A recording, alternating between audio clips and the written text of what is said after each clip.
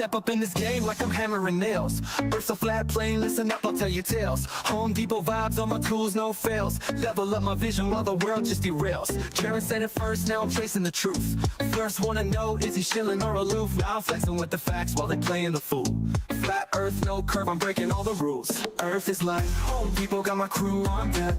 Home Depot, we ballin'. All this knowledge better show respect. Home Depot, flat earth, they saying no way, but we out here grind. Home Depot, motivated, determined, leave the lies behind. Like a Home Depot. Rolling deep through Antarctica, you know what's up. Snowflakes in the air, yeah, we sipping from the cup. Well, Duffy said, trust me, I came out of the blue. Started from the hustle, now I'm building my crew. Wait, I'm stacking up truth like I'm lumber from the store. Got the blueprint, baby, I'm ready for war. See the horizon straight, no dip in my sight. Thug life on the flat, bringing knowledge to the fight. With this line, Home Depot, got my crew on deck. Home Depot, we ballin'. All this knowledge better show respect. Home Depot, flat earth, they saying no way, but we out here grind. Home Depot, motivated, determined, leave the lies behind. So I'm here to break walls, I'm kicking down doors, hash street life, I'm hustling, what's mine is ours. A whole new vision, we gon' stack and we gon' rise. With my crew by my side, we defy all the lies. Earth is like Home Depot, got my crew on deck. Home Depot, we ballin'. All this knowledge better show respect. Home Depot, flat earth, they saying no way, but we out here grind. Home Depot, motivated, determined, leave the lies behind. So remember this hustle, keep your eyes on the prize. Earth is flat like a board, like the ones on a 5. We'll build this place together, ain't no mountain too high. Home Depot mindset, we gon' reach for the sky, yeah.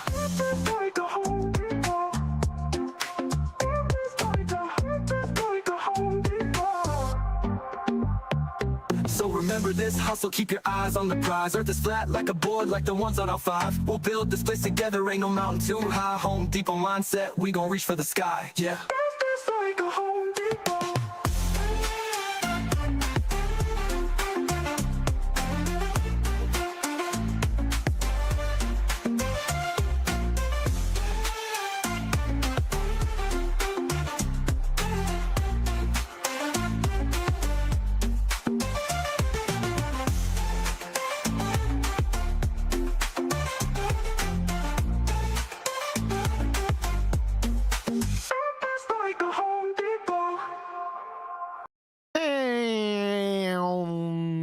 We're off.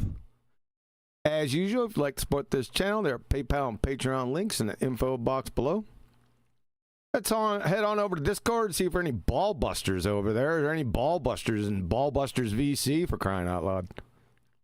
Well, you got we sticking with BALLBUSTERS then? We're definitely going with BALLBUSTERS. We're not going to change our name to GLOBEBUSTERS, swoop in and steal that name. No, we're not changing any names here. Stop streaming. Fair enough.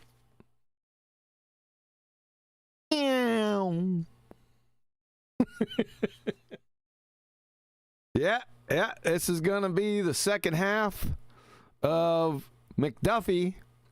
You know, I've been calling him McDuffy. It seems like some people have picked up on that term, and others have said, wait a second, his name's not McDuffy. You can't take credit for that. That was Mr. Cheswick. Was it? Yeah, he did an opera about going to Antarctica, and it was about a 6-part, 7-part opera, and made everybody a muck, including McDuffy. Yeah, but I didn't see it, so that doesn't count. That's what the judge will definitely go with, I'm sure of it. Yeah, but if I didn't see it and I start calling him McDuffy on my own, then they don't have a case. Just whoever publishes it first, isn't it? So the fact that Mr. Cheswick was literally making music with the title McDuffy, I would say, you know, he's put his flag there before you. No I'm sorry. It really doesn't matter, you know. It doesn't work that way. It's not. There's some confounding variables to this case. It's not really a case. Nobody really cares. There's no money being made out of this. Let's be honest. Yeah, let's be honest. No one cares. All right, so we want to get into... Yeah, but the principles aren't... Where's Adam at? I don't know. But speaking of law and judges and courts and matters of such kind, did I mention what's currently happening with Mark Sargent? With your what? Ex-sergeant? No, Mark Sargent. Mark Sargent. Oh, go Are ahead. you aware of what's currently? No. Are you aware of No, I'm not.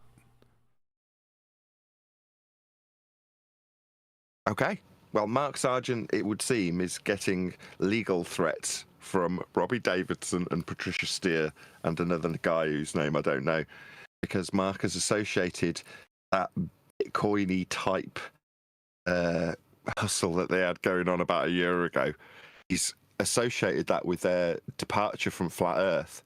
Is it Axion or Axiom or something like that? I can't remember the name of it. But they've sent him a cease and desist letter and said, we're going to sue you for defamation because he's putting out this stuff about them leaving Flat Earth under suspicious circumstances, which, let's be honest, they've left Flat Earth under suspicious circumstances. Yes, they have. Too funny. Now, is this when this happened? I don't know when it happened, but Mark sent me the letter yesterday, I think, or today, I forget which. But yeah, he sent it through to me with the heading. I love where this is going. Mark, it's like water off a duck's back with Mark. I found I mean, every. Go ahead. I was just going to say, it intrigued me because I've sued somebody for defamation in the past. And therefore, I thought I might actually offer him a little bit of useful advice. So there was a couple of mistakes, like anything when you take somebody to court. I was the person suing defamation, that is. And you just don't know the pitfalls until you do it. And then once you've done it, you can turn to the next man and go, don't do this. Maybe do that. So I just gave Mark a couple of tips. Nothing too big and major, but just hopefully helpful tips in that regard. I can't quite believe I'm giving Mark Sargent as a defendant, right? Not as a claimant. I don't know how you term that differently, like respondent, or I forget how you guys in the States term that. Respondent, claimant. What do you call it? I'm not a lawyer. Plaintiff or something. Plaintiff? Something like that. I watched Wapner a couple times. You also stayed in a Holiday Inn, did you not? Yes, I did. Holiday Inn Express. Holiday Inn Express? Holiday Inn Express. Highly specific. So, would you ever have believed 10 years ago, right? Because Mark, I still look up to Mark. Mark's a bit of a hero. Maybe not to you, but nah, to me. I like Mark.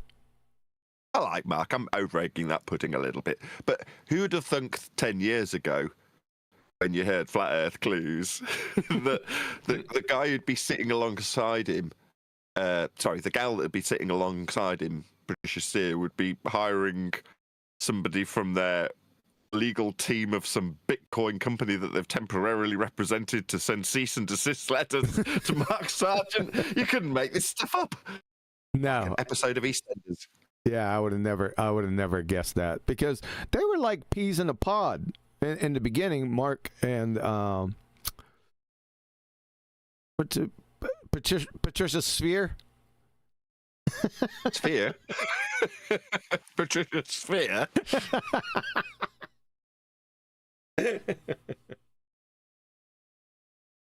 Yeah, I'd have never thought Very, that. very clever. That was pretty clever, wasn't it? Yeah, that's what I said. Yeah, I would have never thought that. Like I said, they were two peas in a pod. They used to go, do all kind of things together. They had all kind of videos, if I remember right, back in the day. Right? Not only the most recent, when they joined up recently, and it didn't last long. But I mean, back in the day, they were doing lots of videos, weren't they? I thought I'd seen them. I think I see. Patricia would appear on every episode of Strange World, and for a time after she disappeared, the first time, she was replaced by Karen B temporarily, I believe. Yes. I don't know the full history of Strange World with Mark Sargent, but he's had plenty of co-hosts.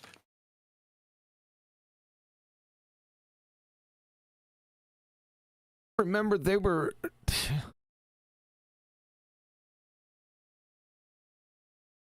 They were driving somewhere, and I think they were in Washington State or something, and I remember them getting on board one of the, what do they call them? We drive your car on there. This is a lovely story. It is. It's just off the cuff.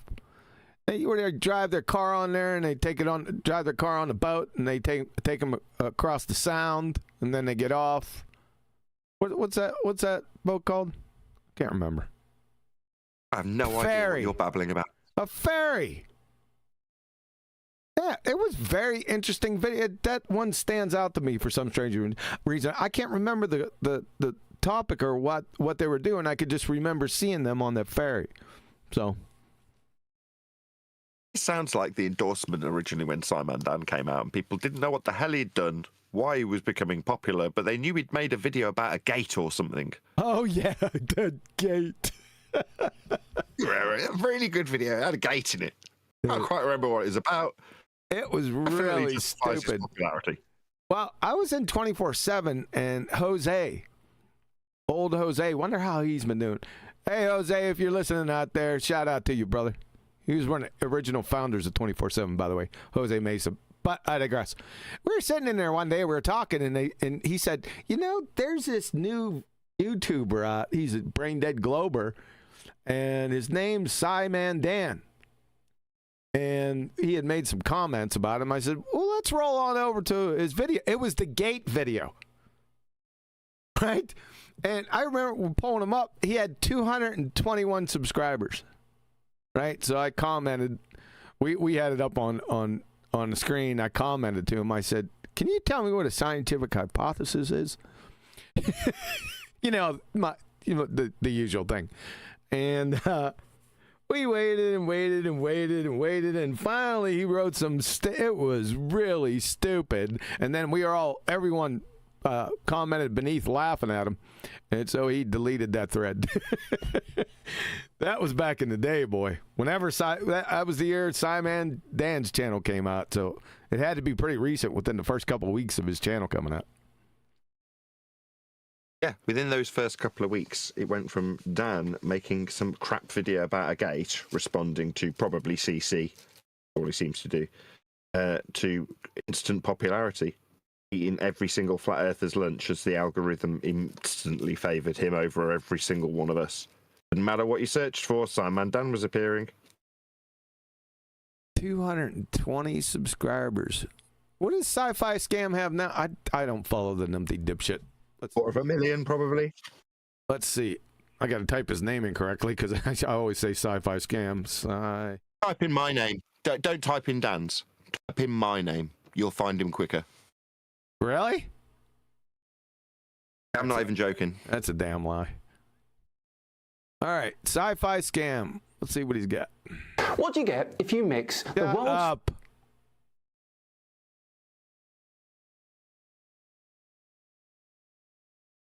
Nobody said anything.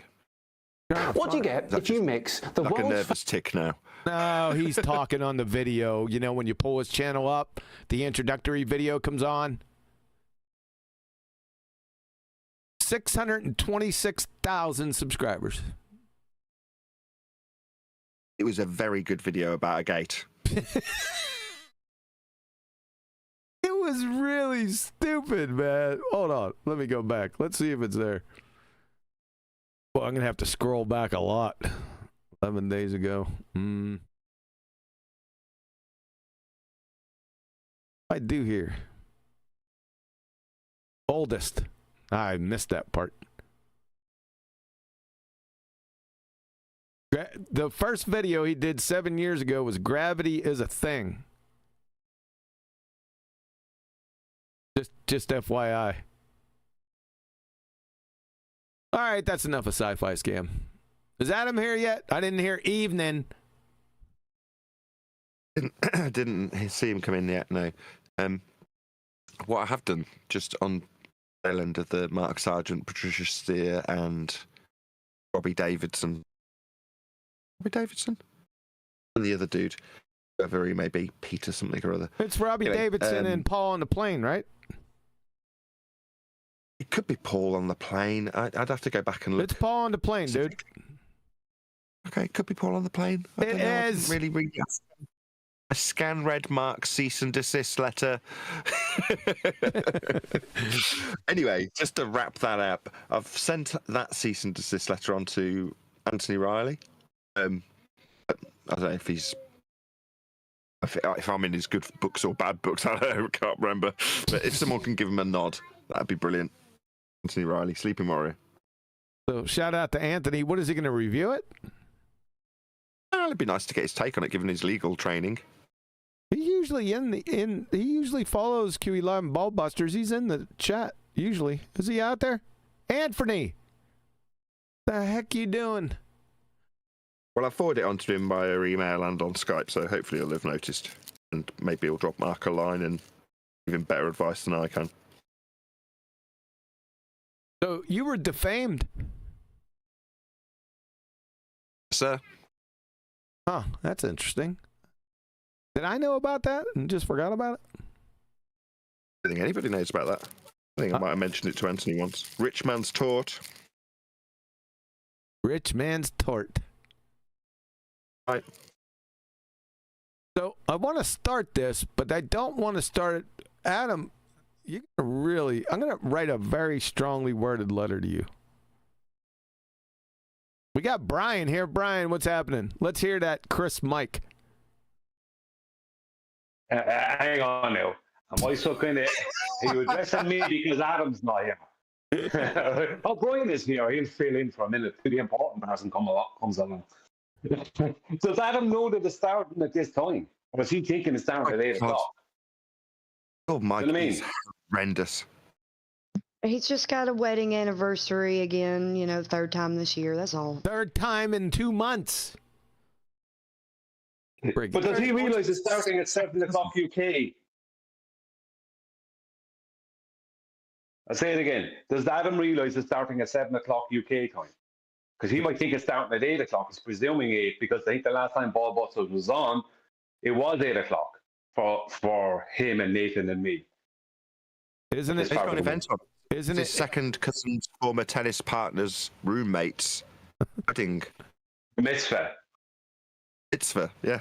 You got it. Bar mitzvah, that's what I used to tell him. Isn't it 8 o'clock over there right now after 8? No, it's only 20 past 7 almost. Really? I screwed that up then. Yeah, so that's why there's less people here. That's a bummer. Wait a second. Did I screw that up? Yeah. You want me to call Adam? Yes. Want to give Adam a call? Yes. Okay, back in a minute. Yep, and I did screw that time up. Why did I do that? Oh, I probably used one of the old, because I got old Ballbusters, ads and stuff, and I screwed up. I didn't change the time. I just. So it's your fault. Yeah. What's wrong with it? Good to know. I was acutely aware that we'd be out an hour out of whack till tonight. Yeah. Well, we all know how perfect you are. So that's why you Why were. is she taking shots at you now? I'd take that as a compliment. I would say that was a compliment. Yeah, I'd put 8 p.m. probably through him. Son of a. That's all right. It's still his fault. Just don't tell him. Hopefully working on the book. Yeah, right. The book. When Adam's working on it. It'll become my book once he's done. In all sincerity, at the moment I'm temporarily a mic salesman, trying to flip microphones to make a small profit and keep my head above water. But hopefully the book will remedy that once we get it done. Oh, it'll remedy it. Not that I mind, because I do actually use microphones as a tool daily. So, flipping them and using them and trialing them is quite a nice thing because I'm a techie. I've quite enjoyed this. It's not like scraping by to get acoustic treatment as in years gone by. Not that I'm trying to segue into talking about microphones. I promise I won't. I rang Adam. There was no answer, but he is online on Skype, but he didn't answer.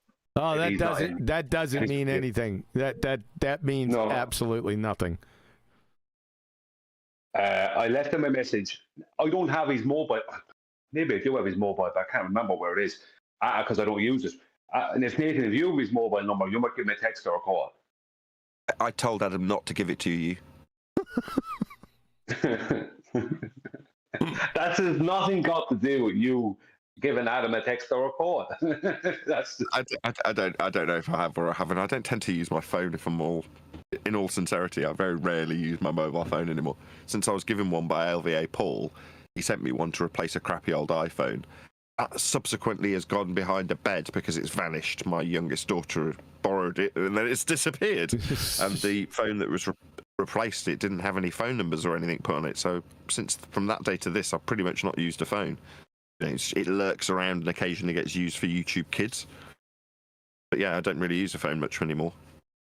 I don't know Adam's number. It might be on the iPhone that's somewhere, but I don't know. Well, he has your number, so you get him to give you a call.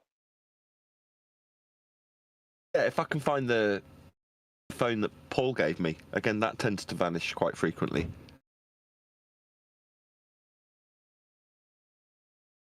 I'm not just trying to dodge doing it. I just literally, I'm being sincere. I don't know where my phone is. I never know where it is because I very rarely use it. I use the iPhone, the iPad, like all day, every day. Like I'm literally glued to it most of the day. Gives you a screen time alert. It's like you spent 12 hours today on your iPad. That's what it tells me in the morning. Gives you a screen time breakdown. Well, maybe does Eli or QE or maybe Flatsy have Adam's number that they could maybe just forward on to you or me and we could ring him?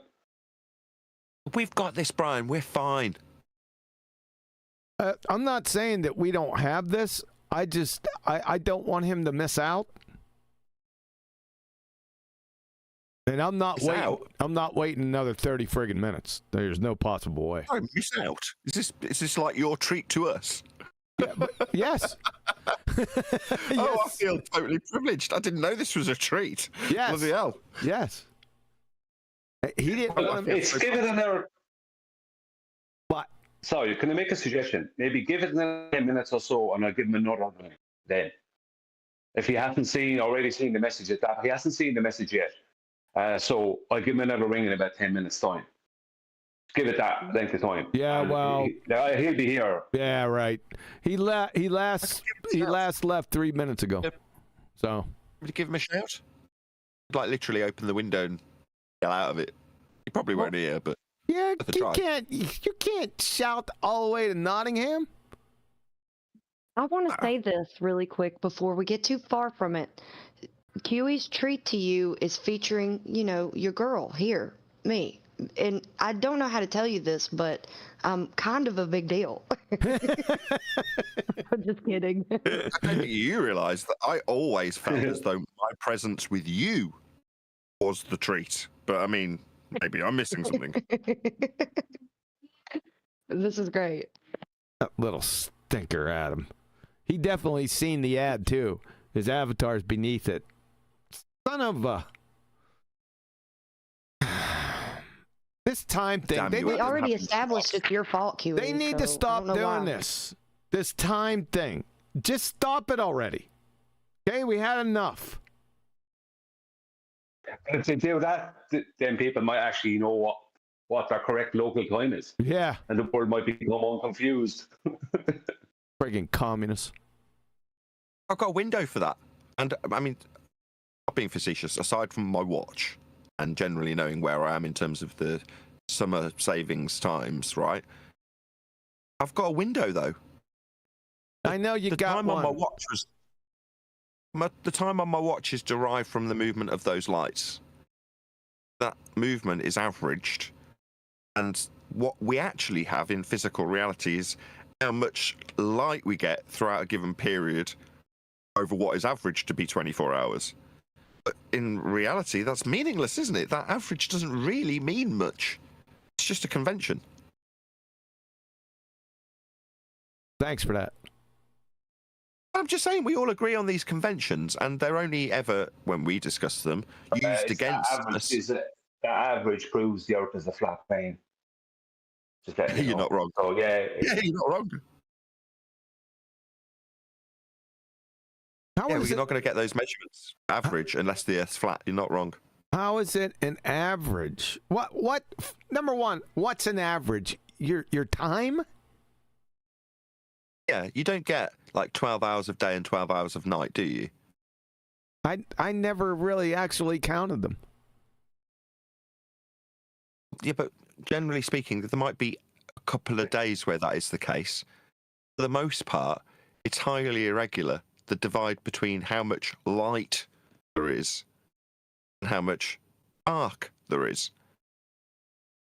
Now, are you talking about the sun itself, or sunlight? Either and both. Right. It's not technically an average. What it is it's the 24-hour period. That it's the 24 hours that we've basically, from when the sun is at an exact position in the sky today and tomorrow, it'll take what we've determined as 24 hours for it to get to there. So it's a timing thing. So the time, literally, time, it's oxymoron, but the time zones are a timing thing. Just breaking its 15 degrees of longitude is 1 hour correct local time. And the next 15 degrees is another 15 by 24, 360 degrees. That's all it is. It's derived from the fact that the sun will be in the same exact spot tomorrow at the same exact time. And we know that because we've derived time from the fact that sun will consistently come back to that same point within that amount of moments. There's problem in the south though. So it's not an average. An average would be several things added together and then divided by the amount of them. I don't think he's listening to me. I said there's problems with that in the south. Right? Problems with that everywhere. That convention's riddled with issues. That shouldn't be. No, it shouldn't be. But when you're deriving something that's not over the full year, it's consistent in terms of where it returns to. Right. But day by day, it isn't. That's why I said average. Maybe that's the wrong word. It was the wrong word. That's why I jumped on it. Like, you know what I'm driving at, though? Not really. Okay. What I'm saying is the sun's movements don't match your watch movements, and the segmented description that Brian just gave, segmenting out sections of land for the sun to move over, and then deriving that into equal chunks of time and shove onto your watch. Well, again, that doesn't necessarily over one day match the path of the sun or the divide for light and dark. Yeah? It works, that's why I use the word as an average, over the year for a 24-hour period for each of those day and night cycles, regardless of how much light and dark you get for each. That's why I say it's riddled and I've got a window. I thought you had a window to holler at Adam. And to see when it's daytime. All right. This Got is two. Actually got more than two. I'm very posh.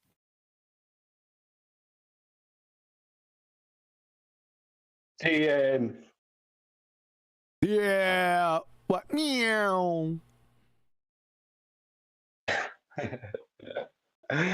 I was going to bring up something I wanted to wait till I talk to you about it with you privately before I bring it up on one of the shows.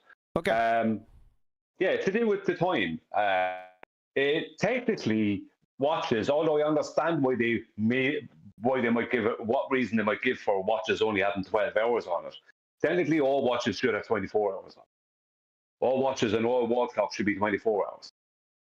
Making them 12 hours, it actually adds to confusion over time. Because people are watching the clock and the sun, but it's not working at the same rate. A 24-hour clock will be working at the same rate. That's the whole point of it.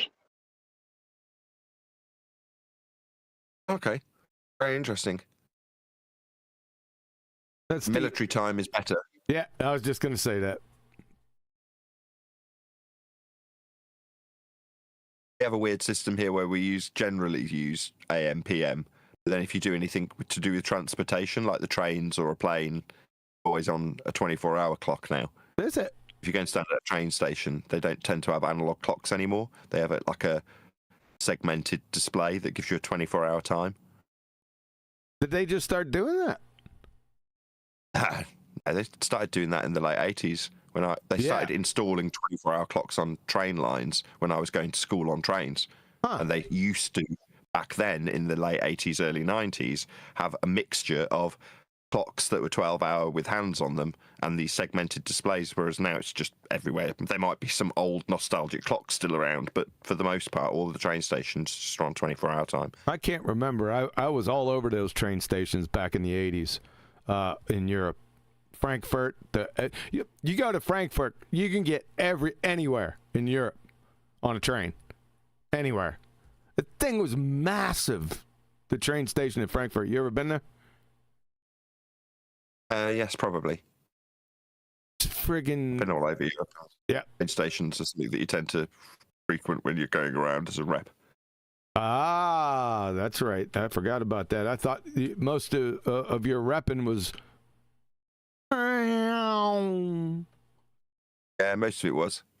I tend to get tours of towns and cities that I go to as well. As a rep, they'd want to take you to all the places, all the sites, and show you the scenery. There's a lot of S's in that. Anyway. Too many S's. What were you having a problem with? Can you say Scientism? Scientism.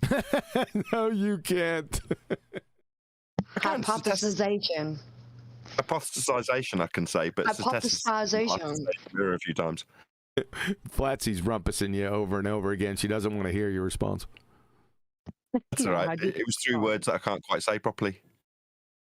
Yeah, it was funny. Was it yesterday? It was somebody. Yeah, it was yesterday. Too funny. What about? It was contagious. Yeah, I was trying to say.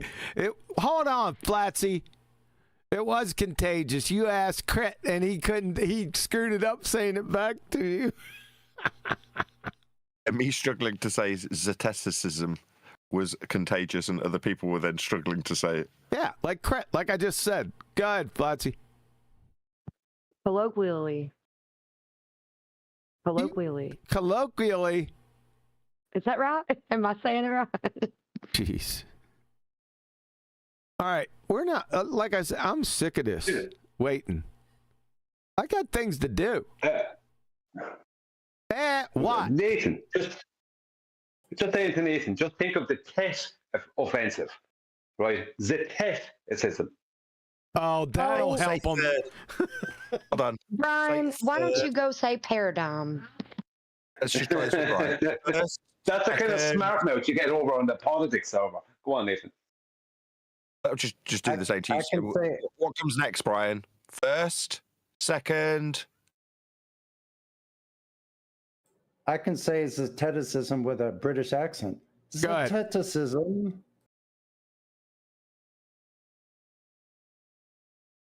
Well, Nathan, did that cut it? I was waiting for turd. We didn't get it. Brian didn't get the bed. All right. Like I said, I'm not going to wait too much longer. Maybe we'll do a tease.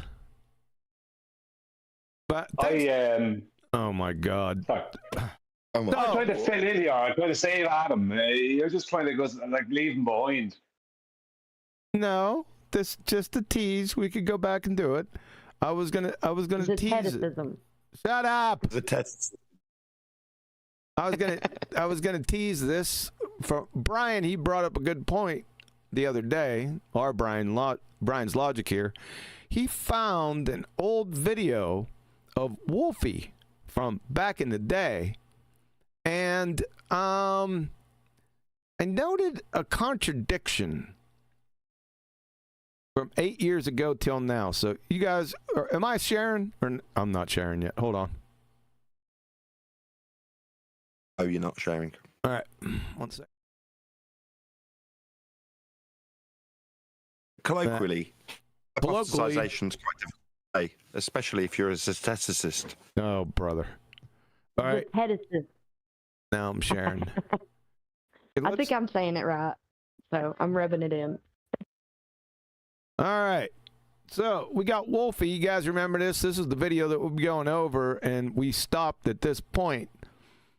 However, Brian threw a video my way of Wolfie.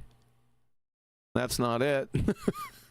Wolfie Do aircraft change attitude to follow the curvature of the Earth from 8 years ago? So this was from,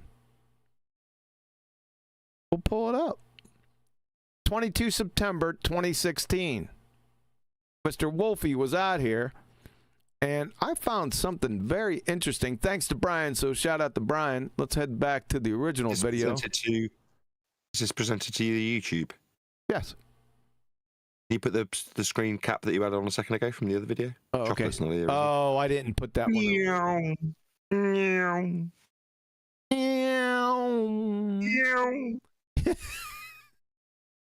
Oh crap! Keep on. That's in the hopper. Wait a second. I got to set this up for the end.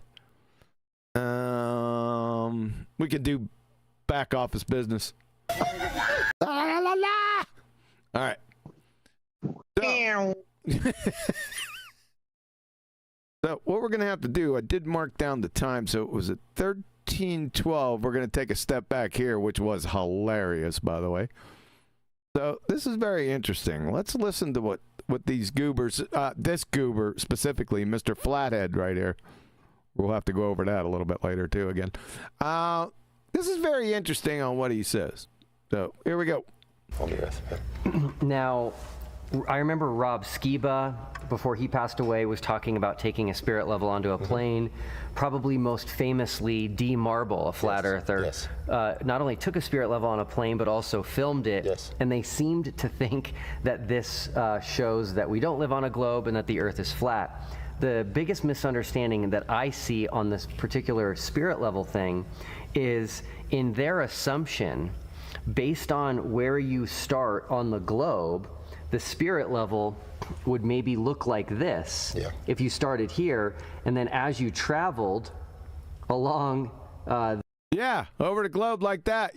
Not with a level with a plane. The pitch would have to adjust. Yes, correct. The globe, it would change. So, but what they're not acknowledging is that no matter where you are on the globe, you're going to start here. No matter where you are on the globe, you start at level. Thanks. Welcome to Flat Earth, moron. And so let's demonstrate that here. I'll let you hold this. Oh boy, here we go. With the hovering jet. The difference is, if I can just show that, flat earthers think this should happen. Yeah, that should happen. Yes, where the plane changes its pitch. Yes, not think happens, must happen. Wolfie retard. Yes. But what actually happens if you hold the spirit level is this. So we got the hovering jet. This creates some problems. If you wanted to go north and south, there'd be an issue.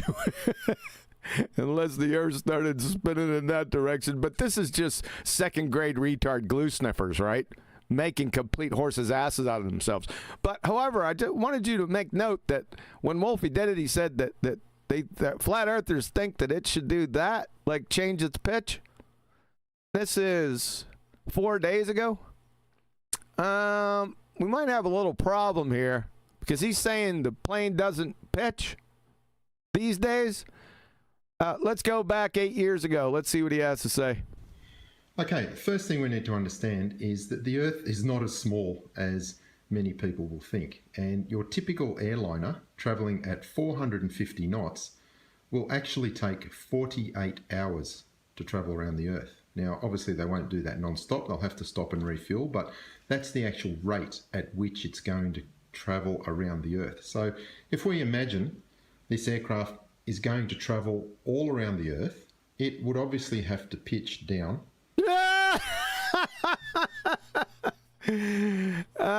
Okay, so the aircraft will obviously have to pitch down back in 2016, but in 2025, the aircraft's not pitching. Did flight change in the past 8 years? We just acquired pitch data. You're busted. Busted! Doofus clown show, moron. Yep, that's all for you. See, Adam missed that. So that's a teaser for the show. How do you like that? Put it in a question. Put it in a question then. Which one is it, Wolfie? Yeah. What a goober. It just goes to show how much him, and people like him are willing to do a complete 180 on a previous position. Because what he was referencing in 2016 is what would have to happen, because that is what would have to happen. Yep. Now he's trying to pretend that a horizontal line is just a series of points around an arc length. That's what he's trying to claim. So he's trying to claim an arc length is a horizontal line. That's essentially geometrically what he's trying to claim. Bizarre. But you can't be surprised that an anti-flat earther will flip-flop on their position because we destroy them on their positions. I suppose not. But, 180 degrees difference. Because I'm pretty sure he said within this thing here with Will Duffy that the plane doesn't pitch down. There is a point in this where he does say that. The plane doesn't pitch down. Yes, 8 years ago. Of course the plane pitches down. Yep. Of course it must pitch down. It has to. How could it not? Right. They forget that their foundational gold standard tenet of their heliocentric ball-tard spinning space monkey religion is that they live on a globe-tard. And the main facet of that globe-tard is drop over distance. Drop. That's the definition of curvature, rate of change of slope. You dumbass crackers. You just made a horse's asses out of yourself and contradicted yourself live on my show. I can end the show right now. It's all over for you. But we're going to go ahead and do it again when Adam comes back.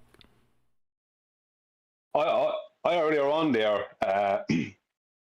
Phuket Word made a video in the past day or so about Wolfie's claims within this this thing with Will Duffy.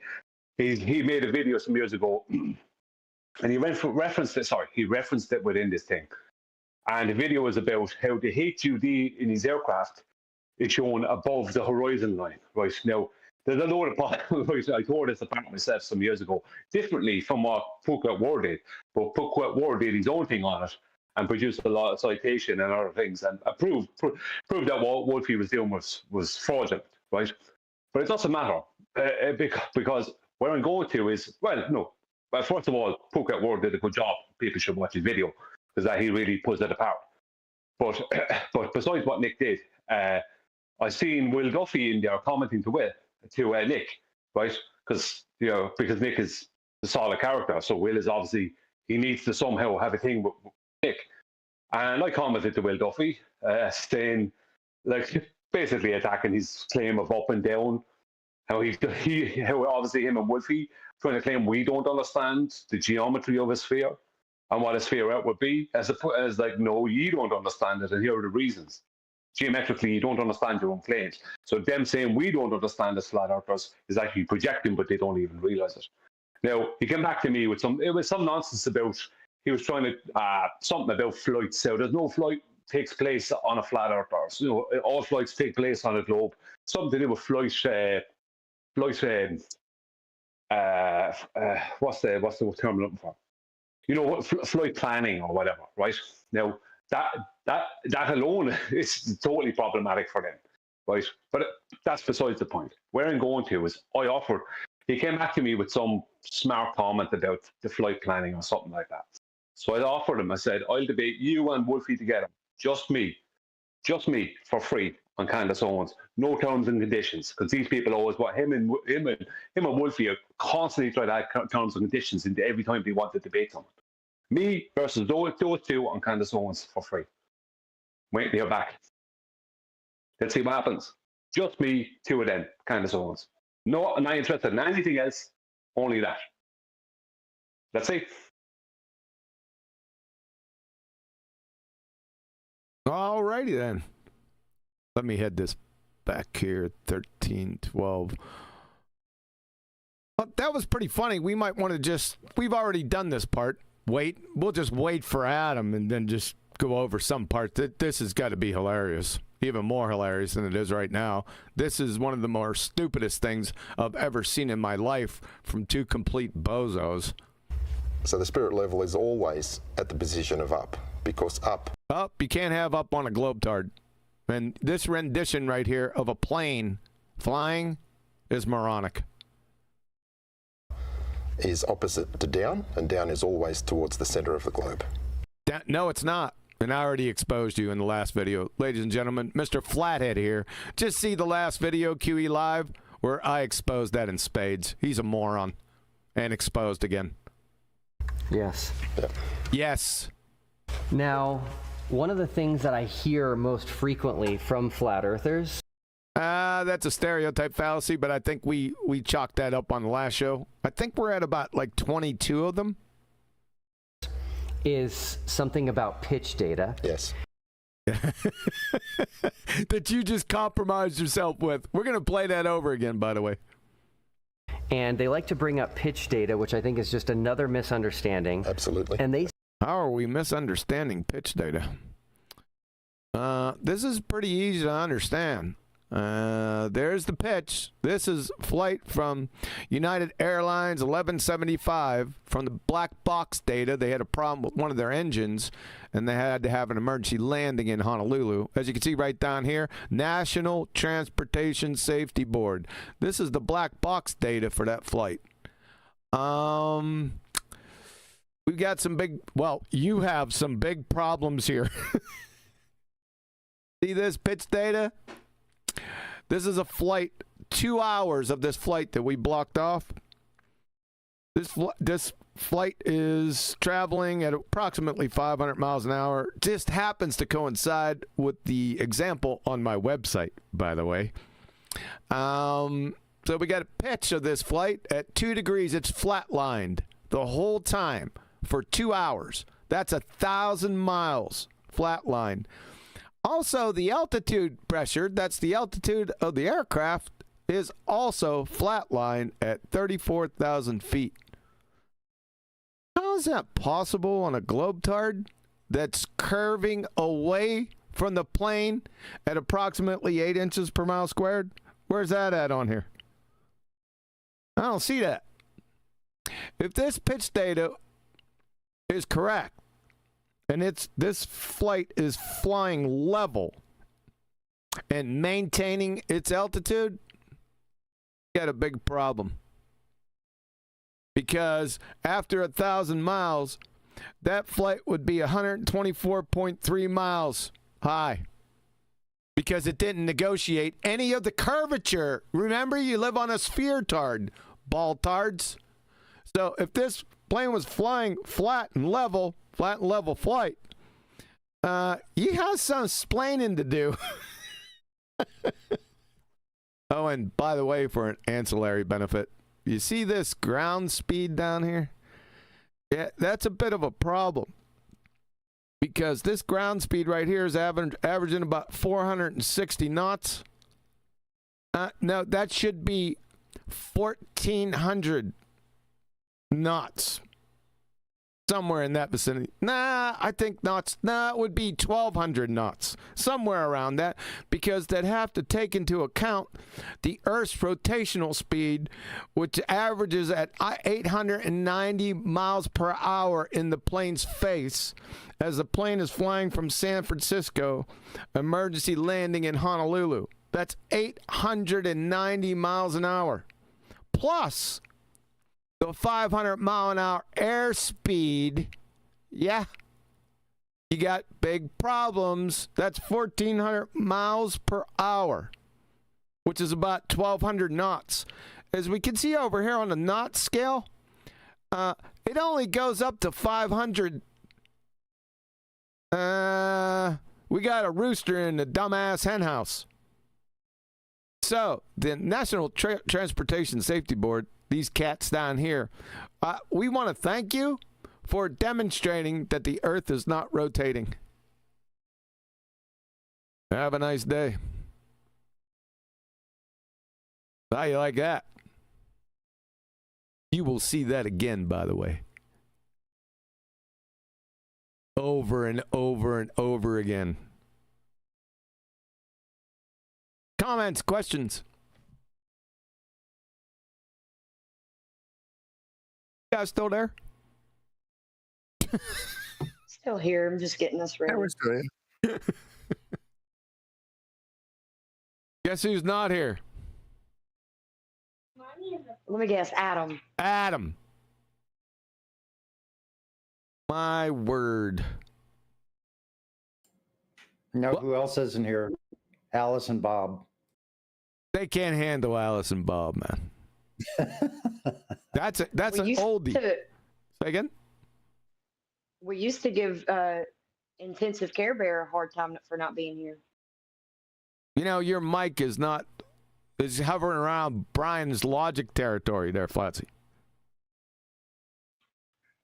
Oh, sorry. My bad. You got to belly up to it.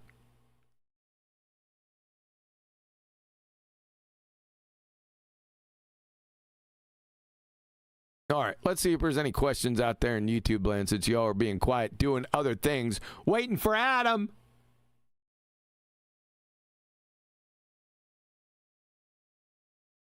From Christian Zekas. Is that how you say that? I don't know. I know. I've seen that name many, many times before. The pitch and banking angles are in degrees to the horizontal plane. Correct. Reference Earth on attitude indicator. The Earth is flat. Correctamundo. It's Christian Zekas. Zekas. Sorry about that, sir. TechMind, the Viking. He's an old timer. He's got it in brackets, too. Pitch up from horizontal, elevation angle. Pitch down from horizontal, depression angle. Yep. That ends the globetard right there, by the way. That's the easiest one. All right, there's nothing out there in chat. Everyone seems to be on the same page. Can you find out if he's still banned from Nathan's channel, Christian Zekas?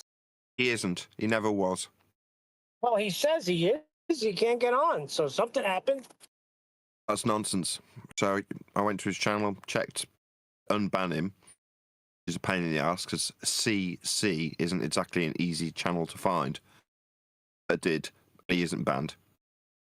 Total nonsense. Flatsy. You hear that, CC? Shh. Flatsy. Yeah, she's busy. I think she's got a surprise. She's got a surprise birthday party too. Is this still not working? Flatsy. I'm not here.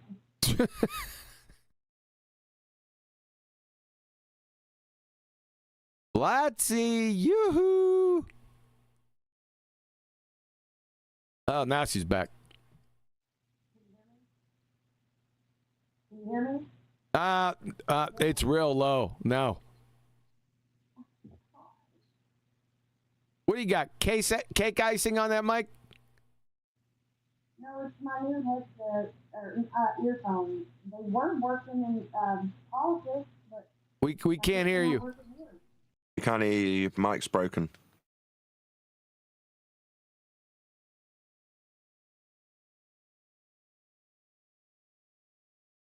Drop out. Come back in. Sounds like Charlie Brown's parents. Wah, wah, wah, wah, wah. Yeah, it does, doesn't it? Can you hear me? Yeah, we got you. Perfect. Yes, we can. Oh, man, that sucks because I'm not going to be able to listen to you guys in my earphones. What's up with earphones these days? What's the problem? I know they all suck. Oh. Somebody's at the door, Flatsy.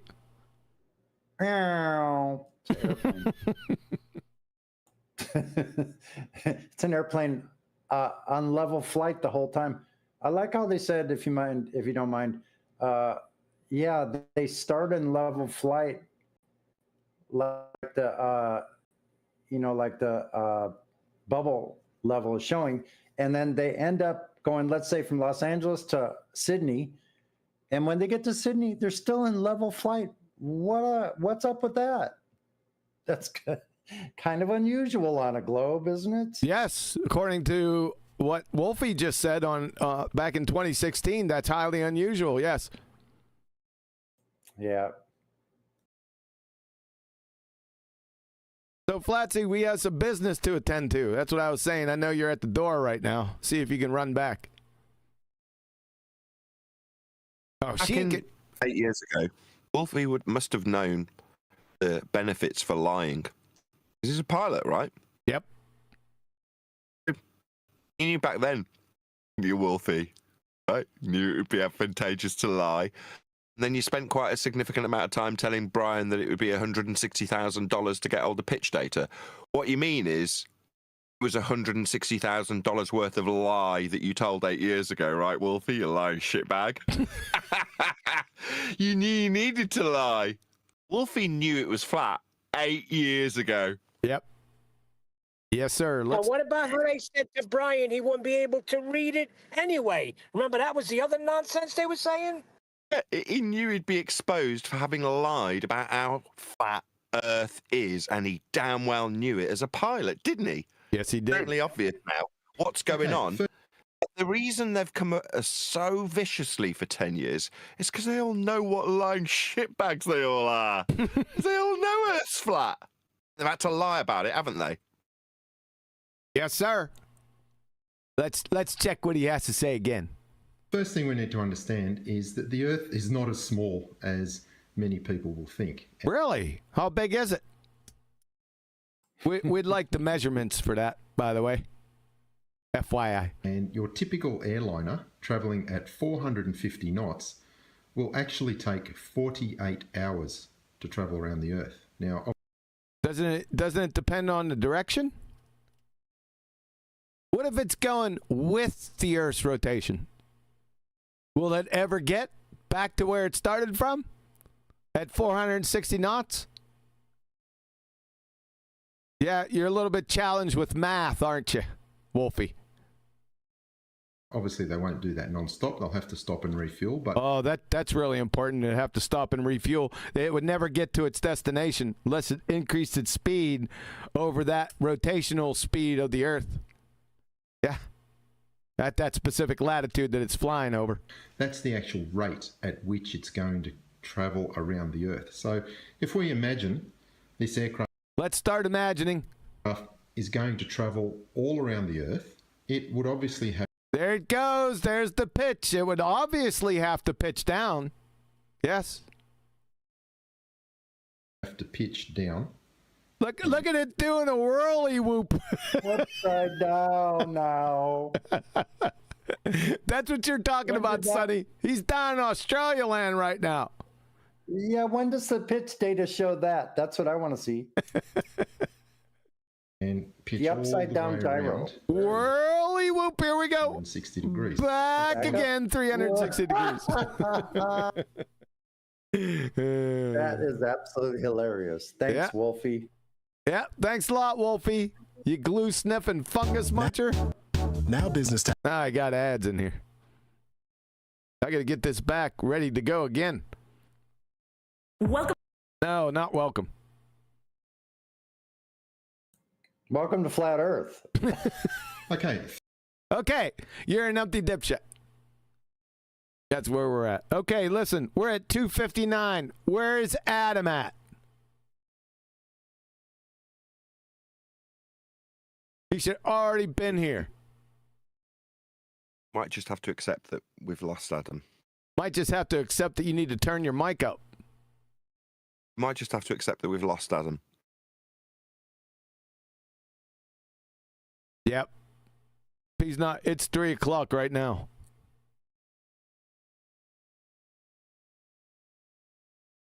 I'm going to have to make a command decision. We're going for it. Too bad, Adam.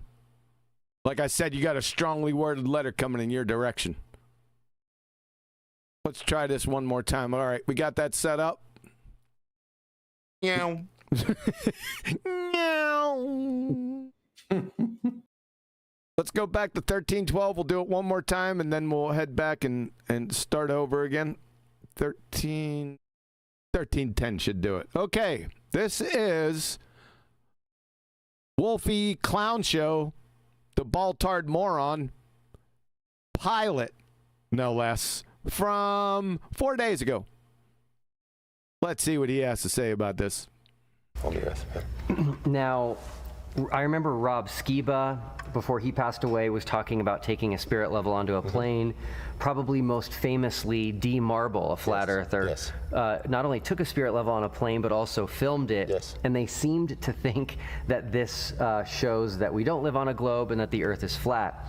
The biggest misunderstanding that I see on this particular spirit level thing is in their assumption, based on where you start on the globe, the spirit level would maybe look like this if you started here, and then as you traveled along the globe, it would change. So, but what they're not...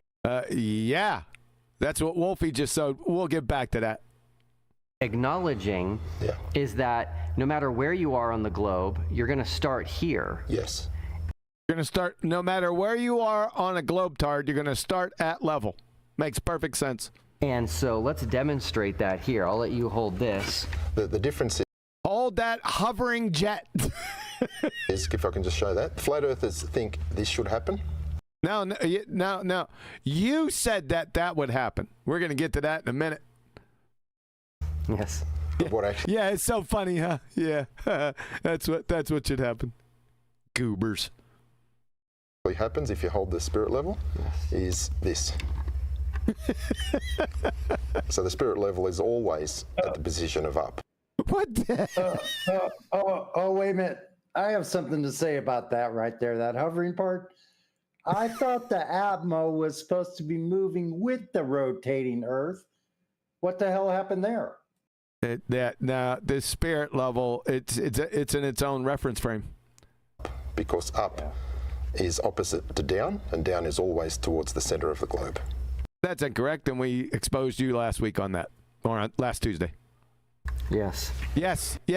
So you got the hovering jet. However, 8 years ago, here's Wolfie explaining the exact opposite situation. First thing we need to understand is that the Earth is not as small as many people will think, and your typical airliner traveling at 450 knots will actually take 48 hours to travel around the Earth. Now, obviously, they won't do that non-stop. They'll have to stop and refuel, but that's the actual rate. Shut up. What about the pitch? At which it's going to travel around the Earth. So if we imagine this aircraft is going to travel all around the Earth, it would obviously... There you go, ladies and gentlemen. ...obviously have to pitch down. It would obviously have to pitch down and do invert. We're inverted. Like, ground control to major idiot. You're inverted. That's obviously before they realized we would have the pitch. 360 degrees. It does a 360-degree whirly whoop. Holy mackerel. Ladies and gentlemen, may I present Wolfie, the dumbass clown. He's a goober retard, ladies and gentlemen. He just contradicted himself. All right, let's go back to where we left off on Tuesday. Ended up landing in Argentina. Was everyone ready? Meow. Meow. Nathan, you ready?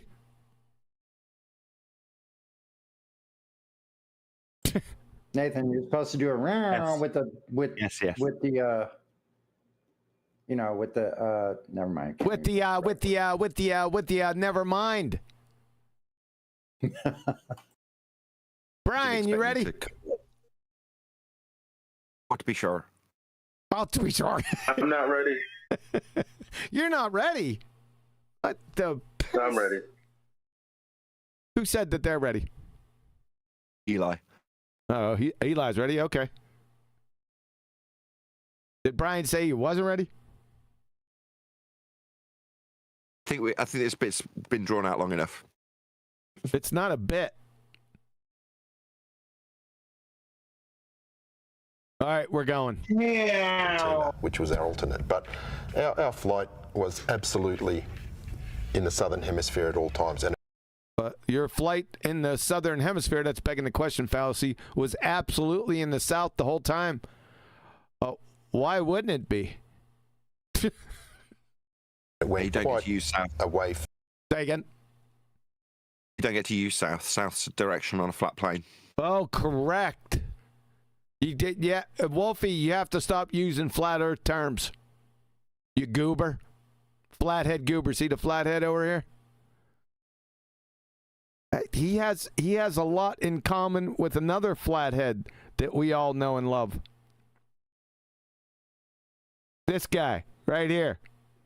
Bob, the pseudoscience fallacy guy right here. Look at this flat friggin' head. Where one of two things happened. His mama didn't turn him over as a child, as an infant, or number two, somebody beat him in the head with a 2x4 and it stayed that way. You see, Wolfie has the same comorbidity. It's kind of flat on both two sides, flat in the back and in the top. It's kind of got a pointy head. Like a square. Like a square head. All right, here we go. The flight in the south is staying in the south. That's what we got so far. The south than the latitude of both Christchurch and Whoa. You can't use latitude. No. It's kind of like Wolf Bob Squarehead. Wolf Bob Squarehead. That Nathan, he just used latitude, by the way.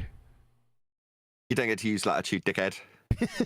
Also, I'm just going to be laughing at you from this point forth, by the way, Wolfie. I might as well just make that obvious now. I was waiting for a point to drop this in.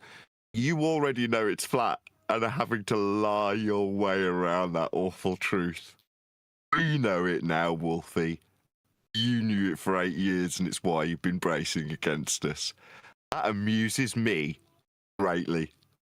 You already know it's flat, don't you, dickhead? Well done. We have a timeout for a commercial. So, Wolfie, riddle me this. Do you get a call from ground control? Ground control to Wolfie Clown Show. There is a man observing you from a non-inertial turning reference frame. Please make micro adjustments immediately.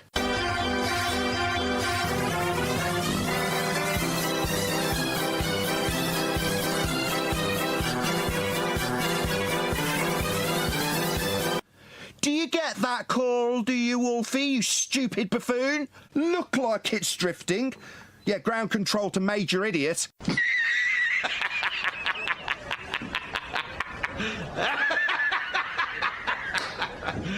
You got to account for a not actual drift you're not experiencing.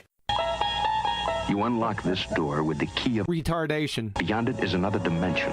You're moving into a land of bullshittery. You've just crossed over into the numpty zone.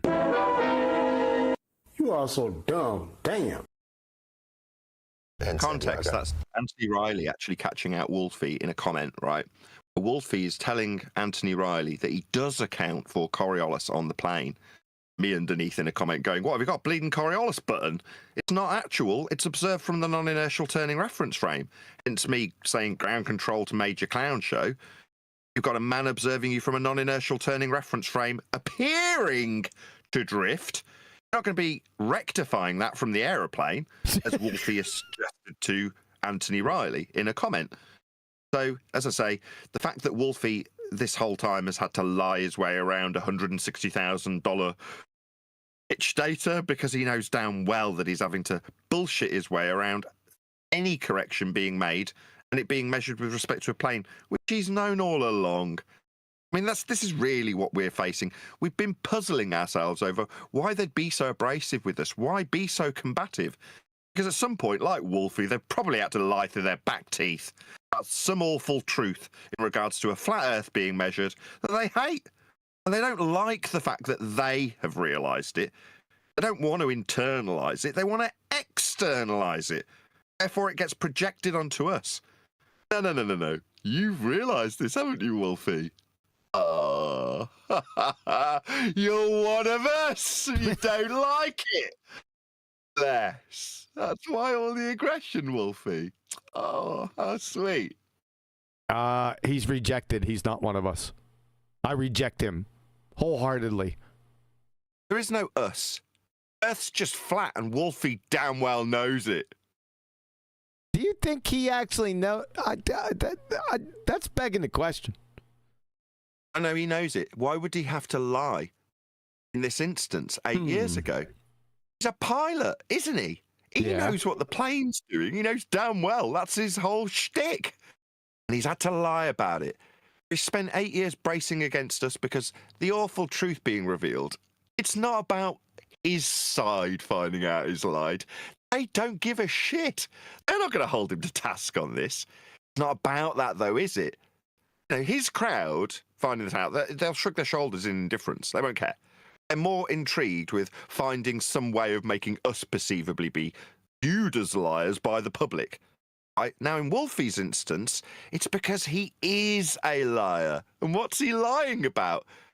A rectification of a curve that he's not accounting for in the plane he flies. And he knows it. I know it now.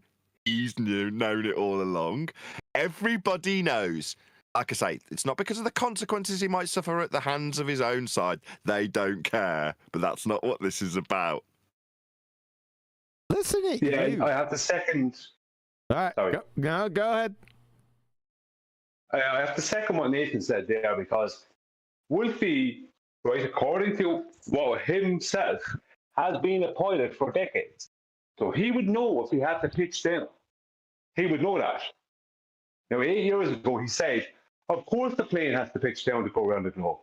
And he showed it with a demonstration, with a toy plane.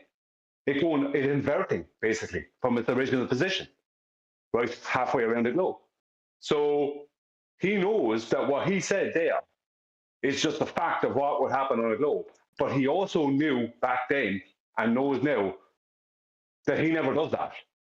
So he's proving it's not a globe because what he's saying would have to happen, he doesn't do. So yes, Nathan is correct. Documented on the show, Brian. Give us a rendition of what Wolfie had told you when you suggested the acquisition of pitch data to him. Well, it went on for a while, me trying to get him to get the pitch data. He refused to get it. He said, you're the one looking for it, so you get it. So when I said, okay, then, because I just wanted the pitch data, he wasn't going to get it. So I said, well, what would I have to do to get it? Where would I go to get this pitch data? And he said, oh, you would have to get it off the black box of one of the airplanes, right, what the NTSB do. And it could cost $150,000. Now, he didn't, I don't know if he was referring to Australian, American, it doesn't matter. The point is, he didn't tell me you can get it for free off the NTSB. He didn't say, I could get it for you for free. He didn't point me to where because there might be other places you can get this information for free. I don't know. The NTSB is just what we were shown by a baller.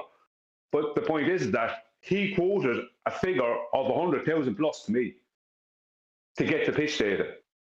And he refused to get it for 8 years. Because it exposes his lies. He knows there's a circle that needs squaring when it comes to what the plane must do over a globe. He's detailed it incorrectly. This exposes his lie. So he put 6 figures on it. Yeah, it's a 6-figure lie.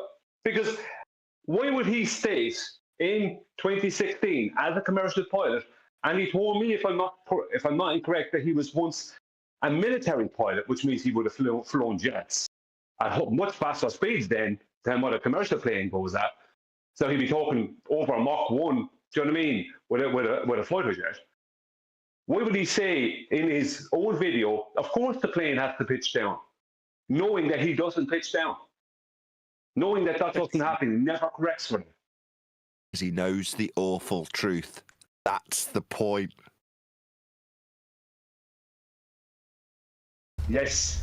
Now, he knows. Once these flights were shown to be real, the flat earthers had to... Flat earthers? What?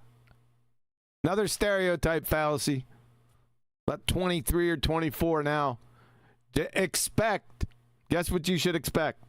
A baseless assertion fallacy or a straw man or both. To pivot let's ignore the fact that they actually said. Another stereotype fallacy, they. Each instance. That if these flights were real. If these flights were real, what flights? I'm a flat earther. I never said that. I never thought it. That's why stereotypes are fallacies, you friggin' moron.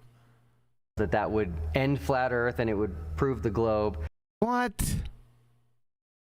They have a history of doing that as Stereotype fallacy again. well. They Yes, exactly, 100%. Yes, look at the little shit-eating grin he's got on his face. You compromised lying doofus. They That's then what I said a minute pivoted ago. and they So, started. hold on. What's that? Like I said earlier, so that they don't have their own failings and expectations to recognize their own understandings of things like flying a plane over a plane, they will redirect their fears, anxieties, and concerns about the awful truth of the flat earth they know it is onto us. That shit-eating grin, as you put it, is, oh, how lovely, a bit of pain relief. Because it's not about me being a lying shit that knows Earth's flat. It's about these flat earthers. Suddenly it's not about him. The reason he's smiling is because that is quite literal pain relief that he's been given by Duffy. Taking the internal, the awful truth he knows, we know it too now, Wolfie, and it projects it temporarily off him and onto us, alleviating him temporarily. It's like a wash of warmth all over him, right? Because we're the idiots. We're the ones with the misapprehensions. It's not him and him recognising the awful truth. It's us being stupid. Not him having to square a circle that he can't square, making him feel stupid. It's us that can't square that circle. I like it. The more time goes by, the more I realise just how pathetic our opponents are. Retarded, you should say. Started to claim that these Wait a second. Let's go. I want to get the whole thing here. Real, that would end flat Earth and it would prove the globe. They have a history of doing that as well. They then pivoted and they. That's another stereotype fallacy. We're up to 25. Started to claim that these. Just pause here for a second. It's really interesting that you don't normally pick up on body language. I'm glad you have, because it means I can actually pause here. Rewind 10 seconds and watch what he does after his shit-eating grin. He gulps. Watch, Wolfie. Okay. Were real, that would end flat Earth and it would prove the globe. They have a history of doing that as well. They then pivoted. Right there. Play. And they started to claim that these planes were not flying the Great Circle route and were instead flying. Oh, we're off to another. We passed it, Nathan. We want. I know you highlighted it. Oh, okay. You said just that. Yep. Was it a question? I didn't realise the intonation was a question. Yes, that was just where you paused it. Perfect. Yes. Yeah. All right, let's go back. We'll go 5 seconds and get the whole thing. There we go. Notice where he's going now. Obviously, everyone already seen it.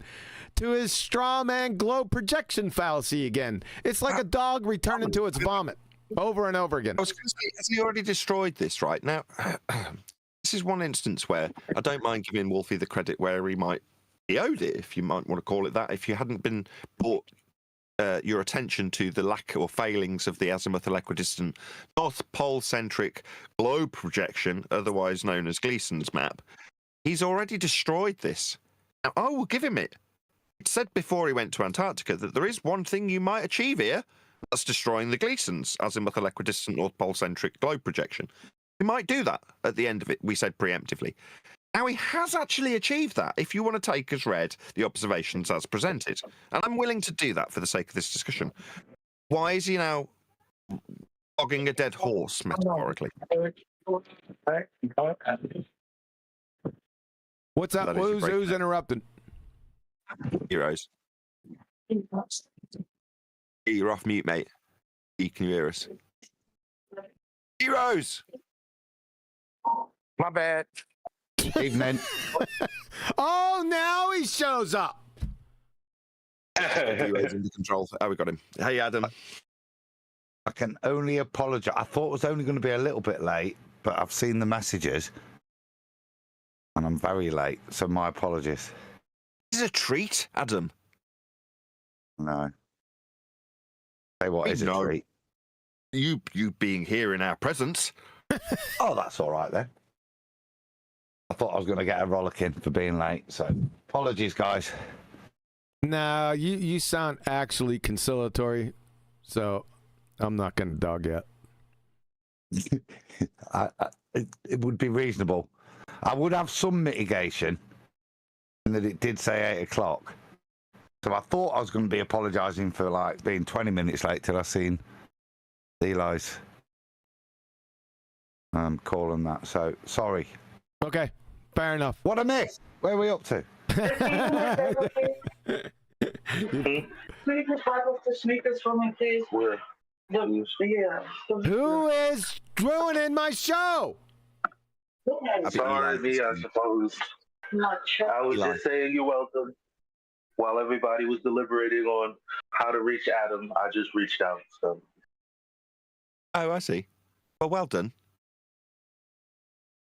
All right, we'll have to circle back because I already played the really, really train wreck contradiction of Wolfie like 3 times. But if I forget about it, Adam, remind me. All right.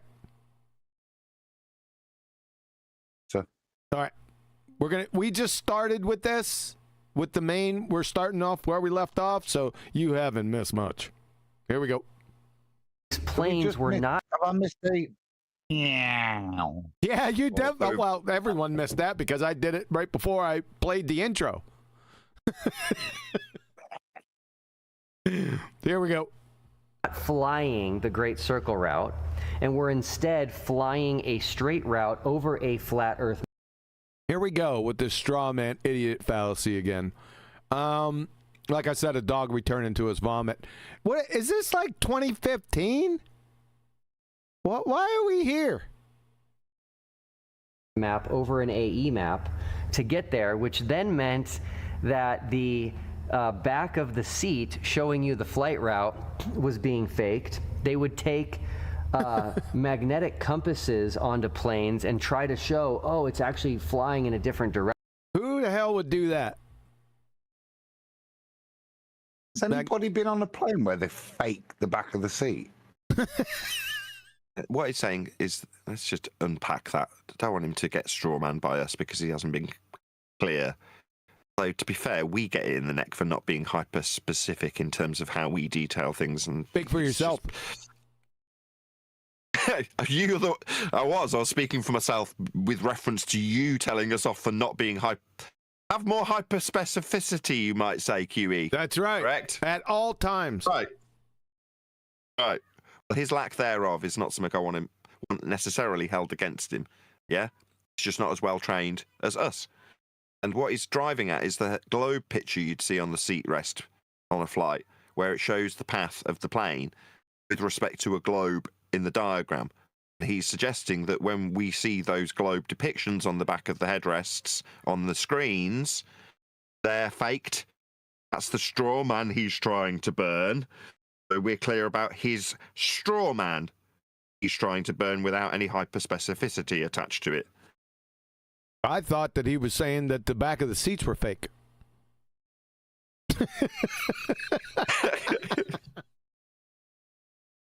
Here we go. Direction. Talk about that, and especially why using a magnetic compass on a plane is not a good idea. Why the hell? What? Why the hell would you explain something a freaking Boy Scout knows? Why would you do that? What is he gonna do? Go into great detail? Jesus. Hijacking it. You can't use a compass on a globe. A compass is a flat Earth tool. They don't get to use these tools. Okay, that's true, right? But that wasn't my point. That is true. You can't use a compass on a globetard, so you are correct. However, if we're in their fairy tale paradigm anyway, and everyone knows, like all Boy Scouts know, you can't get within a certain distance away from or within the distance of metal, especially an airplane with a magnetic compass. So he's going to stop the show, more or less, He looks like he's introducing, giving, a hanging watermelon-sized doofus ball to Mr. Fuckstick here. He's going to explain why a magnetic compass shouldn't be used on a plane. Just like in the passenger, you're a passenger, you got a magnetic compass. Really? Is that what we're going to do here, doofuses? My God, this is pathetically retarded. Yeah. Absolutely. And I have absolutely videos on my channel that demonstrate this. I've taken a You need videos on your channel demonstrating why a magnetic compass will flip inside the fuselage? Really? Honey, did you know you can't use a magnetic compass in the passenger section on a plane? Fucking clowns. You're asshats. magnetic compass on our aircraft and on a number of commercial aircraft. I've placed it at various positions on the tray table, on the side panel in the aircraft, in our cockpit, and you can see that any metal near the compass is going to affect its position, literally by moving this compass a few inches on the tray table. Is this the white paper technical language? Make sure everyone you pay attention. Pain relief. I keep saying, right, the reason he's doing this is because it's externalizing the awful truth he's recognized onto some dumbass flat earther who wants to use a compass on a plane. Unpacking this for some ethereal, imaginary, straw-manned flat earther, in quotes, makes him feel better for a few seconds. That's all this is. It's absolutely belly laughing pathetic. Table. It can be pointing in completely the opposite direction. The compass. No way! Compass that we have in an aircraft, it's especially shielded. It's located in a position where it will minimize the amount of interference, and it is also. What's the mechanism? Gyroscopic. We have not in this aircraft, but in the smaller aircraft, we have a compass deviation card, so that when the compass is set up in the aircraft, they go out and they measure at different directions how much error is. What color is the card? Notice how he's rotating. Hold on. Good. His depiction is telling. He's rotating it about one axis, is he not? Right? To correct for direction. So if you've obviously got only one absolute direction, that's north. So if you're flying anything other than that direction, you're going to need to correct if you've got a gyro that's only utilizing one direction. So he's describing that process. But in describing it, he's describing the correction being corrected with respect to a plane in his hands used to describe the motion of the gyro. That's what he's describing. The correction is with respect to a plane. At different directions, how much error is in the magnetic compass caused by the metal in the airframe, and they have a little deviation correction card in the aircraft. But what color is the card? But it's a two-dimensional deflection that he's describing and correcting for, again, with respect to the plane. Correct. That deviation is not spherical. It's two-dimensional, planar, compass-based, gyroscopic, so you don't have the magnetic interference. All this little straw man overcomes is the interference on a magnetically based compass. Okay, yeah, like QE rightfully took the piss out of. Wow, you genius! But what's the principle of the gyroscopic version? Oh, it's planar, dum-dum. Yeah, and you know it, don't you? That's why you're stuttering over this. To think that you can use a basic handheld hiking compass. No one thought that. Maybe maybe their subscribers did, because they're dumber than these guys are. That's probably why. See, I don't think Wolfie's ever been in a mini cab, right? before GPS and sat nav was invented. Mini cab. Oh my God! I immediately picture a mini cab, probably a Datsun Sunny, with a bubble. With a water-based compass. That's what you're talking about, isn't it, Adam? Stuck to the window screen. With an Indian driver. A little ball with a ball in it, filled with water, with the compass in it, and it's just stuck to the window screen. No, you're right, Wolfie. I've never saw Ranji trying to balance his Cub Scout compass on his dashboard. Is that the same as a pitch meter? What? I suppose you could look at the water level within the container, yeah, and you say that would show you something, wouldn't it? But that's not the point. Do you think that's how airplanes do it? I think that's how minicab drivers do it. Right. Airplanes probably do it some other way, right? We also have them on a Mitsubishi. Sorry, not being facetious and being sincere. They're on a Mitsubishi, and from about that era, maybe modern ones, I don't know. But they have a similar thing. It's a bubble, but it just shows you the incline of your vehicle. Now, bearing in mind that they ship them all over the world, they don't have to recalibrate them when they arrive in a different country. They still reference horizontal everywhere. And if you pitch up, pitch down in your Mitsubishi, a little bubble thing will show you. Alongside it would be the same thing that Adam's describing. Like you get in the Indian minicabs in the 90s. As soon as he said it, you're so right, because they all had it, didn't they? Every one of those Datsun Sunnies. They all had one. And an A to Z. Did it be an A to Z, yeah. Into the back seat where you were sitting, curled up around your legs. Is this purely an English thing? Yeah, Indian minicab drivers in the late 80s, and I don't know why we mentioned late 80s, early 90s earlier with trains, and now we're talking about minicabs and the tack that they had in them. I wish I could picture it. Give me a picture. It's a circle. It's just a bubble. Imagine a marble with a casing around it. Yeah. And that casing's got water around the marble. And on the marble, you've got north, south, east, and west. That's it. Yeah, I got you. I'm tracking. I've seen those before, but not in a minicab. There's a joke, right? I think it's Men in Black, where he's chasing after somebody, and then he looks on the street, and the guy has nicked a minicab, and he chucks all the stuff that's on the dash out of the window.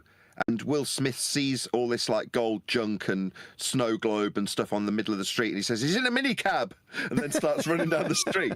It's like a bit like that. So in the States, you've obviously got a similar thing from the 90s, where Indian minicab drivers would always have a certain attire, let's just call it, to their cab. Well, we had the same thing with our Indian minicab drivers in the 90s, and one of the things they had that was just a thing that was sold in Indian shops, in corner shops, like the bit of tat that they all seemed to have. I don't know why, but they did, and they all seemed to buy it, and it ended up in every Indian minicab. So the second Adam said it, I was like, "Yep, I know exactly where this is going." It's in Master B. Is it in Master B? All right, hold on. I didn't manage to find one in an Indian minicab, but no, I wanted one in the Indian minicab. I know what you're talking about. Duh. I'm sorry, nobody, when we experienced this in the 90s, thought this image of this item that hopefully will be put up on screen for the audience in the back of a Datsun Sunny will be nostalgic on a BALLBUSTERS 30 years from now. Better take a Polaroid at £1.50 a shot. In the back of this Datsun. There it is. I put it up on screen. Jeez. All right. We good? Yes. The ones in the Mitsubishis that told you your attitude or pitch or whatever of your 4x4. I mean, I was sincere. They don't need recalibrating. Levels level everywhere. Yes, sir. On an aircraft inside a metal frame and expect accurate results, it's completely unrealistic. Shut up, goober. Yeah, and now... Stop. Let's conclude this. He's describing north, south, east, and west, and saying the magnetic version of a tool that's used to establish those things doesn't work on a plane. QE's covered it. However, the principle itself is flat. Yes, sir. Must have and will only work if Earth is flat. I don't give a toss if it's working with a gyro or not. It's a flat Earth concept. Now, I'm just going to tell him off. You don't get to use these anymore, shit for brains. You knew 8 years ago that you would have to lie about the flat Earth concepts your plane's utilising. Now, we're 8 years down the line, you're exposed for your lying shitbaggery, and I'm just going to tell you off every time you don't lie about the use of these flat Earth concepts moving forward. You don't get to use them anymore, dickhead. When you're flying your plane, you're flying it over a flat Earth, and you damn well know it. You've known it for years. You just had to lie to all your dumbass audience for all this time. Well, meanwhile, you're not going to get to use these flat Earth concepts anymore. You don't get to say north, south, east, or west ever again, Wolfie, you stupid shithead. Those are flat Earth directions only. Yep. You better get on your knees and acknowledge the flat Earth you're standing on if you ever use those words ever again, you stupid man. I like life currently. Yep. Fun being a flat. Yes, it is. That the Santiago to Sydney flight. Oh, God. Here we go back 2015. I thought I was far, far past this, but nope. Gotta listen to this stupid shit again, mainly from the Globe Dumpsters. That's who they're talking to, right? And someone, Chris has put the image of the Mitsubishi Dash that I'm talking about from the 90s. He's put that in Master B too. That's what I wanted. Hold on. That's from a 90s Mitsubishi right there. I recognise it instantly. Oh my God, this is a but great it's show. not in the cab. I wanted it in the cab. I got you. Oh, I'm tracking with you. You want a freaking man with a turban, kids in the back with no seatbelts, mom on the front smoking a cigarette. Yeah. We haven't got that photo. I'm really sorry. That's the one I wanted. All right, fair enough. Too funny. Thanks for getting it, man. But they were all, Adam, I've just got to keep this going. I'm really sorry. The reason all those Datsun Sunnies had that north, south, east, west ball is because they wanted to be in the Mitsubishi, didn't they? They had what would now be called a Nissan, right? And back then, the Mitsubishi was good, and the Datsun was like cheap. So you wanted your Datsun to be a bit more like the Mitsubishi, so you bought one of those globe things with a north, south, east, west in it. Adam, you concur? He's buggered off. He's doing something. He's drinking wine. He's talking to the bar mitzvah guests. Jesus. Need another apology. Flight has been confirmed. Our mutual friend. This flight has been confirmed. What? And Critical Think. Yes. Just. Critical Think! What? You go through the teleportation device. You mean this goober? That's the goober he's talking about. You've probably not seen it on Discord, but that's all right. Well, no, did he get the magic wardrobes working? Did the teleportation work? Did he extract himself from the fly? He must have. Fucking clowns. Took this flight, filmed the entire thing on his way. That's amazing. His parents must be proud and game roosters. Home from being in Antarctica with the final experiment. Yes. That was not an experiment, and we told you 10 seconds after you said it was an experiment. You'd fail 3rd grade intro to general science. You're a moron. Now that this flight has been... What? What I don't understand is, given its finality, and I pointed that out earlier, right? There's one thing you can actually extract from the, quote, final experiment, end quote, them, which it isn't. And that's that, okay, you've debunked the azimuthal equidistant projection, not like we personally hadn't debunked it years ago and moved on long ago. But if you want to take something as read from your final experiment, you're like, okay, that's the finalness that you can ascribe to it in sincerity. Okay, yeah, you really did shit all over the azimuthal equidistant North Pole-centric globe projection. I'll give you a point for it, Duffy. I mean, bloody hell, it's not like I want to be giving you points here, but you did achieve that. So it was so final, you now need to hold it back up again to burn this straw man against flat earthers in the next final experiment. I mean, what gives? You can have it, man. You've debunked it. Well done. Have a point. What's that? You still need to use it to burn future straw men because we're still here. Yeah, Earth's still measured flat. The guy on your right there is still measuring Earth flat in his aeroplane and has been lying about it for 8 straight years minimum. That's the guy on his left. All right. Shown to be a real flight, and that the path. Who said it wasn't a real flight to begin with? Oh, that you just conjuring some imaginary flat earther straw man fallacy, right? Is not going on a straight line. Right. Sorry, Nathan, you're wrong. You can't debunk a map with observations of the sky. The map you're talking about is not based off of any observation of the sky with the exception of Polaris. So unless Polaris is doing something different than what it's always doing, you haven't debunked anything. I don't care what the projection is the projection of. You haven't debunked anything. So no, that's incorrect. I'm giving them false credit because, as far as I'm concerned, it's not the azimuthal equidistant, but certainly the Gleason's is a sun tracking map. Right, that's what that ruler thing is for. It's not. Don't mind that nonsense, right? It's a time calculator, right? Based off of that's longitude. That's on the surface of Earth. It doesn't track the sun. It doesn't do that. People don't understand it. I of all people know that, Brian. I know it doesn't match. I get that, and I'm agreeing. But I'm just saying where I know it doesn't work and fails to track the sun. You're saying it only matches with the grid that's latitude, not the masses underneath, which is something you've also pointed out. We know how crap it is. You're saying that they, based on showing how the map doesn't match what they profess to have shown in Antarctica. I'm careful with my words. That definitely doesn't match that map, though.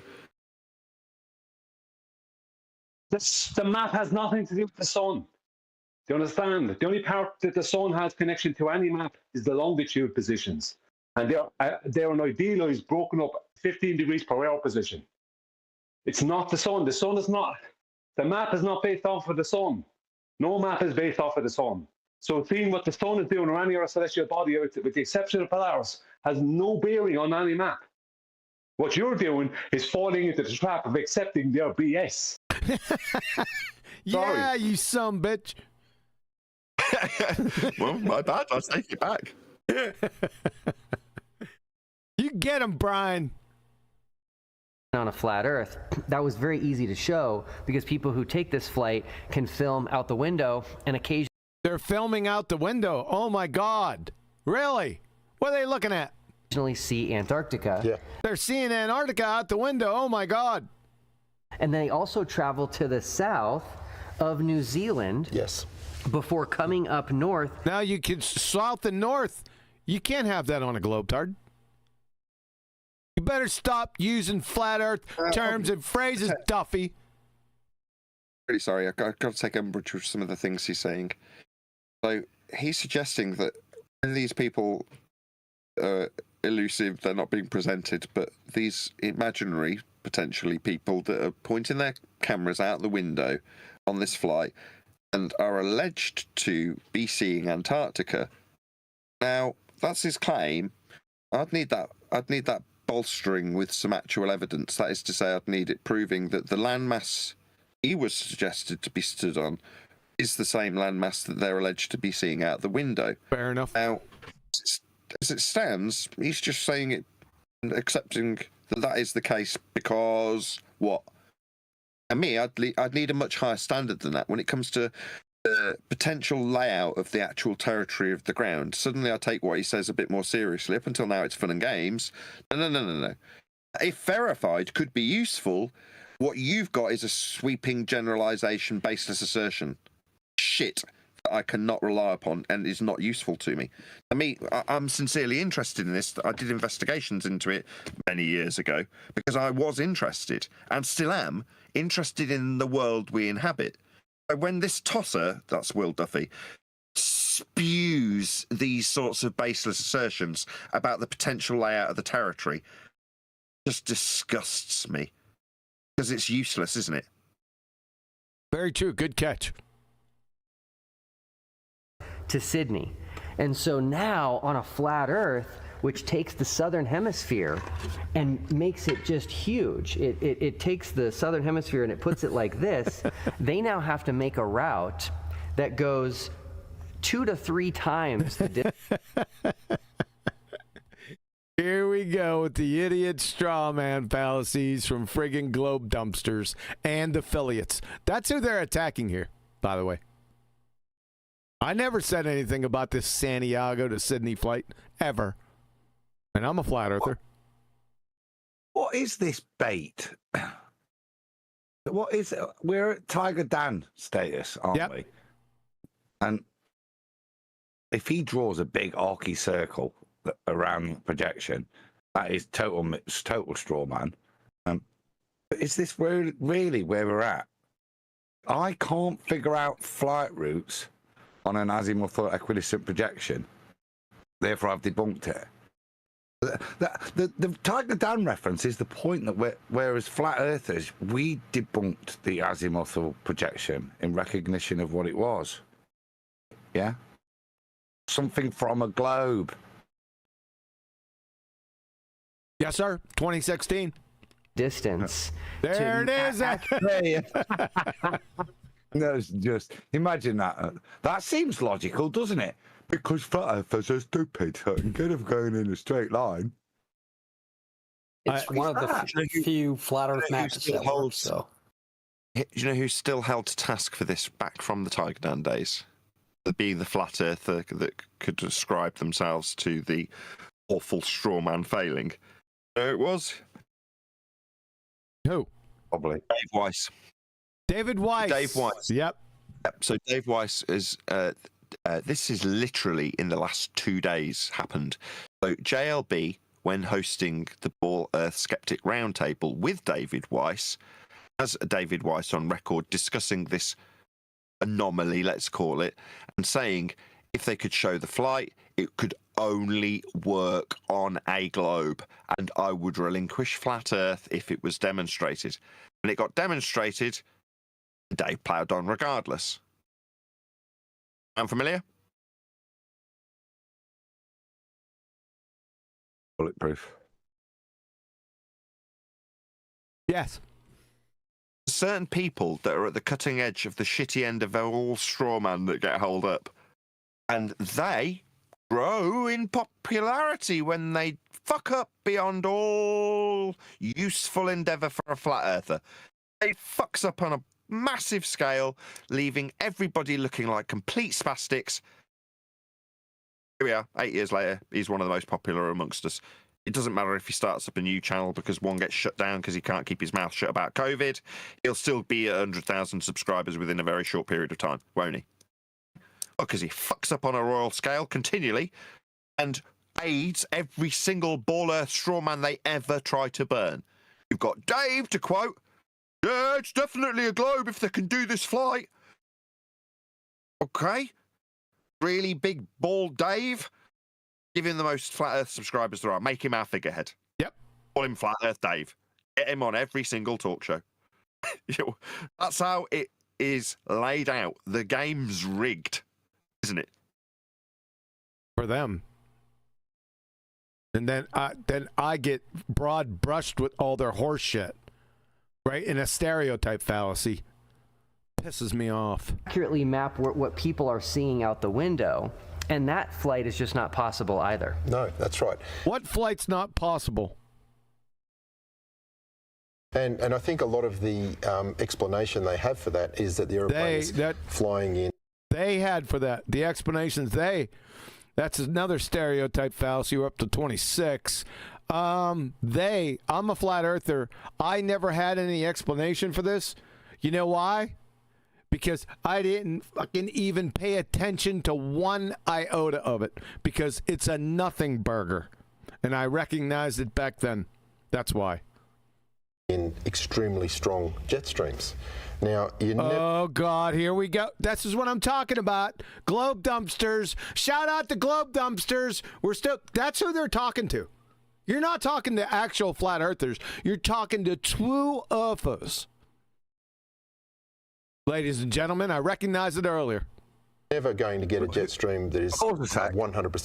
Good. Yeah, I was going to. Sorry, who, me or Adam? You go first, Nathan. I'm sidetrack. So, easy addressing. So, again, final experiment. BALLBUSTERS. Jaren is defected. Bob is dead. and the remaining cast and crew are gathering double-digit numbers compared to thousands of viewers back in the day. So, okay, if you want to then ascribe some finality to your non-experiment, you've destroyed Globebusters in tatters. So who's left to address? We get more people watching this than they do, because who's there? Who's doing that show? I don't know. I mean, I opened the show joking that we should, is it usurp? Is that the correct term? We should usurp the term Globebusters. No, I don't mean it. I wouldn't want to. You know, we've carved out our own little niche as Ballbusters. My point is, though, that they are a shadow of their former self, but yet they're still addressing them. Yeah, you've had some finality. If you want to consider yourself destroying Globebusters, Bob's dead. Aaron's defected. Well done.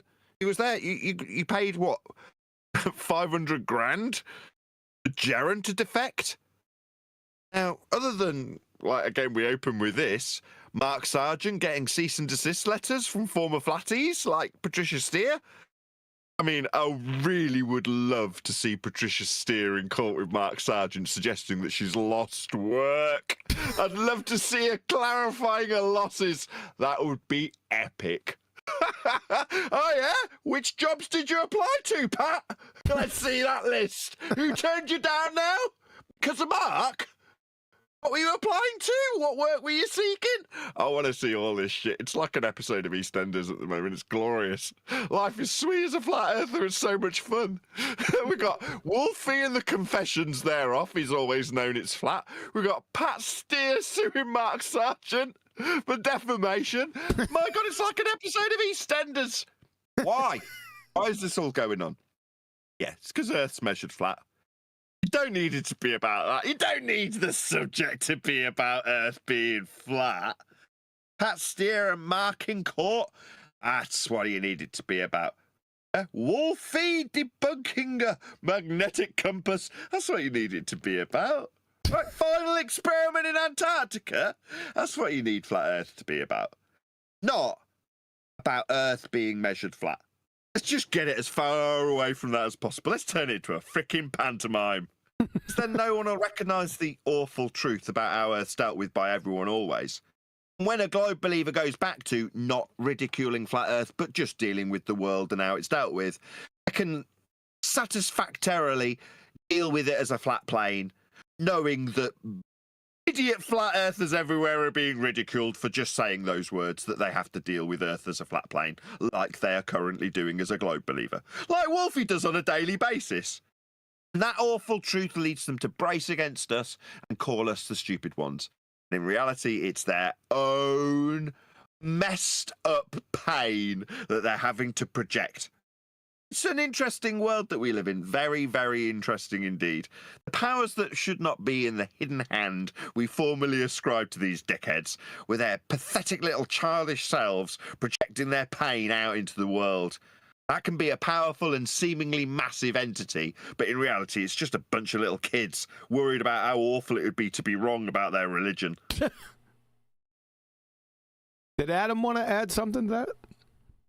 No, I need to hear Wolfie after that. % favourable to your flight in both directions, you know. It's going one way. So, as an example, we fly Sydney to Perth quite often, and going from Sydney to Perth...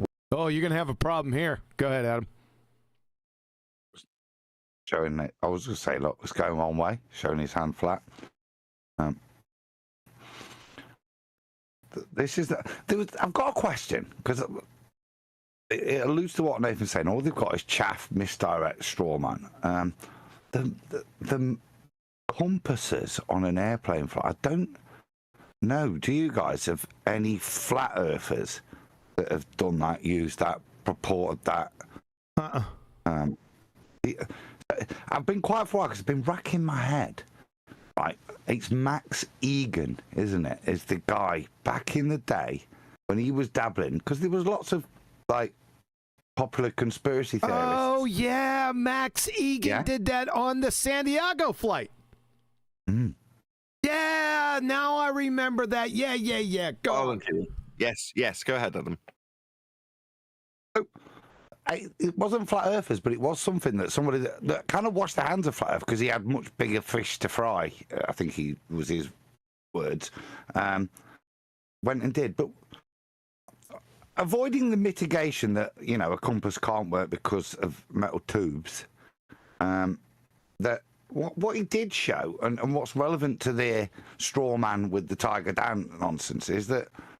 Actually, if you take the compass directions that seem to work whilst you're over land and stuff, when you get to the water, they don't seem to work, and they kind of get misrepresented by the image that's on the back of the seat.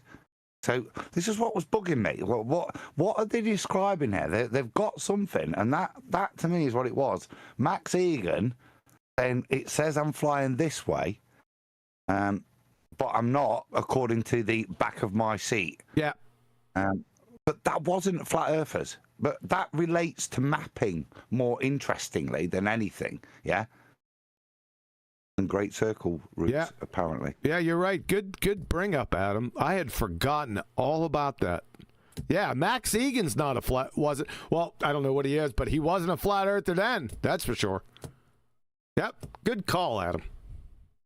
We're usually flying into a headwind, coming... You're usually flying, so you're flying from Sydney to Perth, so you're flying west, right? Perth to Sydney, we're usually flying with a tailwind, so there's about an hour difference in the flight. It should be a lot more than that. Glue Sniffer, did you forget your Earth was rotating underneath that plane? There should be a big problem in that plane flying east to or west to east from Perth to Sydney. There, sunshine, Glue Sniffer. Time, going. They don't. Do they walk around and forget the tenets of their idiot religion or something? Is that what happens here? Yeah, basically, that's why ground control to Major Idiot. He's told Anthony Riley that he corrects for the Earth turning underneath the Coriolis deflection button that he's got on his crackpot airplane that he has to lie about. Yep. You forget about that Wolfie idiot. To Perth and then coming back. It's usually faster coming back.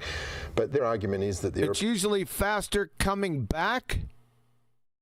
No, it should be slower because your Earth's rotating. Coming back, is he talking flying from Perth to Sydney? Yeah, you're all discombobulated, you doofus.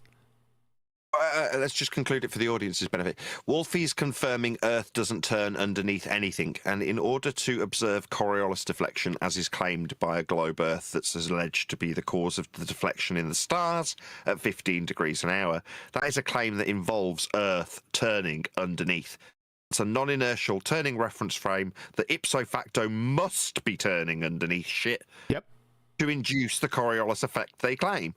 Now, he's saying... there is nothing turning underneath my plane, right, Wolfie? Okay, well done, Wolfie. No deflection, no 15 degrees an hour, no Coriolis deflection, Earth not turning. Well done, Coriolis deflection debunker. That's you, Wolfie. Yep. Yes, sir. Thanks, Nathan. Planes in a jet stream that is adding hundreds and hundreds of miles per hour. Yeah, see, this is another. This is another Jaren of Jaren did this dumb shit. Right? Go ahead, smile at each other. Googling eyes. The speed using our to stuff. explain. Don't use our stuff. Miles per hour. Miles? Do you think you get to use those, do you, dumbass? What do you think miles are? They're globe related somehow, do you, dum-dum? No. You don't get to use our flat Earth measurements anymore, Wolfie. The cat's out of the bag. You've known for a long time just how linear and flat Earth must be for you to fly a plane and how little drop you're negotiating. You don't get to use our measurements anymore. Miles per hour, that's off the table completely for you, you stupid man. Yep. Where are they?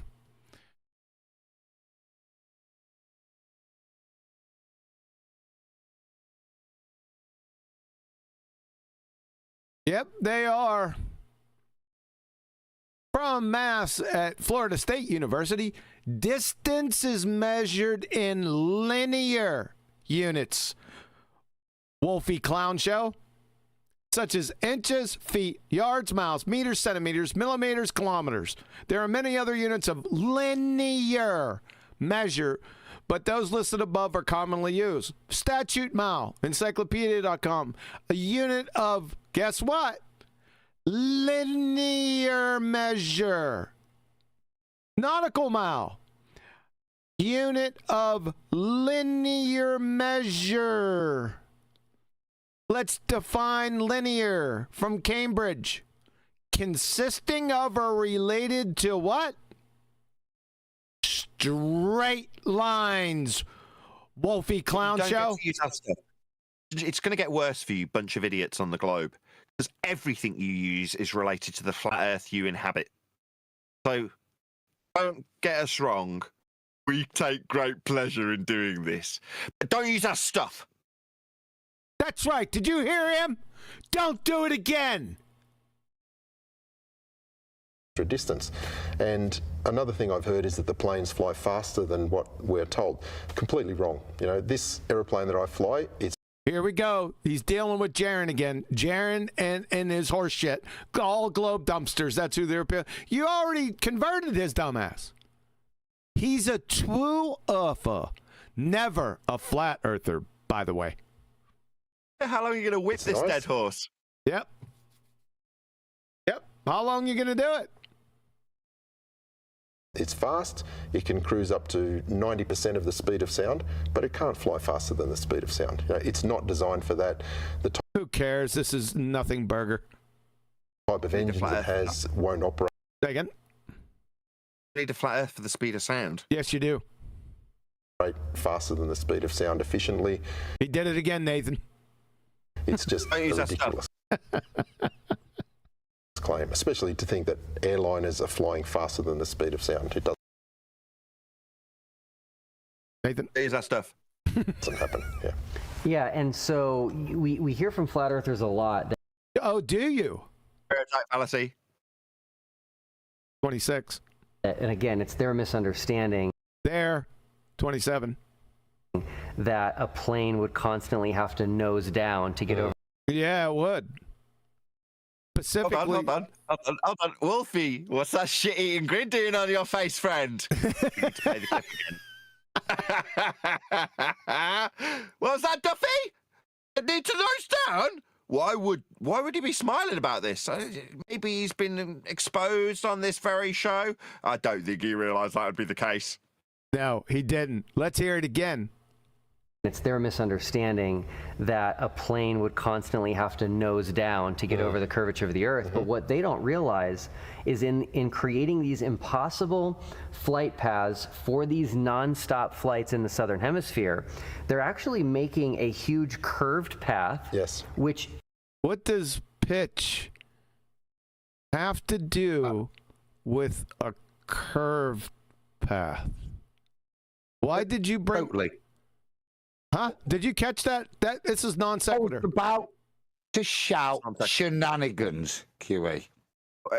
It's a non sequitur that also requires the deviation being described as curve, in this instance being planar. So he's hijacking great circle routes, right? Brian's has been all over this.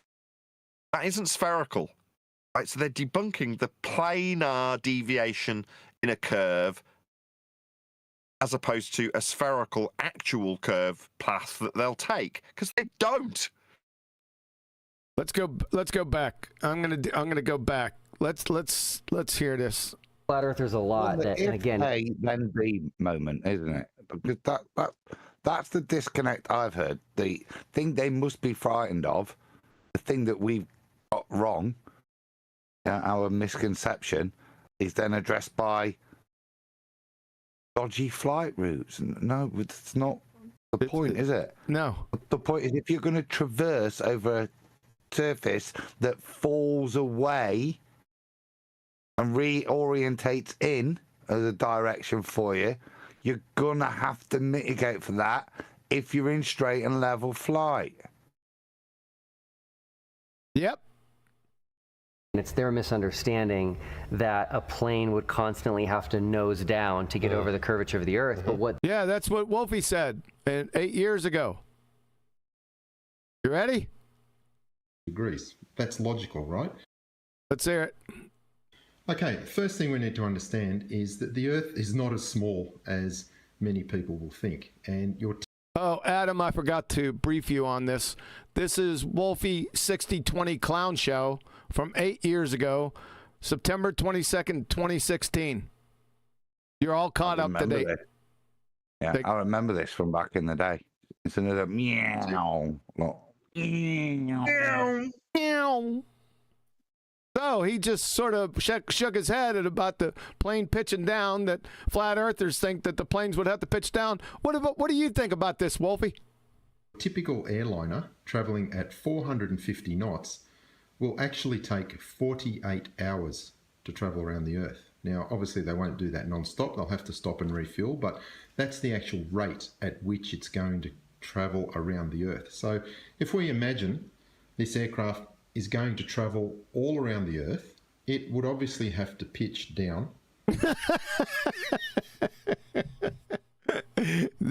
Obviously. Obviously. Perfect. It's perfect. It beautifully proves what I'm suggesting, have been suggesting. They're projecting out their fears onto an imaginary strawman flat earther, where in reality, it's their fear of actually exercising a squaring of the circle that can't be done of their own paradigm problems. This is Wolfie's lie. He knows the plane doesn't do this. He's discussing it with Duffy in 2025. But at the point that he's mentally trying to square this circle, he's lying to an audience about it to project it out onto them so he doesn't have to internalize it. Because then he'd have to recognise the awful truth that he deals with on his plane. Better to just lie to an audience and pretend that it's flat earthers that don't understand how obvious it is. We have to nose down as we fly around the globe. But he definitely isn't doing on his plane, and he knows it. He's discussing it with Duffy.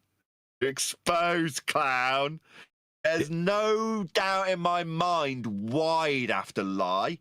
The awful truth that we all had to face, and he doesn't want to. Let it, coward. Yep, you're done. You're toast. It's all over. But we're gonna dance on your grave for a little while, okay? But they don't really. Go ahead. I'm confused because he's being presented as a subject matter expert. You've just demonstrated the contradiction there in his two stances. So, was he less qualified in 8 years ago? Because that's his only defence now. That as a qualified, I know now he's a fake pilot investigator, but when he was just a pilot in 8 years ago, was he so unqualified that he actually believed it had to nose down, as opposed to what he's been demonstrating to us now? Or is it, Your Honour, possible to suggest, as Nathan's just elucidated, that he's shat it and he's prepared to lie? No, flight has changed from 2016 to 2025. Obviously. Reasonable. The evidence, Adam, is already on the table. Realize is in creating these impossible flight paths for these non-stop flights in the southern hemisphere. Again, this has nothing to do with pitch. They're actually making a huge curved path. Yes. Which non sequitur is not real. No pilot is going to. They don't call it non sequitur. It's not bait. It's not bait. It's not non sequitur. It's bait and switch. It's taking the problem of nose down occurring demonstrated by pitch data and turning it into is it lateral curve? Am I using the term correctly? Planar left to right curve. No, he's not doing. No. A bait and switch is an equivocation fallacy. He's not doing that. It's non sequitur. Going to fly that, which actually would mean that the plane is banking, even if it's slight, is banking the entire time. The plane. I'm telling you this. No, I'm right. I'm going to stand by this. I'm right. This is a bait and switch. They're turning pitch into bank. Oh, come. It's not. That's non sequitur too. I'm going to be proven right. It's a bait and switch. No, it's not. You're not going to be proven right. You screwed it up so far, and it's all non sequitur. He's a moron. Adam, what did you have? But Bert, it can be non sequitur and a bait and switch. He's not equivocating. Yeah, I agree. I originally agreed with QE that it's non sequitur. To the actual subject in hand, that's the lack of drop over distance that they need in that pitch data, and it doesn't occur. This is non sequitur to that argument. Yep. However, he's inserting the alternative, where I'm calling it a bait and switch, of what is now being described of the problem of not having the bank of the plane. That's why I'm saying bait and switch. No, because it's okay. I don't want to be here all day. Let me just say this real quick. Fine. A bait and switch is an equivocation fallacy, using the same term in two different senses in the same argument. He's not doing that. He's bringing in another term. So that'll be that. Not only is that not true, there are instruments in the cockpit which would show if that was happening. Yeah, the attitude. Show what was happening. So what is it then? Is it just a lady in the red dress moment? Because the point he's going to postulate will be crap, I assume, so that you were, follow along with it. So is it just a Matrix lady in the red dress moment, a just complete distraction? Yep. Yeah, this says that. It's still non sequitur. Yeah, it's non sequitur. Not a bait and switch then. Yes.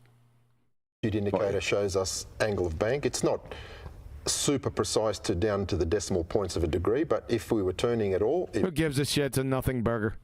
Would indicate on the artificial horizon. It's just frustrating the hell out of me. So they're now discussing and addressing whether or not the plane would be banking side to side rather than forward to backward, aren't they? Yes. Yep. Right, so they've substituted in, I know the Bird's bait and switch aren't correct, they've substituted in this to defend. I don't know what the term is, but non sequitur. I'm going to go with chaff and misdirect. They're inserting something that seems like it's a similar argument. There is a term for it, I know there is, where it looks like they're addressing head-on the argument of whether or not the plane would change in orientation. We're saying it doesn't nose down. That's a front-to-back orientation. Out there attacking, oh no, well, the plane wouldn't dip its wings left or right through that orientation, so let's square that circle right now. That wouldn't happen. Like, no, that's not the orientation we were discussing. So they've inserted a subtly different orientation for the plane to tilt around, so they don't have to address whether or not it's nosing down. It's called a red herring fallacy. That's the bloody one. I knew it. I always bugger up red herrings. And what do I normally call them? Call them something else. I was close. Lady in the red dress. Lady in the red herring. Yeah, she's a fish. I thought it'd be rude to mention that. It's a red herring, right? It's something for you to chase after, so because you think you're chasing after the argument, but it isn't. It's the fishy stink that's dragged behind the huntsman for you to chase after if you're a fox, right? Yeah, this is all a nothing burger. Yes, you got it. Yeah. And when you fly these southern... What now? The reason we all picked up on it was the second he started, for me, was I thought, oh, is he going to get out the globe and his little aeroplane model again? Yeah. Because that's what he was invoking. So that's why it was more obvious when he went to that, which is as previously defined. Non sequitur. Hemisphere flights, which you do. And the red herring. Shout out to Nathan. He is correct. It's also a red herring. All the time, nonstop. Well, he was not correct, but I was correct. Southern Hemisphere flights, you're not banking the entire time. We're not banking. What we're actually... Why would you bank? You're not... Because we're pointing out that they don't nose down. It's an easier address. So this red herring is now the address rather than the nose down. Yeah. Why wouldn't you bank? That's not the question. Why would you bank anyway? Why are you banking flying in the south? What? Huh? Yeah, shares are a much better investment. Okay, go ahead. What?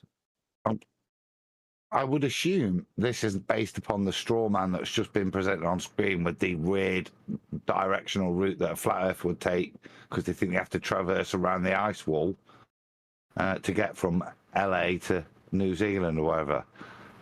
Did they actually think? Hold on a second. Are you saying that little arc that was drawn on the AE glow projection, you're saying that this doofus is thinking that the plane would constantly have to bake along the entire trip? Is that what you're saying? Yeah. Yes, sir. Oh my God! You abject retard, Duffy! You fucking clown ass of a dumb fuck! Oh my God, dude!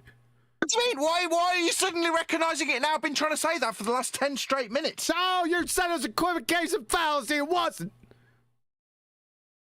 I was trying to explain that he's substituting in a different rotational axis about the plane's movement versus the one we're arguing about. And you're now jumping for joy going, why would you say the plane's banking?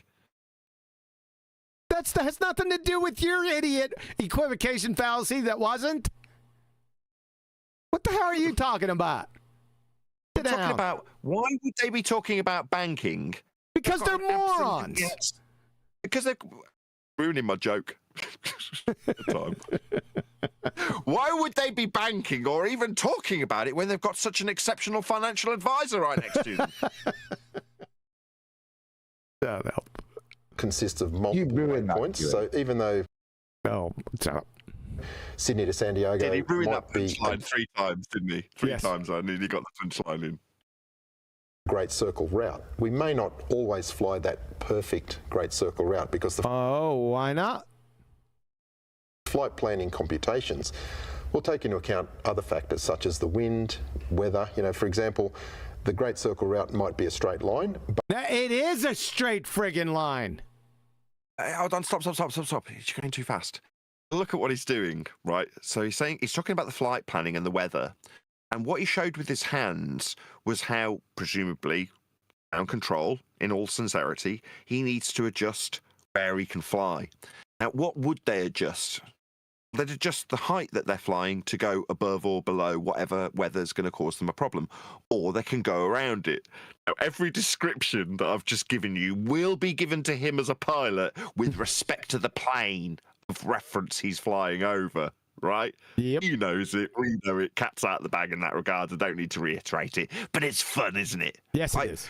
Meanwhile, his hands tell that story.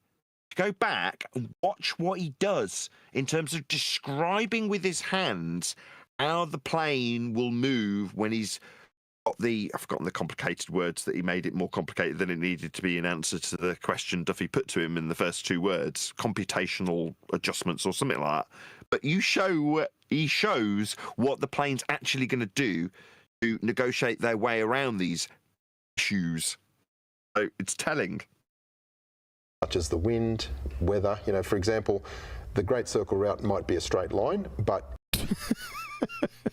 if we go a little bit further north, we're going to be in much stronger tailwinds. No, don't use north. He used north, by the way. Go ahead, Adam. It was geometrically incorrect there. A Great Circle route might be a straight line. No. The best apologetic you could have would be a curved line, a mitigation preface, as in curved. But a Great Circle, even his own thing, can never be a straight line. Something he'd love to invoke because he uses straight lines in all his navigation. Yes. But no, a Great Circle route is not a straight line. Well, then that's a problem. It's incorrect what he just said, yeah. So we'll do that. The flight planning computation will take you slightly north to benefit from the winds. It will always try to design the most efficient flight path based on the winds. And if you're going the opposite direction, it may take you further south than the perfect Great Circle to avoid stronger headwinds. You know, so the perfect Great Circle. Great Circle is ideal in. Oh, he meat hooked me. You little sumbitch, you. In reality, there can be variations to that based on the wind. Yeah, the Great Circle route is a mere starting point. Absolutely. It's just mere guidelines. Doesn't he sound like he knows what he's talking about there? It's just a starting point. But then there's other factors which are going to take We just said the other factors. Are you going to repeat them? Into consideration for speed, time, fuel efficiency, and safety. Don't use that stuff. Don't use that stuff, Duffy. You can pretend to be in the know because you sat next to a pilot, but I've told him off for using our stuff. You don't get to either. Speed, like in miles per hour? Yep. No, you don't get to use our stuff anymore, you stupid idiot. It's one thing you frauding people in Antarctica claiming experiments. When it comes to the flat Earth measurements, we'll rub it in your face with your elevation angles to the sun that you all measured. Now it's speed. You don't get to use our stuff, Duffy. Stop it. But you're never going to have variations that would make sense on a flat Earth and not a globe. Like what? Just ambiguous, vague horse shit. Like what, for example? Globe. No, that's right. That's exactly. That's right. No, that's right. That's 100% exactly right. You're exactly right. You're right. And the other point I wanted to make is, on a long flight, we have multiple waypoints. Now, the waypoints are all along a straight line by the looks of it. Yeah, that's what it looks to me. Yeah. In fact, I know Nathan keeps saying it, but it's very telling, isn't it? How in his own mind, the way he describes it. Yep. Yeah. I agree. Yep, he's doing it. That we fly over, they might be latitude and longitude coordinates over the ocean. But the reason we have waypoints is it's a check. So we're flying from one waypoint to the next, and when you line them all up, they're basically... They're a straight line. as close as possible to the Great Circle. But the flight management system, our flight plans, have these multiple waypoints, and at each one we do a fuel check, we do a time check, we report to air traffic control. Now the aircraft does it automatically. They might make me a sandwich. I'll order a cup of tea from one of the hostesses. It's fantastic. This is in-flight tech stuff I've never heard before, but it's not relevant, is it? No. This one time on the flight to Adelaide, I went for a poo halfway through. It's great, Wolfie. The toilet paper wasn't Charmin. It felt like actual paper. Communicating. But each waypoint, we do a position. That looks like a straight line to me. Report, we do a flight plan check, we do a fuel log check. Didn't you just say that? The key point is, between each waypoint, it's a Great Circle track. Brilliant. So from this one to this one, we're flying a Great Circle. Now we're at this point. There may be a slight turn. We're now flying a Great Circle to the next one. I thought that, No. Actually left and right, but he went up and down. Idiot. What they were mitigating for there was like, oh no, there's a mountain in the way and we're flying low, so we'll have to go round it and deviate from our Great Circle route. But he wiggled up and down. Mitigating for curve, not straight line direction because of wind or, favourable wind, which is what he's been talking about. Yep. Not keeping his true course, just deviating off of it, whether it be curved or straight, yeah? Yep. This is a purposeful, convoluted cluster of the two to deceive, isn't it? Because in his head, Wolfie's he's up and down. He knows he's got to nose down to mitigate. And what he's talking about is putting segments of a Great Circle route together. And so far, he's basically said, yeah, we keep checking every so often for after every cup of tea. Yeah, and when we put it all together, even though the flight pitch data says we've maintained straight and level flight, it tells us that we've been constantly nosing down. This is the bullshit he's building, isn't it? I don't think he's building. I don't think he knows what the hell. He's built it into a Great Circle route, which by definition has to conform to the surface, so it has to have dipped down. When he put all the waypoints together, he's constructed a Great Circle route, which is not commensurate with the pitch data between each waypoint. True. Yep, I got you now.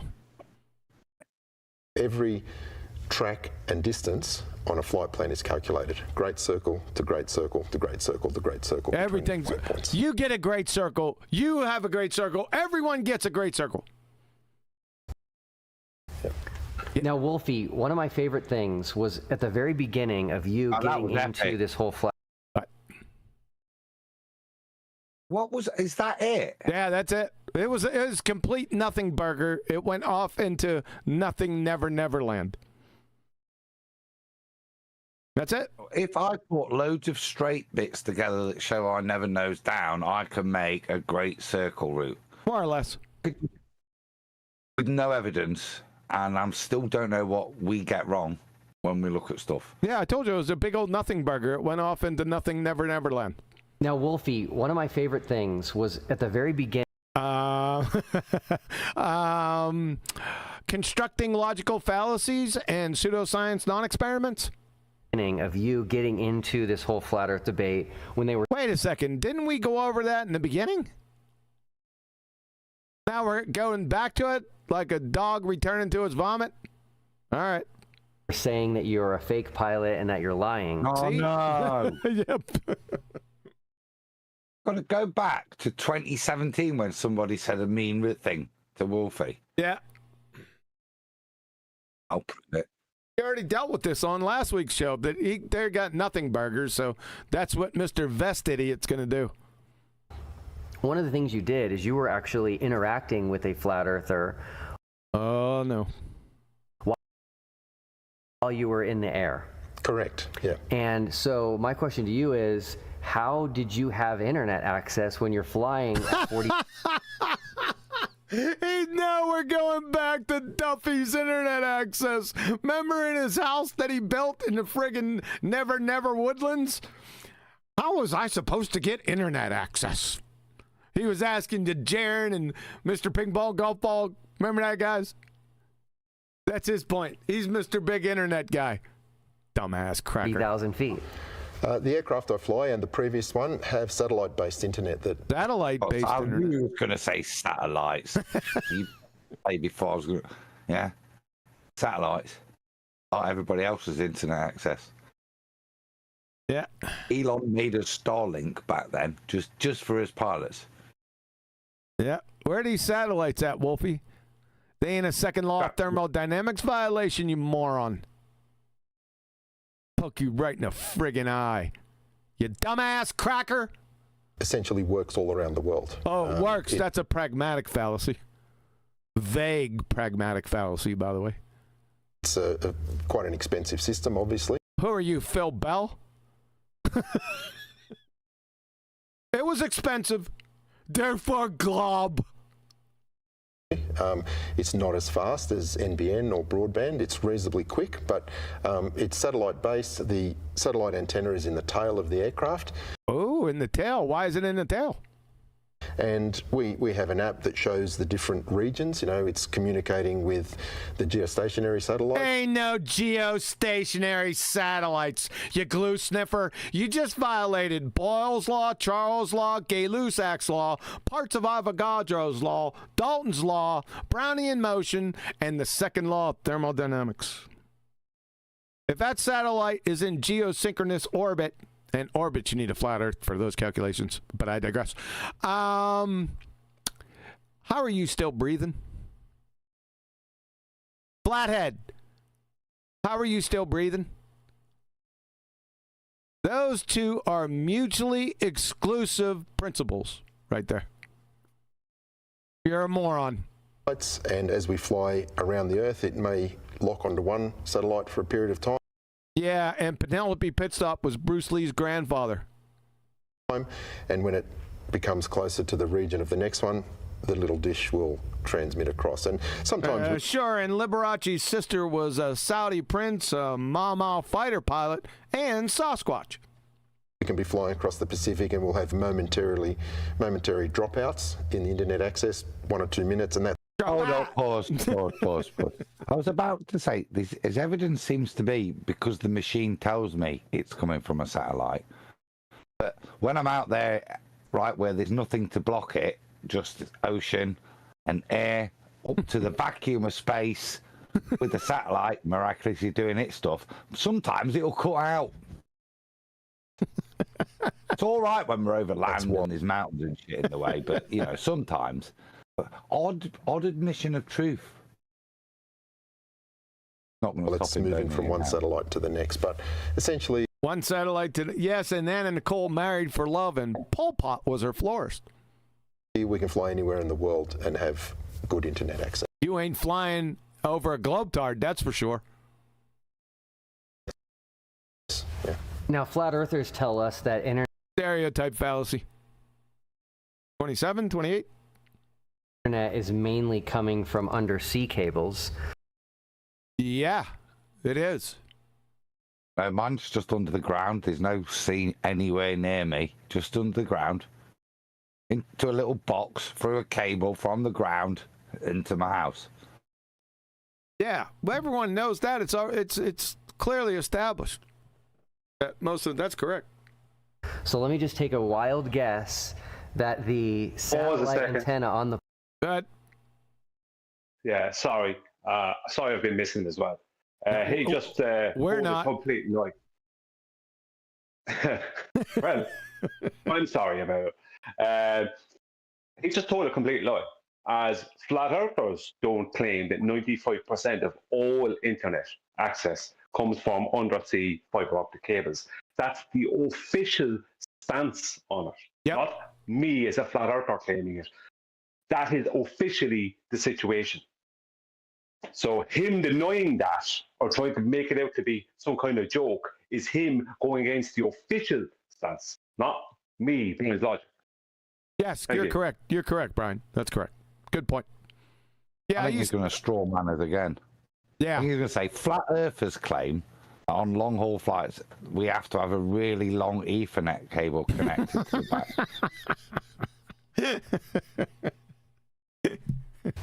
Now, flat earthers tell us that internet is mainly coming from undersea cables. So let me just take a wild guess that the satellite antenna on the plane is on the top of the plane and not the bottom. Amazing! Why might that be? Absolutely, it's on the tail. Absolutely, 100% exactly correct. It's right up on the top of the tail. Yep. That's amazing. Pause. I just want to point out that internet signals can go through things and around things and bounce off stuff. So with the antenna being on top of the tail doesn't mean anything. Yes. That doesn't mean it couldn't pick up a signal from the ground, especially if you're talking about if it's like a microwave signal, you could totally pick it up.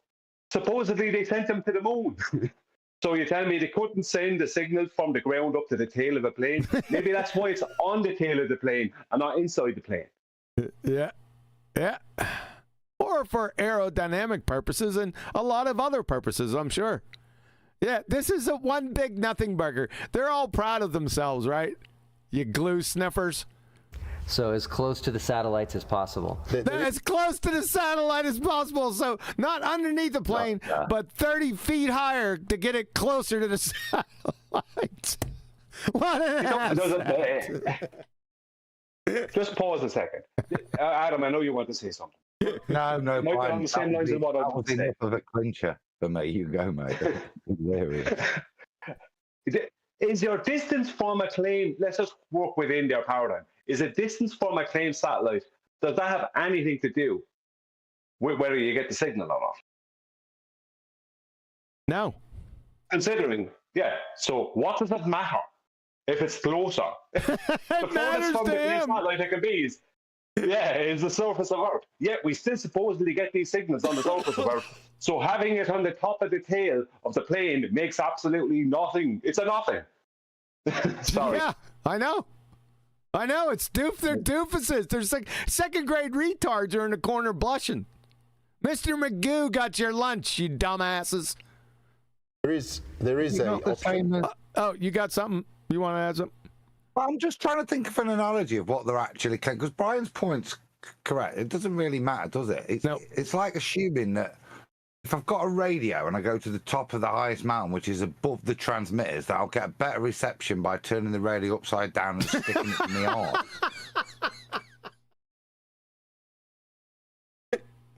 Adam, there's a reason that I like when you join, right? Because I like the cut of your jib, man. Thank you. Not my claim, Wolfie. for corporate aircraft to get Starlink, and it's something that we're considering. Oh, Starlink for aviation. Available now on your airframe. But I bet you it's got to be up higher, right? To be closer to the satellite. We're looking at the pros and cons of that. It's a fairly major operation where they have to cut into the airframe to put the big flat panel in. Where? Cut into what? Where is it at? Where's the airframe at? Wouldn't that be important in this discussion? Antenna on top, but yeah, you can go online. You can have a look at Starlink for aviation. And what's this? He's now talking about pimping his ride. I'm going to have to get a Mexican bloke in to redo the bodywork. It will give you photos of what it looks like, and that gives you. Give us photos. Well, why don't you provide the photos to this absolute nothing burger from two morons? Extremely fast speeds. You use Starlink in Antarctica. You know how well it works. Oh, there's the connection. You use Starlink.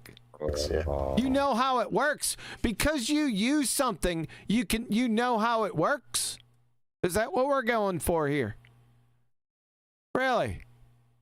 Well, I use the transmission outside in my car. I can tell you, I don't know how that mug works. I tell you right now. So this is just baloney. Look at him. He's so proud. Yeah, let's talk about something which got you into Flat Earth at the very beginning. Didn't we do this at the beginning? What is this? Wolfie's journey into Flat Earth constantly. Yeah. He loves it. Yeah. Wonder where they're going with this. Probably to dog out another mysterious flat earther no one knows about. Yes. Which was Eric Dubay. Okay, well, I was wrong there. Claiming that the horizon always rises to eye level. What? Wait a second. Number one, how do you have a horizon on a globetard? What's a horizon, gentlemen? Tell me what a horizon is. Yeah. According to the slope-intercept formula y equals mx plus b, all horizontal lines which are derived from the horizon have a rate of change of slope of 0. Collective Baltard's IQ. However, there's a problem. The United States Naval Academy defines curvature as the rate of change of slope of non-zero.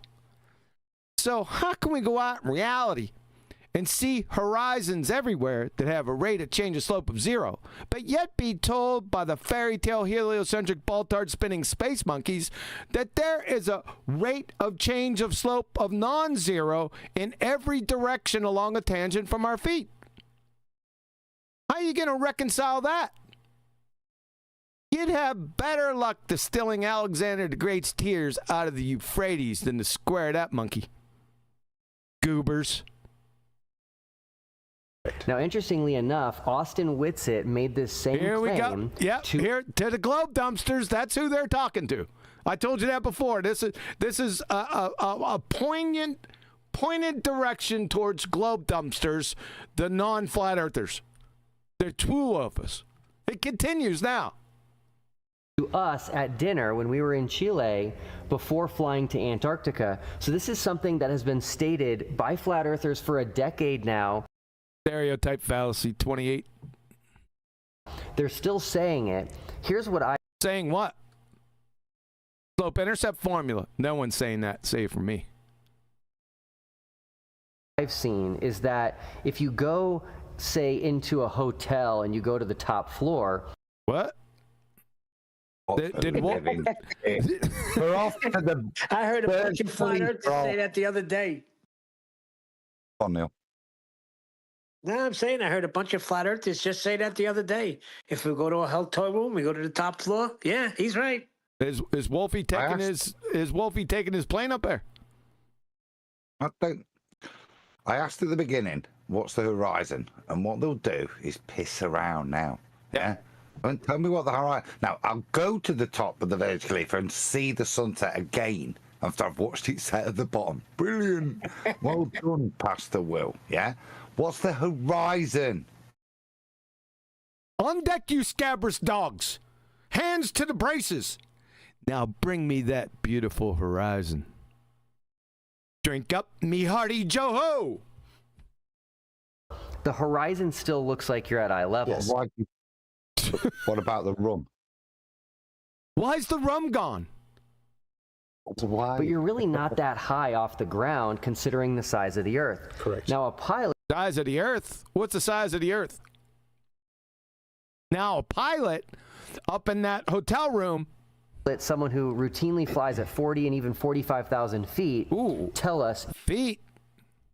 You can't use feet. No, that's flat Earth term. Stop it. Does the horizon rise to your eye level? Can't use horizon either. No horizons on a globetard. Rise to eye level. Why would that sumbitch that can't exist in your fairy tale religion rise at all? Did you forget about your major number one tenet of being on a globetard and a spheretard? Is that every direction along a tangent from your feet drops away from you and your dumbass. Why would that thing that can't exist in your fairy tale religion rise at all?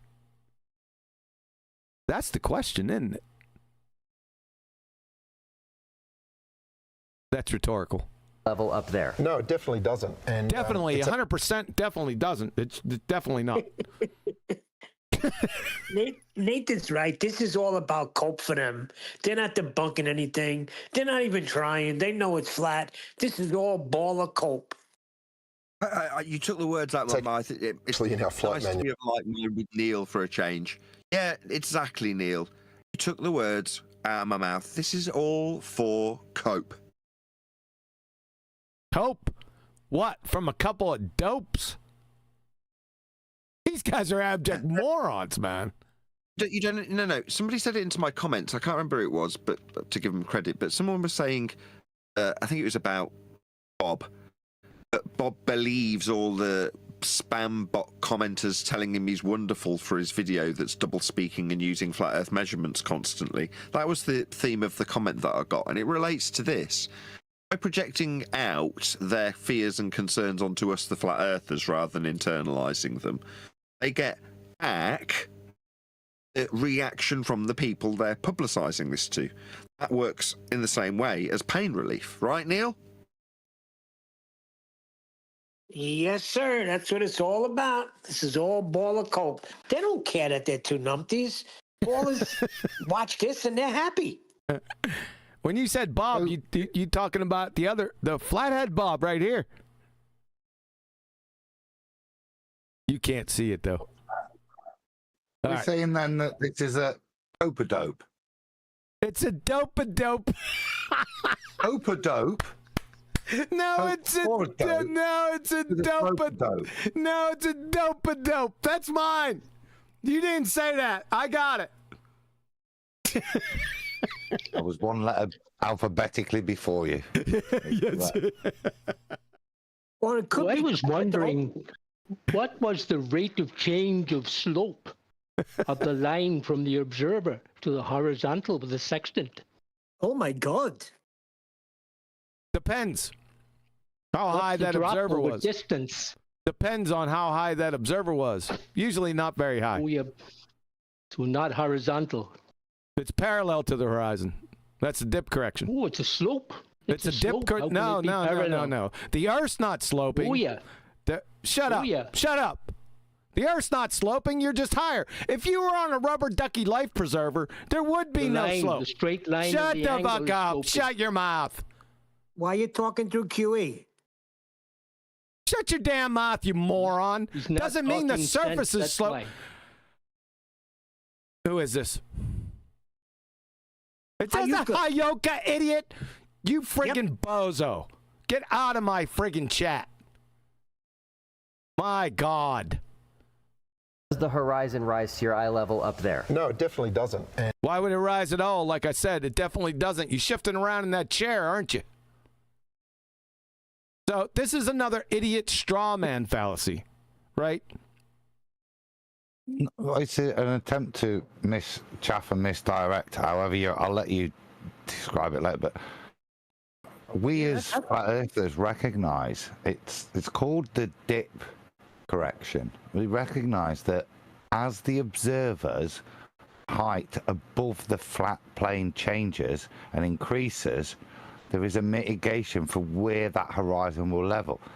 Now, the variation in this factor is the observer's eye height above the flat plane. It doesn't have anything to do with rate of curvature and you being able to see further and mitigate for you being able to see further and the Earth is curving. It's a very simple thing. Didn't I tell him? Didn't I say that? I think so. Thank you. And it's actually in our flight manual. It states specifically. Wait, it states specifically. Did he say specifically? I'll go back. You can't get a horizon over the Atlantic. Hold on. Eye level up there. No, it definitely doesn't. And it's actually in our flight manual. It states specifically that. Yes, it did. It states specifically, Wolfie, you retard. Does it? It doesn't state Atlantically or Indian Oceanly. You fucking asshat. State specifically. The horizon will be below horizontal. The horizon will be below horizontal. Okay. Due to the curvature of the Earth. Okay. Really? Due to the curvature? Oh, shit. We got a manual. Horizon line. The horizon line is conformal to the external scene. That's deep. However, it appears above the natural. We got a new horizon here, folks. The natural horizon. Can somebody define that, monkey? Hold on. Shout out to Chocolate. He's going to have to put the natural horizon. Oh, sorry. Shout out to Indio. You're going to have to add the natural horizon to your diagram of different horizons. Go ahead, Adam. Horizontal, it will be below horizontal. Horizontal is a description of orientation. It's not a position in your field of view. Yes. Yeah. So the horizontal could be anywhere. It could be the top, the bottom, and the middle. To say it's, what is he on about? Yeah, that's again gibberish. So, let me finish this. I'm nearly done. Oh, okay. I thought you were done. The only thing it can be relating to is something else as a reference point to what it would be below. And that would be eye level. And that's ours. You can't have that, so go away. Go ahead, Brian. Yeah, I just want to state, I couldn't come in a minute ago, I was driving. Yeah, the eye line and the horizon will never match up unless the eye line is at sea level. Correct. That's the only time that the eye line and if it's even in 4 inches above sea level, it means it's 4 inches above the horizon technically. Do you know what I mean? It's like, it's just with two parallel horizontal planes. Yes, I mean, a rubber ducky life preserver is going to get you close, but right? Yeah, I mean, you wouldn't be able to tell the difference. It might be a fraction of, maybe a few seconds of a degree or something. But the point is that it's a stupid argument that I addressed years and years ago. But they keep flat earthers just keep on. I know you did, but I put a exclamation stamp on it with the rubber ducky life preserver. Oh, I'm not trying to be in competition with you. I'm saying I'm pointing out the claimed flat earthers keep coming back and trying to claim that they're rising, always rises to eye level, and leaving out the word appears constantly. It's very bizarre. I got a question. Hold on, Adam. I got a question. So, if you're taking a sextant reading and you're in a rubber ducky life preserver, do you need to figure out from the Nautical Almanac your dip correction? No, absolutely not. Because technically there is none at that point. Yeah. Thank you. Just on that, it was when Horlicks put it in. He came in, what about your rate of change of slope? And then referenced dip, which is why it's kind of come up. When we're doing dip, it's like I say, it's an adjustment for the height of the eye above the deck. But that's a recognition that it's a straight line that isn't horizontal with reference to eye level. And it's that adjustment that what dip is. Now, most fundamentally, with just a slope, there is no rate of change of slope. That relates to a curved line. It's nothing to do with just something having a depression angle. Thank you, Adam. Isn't that the third time we dealt with it? Yeah, but it's very important to realize that he started interrupting you as soon as you brought up the rubber ducky. He starts talking through you. Yeah, that's Hayoka. He's a brain dead retard. I don't even know how he got in here. He's already been compromised over at Nathan's a few weeks ago. I have to deal with management. Can send you a picture of that. Oh, I'm not done reading this. So this is for training purposes only for morons. The horizon line is conformal to the external scene. Deep. However, it appears above the natural horizon. Like I said, we got to define that monkey at high altitude due to the curvature of the Earth. So the natural horizon, which has a rate of change of slope of 0, is due to a rate of change of slope of non-zero, is what they just said here. For the natural horizon, by the way. Whatever the fuck that is. Good job. Of the flight manual. But it's airspeed v speed bugs. All right. Pretty cool. Only a small amount, and this is where the confusion comes in. At 45,000 feet, it's only 3.7 degrees down from horizontal. And from horizontal, you can't have horizontal on a globetard. That's not much. You know, like if I told you to look across at the other side of the hangar and tell me if something is at eye level, if it's a few degrees up or down, you can't see that with your eye. And what I've always considered is that when you're looking at the horizon, it's not that your horizon is rising to eye level. It's not? It's that your eye will naturally look at the horizon. Confucius, he say, he's not like horizon rise to eye. Yeah, what the? Give me a J for this Taoist philosophy. Did you call him a Taoist? Oh, yeah. He turned into David Carradine. And what I've always considered is that when you're looking at the horizon, it's not that your horizon is rising to eye level, it's that your eye will naturally look at the horizon. Okay? And your eye... There you go, Adam. Do not try and bend the spoon. Simply, there is no spoon. Are not calibrated to measure 1 or 2 degree increments. You know, so if you're in an aeroplane at 35,000 feet and you see the horizon... Nope, can't do that. My eye's not calibrated to detect 1 to 2 degree increments. That's what he said. Rayleigh criterion, 0.02. He doesn't know about that, Adam. I can put a shelf up pretty straight. It ain't like between 1 and 2 degrees out. Get out of here. Joke. And you look at it, you're going to look at the horizon, you think, well, that looks like my eye level. But in reality... Yeah, he used feet and degrees. Yes, he did. Yep. Nathan? He skipped out on us. He didn't think that we'd notice. We busted him. You little stinker, you. You can't use feet and degrees, you glue sniffer, Wolfie. There are phrases and terms. It's a few degrees below. He did it again.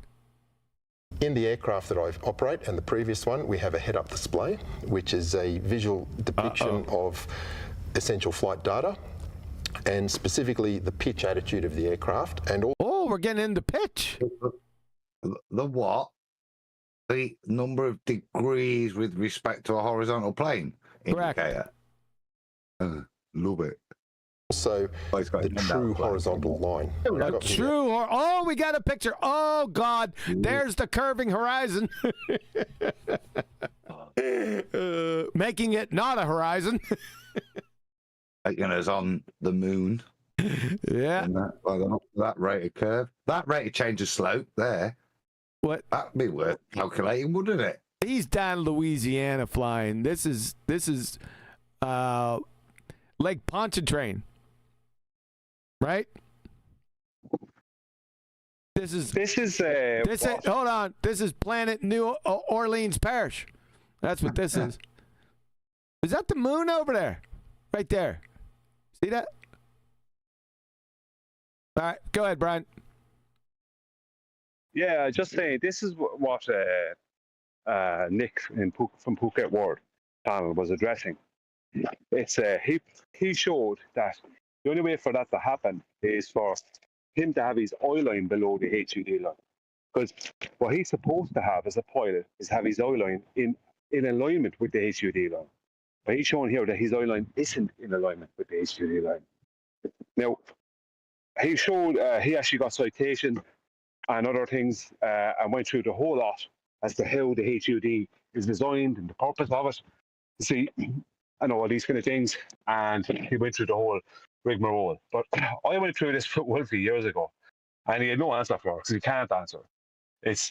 I said, yeah, you're 6 miles above the earth. That means you have 6 miles, right? So, and then your airplane is pitched up by 3 to 4 degrees at normal cruising altitude.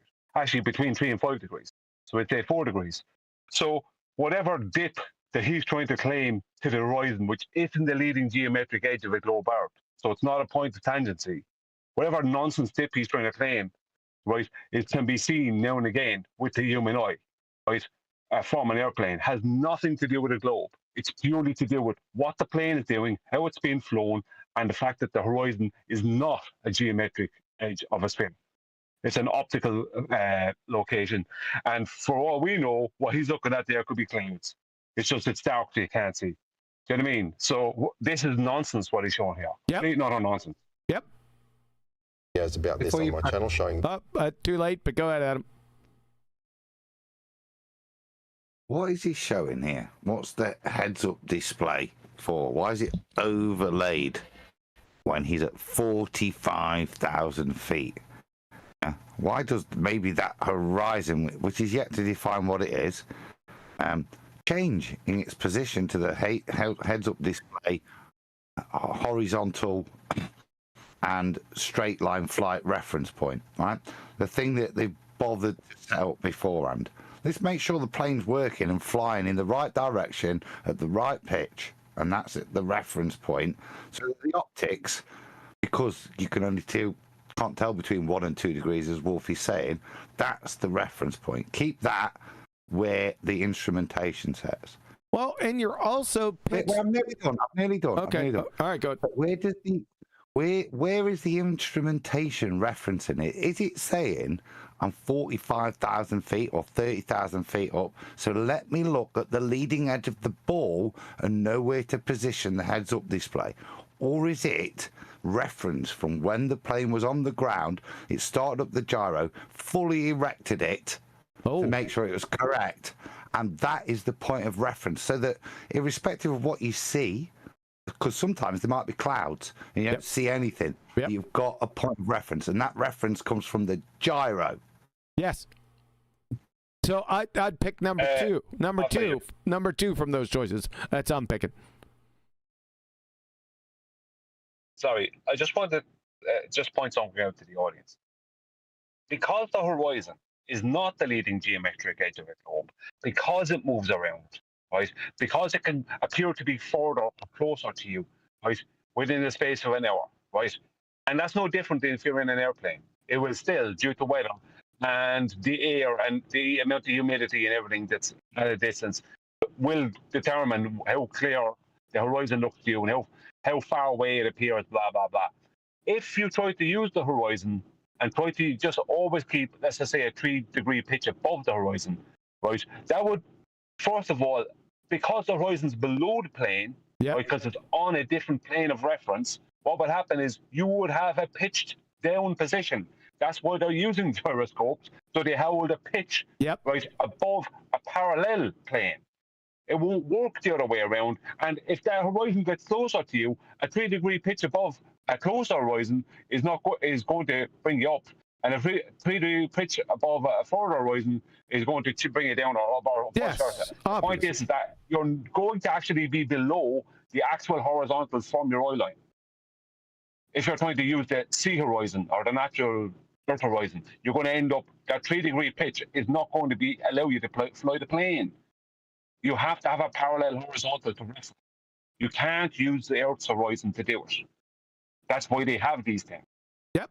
It's stupid. You know what I mean? Sorry, I just needed to throw that in. Yep. No, you're good. You got clemency, remember? Adam had pointed this out, that I must stop because this is sort of cathartic. The true horizon line, which is, you know, listen to that. It is cathartic because you can see Wolfie. We pointed it out earlier. He had to make you with that little video clip you played with him 8 years ago, ending and admitting it has to nose down. Yep. Yeah. To watch him today have to contradict himself, a subject matter expert. Yep. On the most fundamental principles of flight.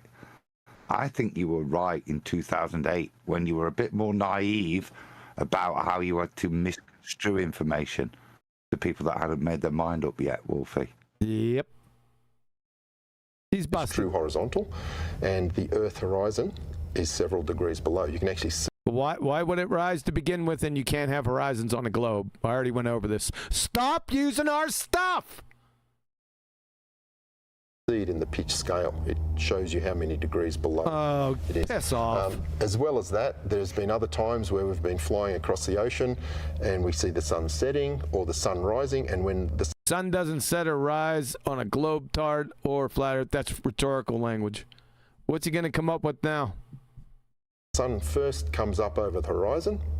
You can see the sunlight streaming into the aeroplane in an upwards direction. Upwards direction? Is that parallel? A number of videos of that where I look. Oh, that's amazing. I thought the light was parallel. These idiot glue sniffers, man. At the sun, and then you look inside the aircraft and the sun is hitting the ceiling. That's amazing. I would have never noticed that without your dumbass finger there. And therefore what? Of the roof of the cockpit. Yeah. So there's amazing. A good challenge for flat earthers. What's the challenge? Can you put it in a forum? I want to shout. Oh, good, I like that. Reflection. We didn't get the full bagok because your mic went MIA on you. Oh, you got the point. It won't refract. Yeah, refract. You got it. Yes, sir. Look at that. Look at the corner of that window. Yeah. Bottom left. Bottom right. Sorry. He's gonna show it. Hopefully, there's because right he's there, panning over. Yeah, there you go. Is how does the sun?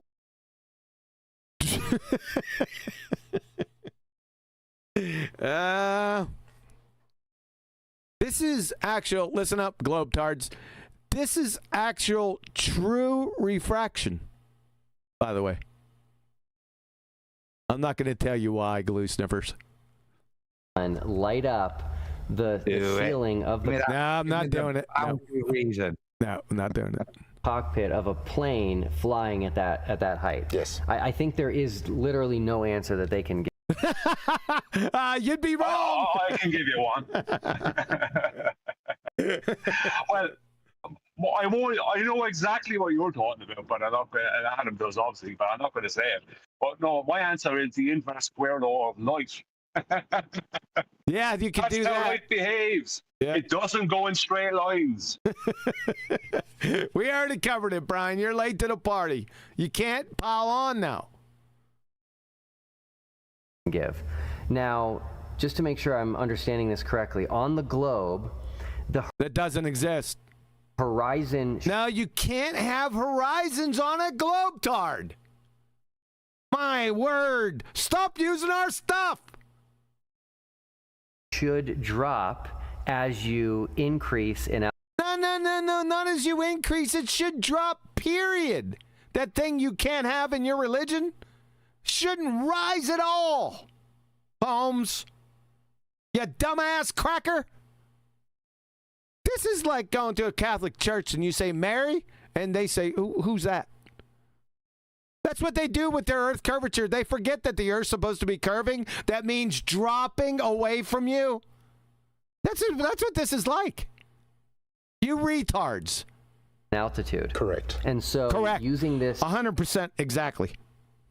Instrument in the plane, this head-up display, this HUD, I'm guessing that when you're on the ground, you see the horizon at one place, and then you can't have a horizon on a globetard.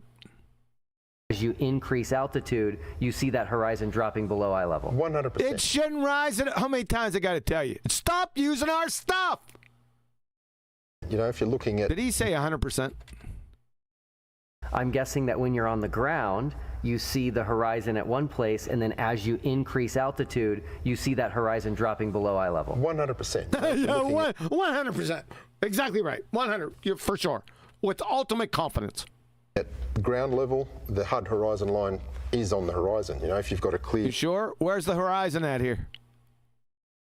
View. Sometimes at an airport, it's not easy. It's not easy. Where's the horizon here? Anyone see a horizon here?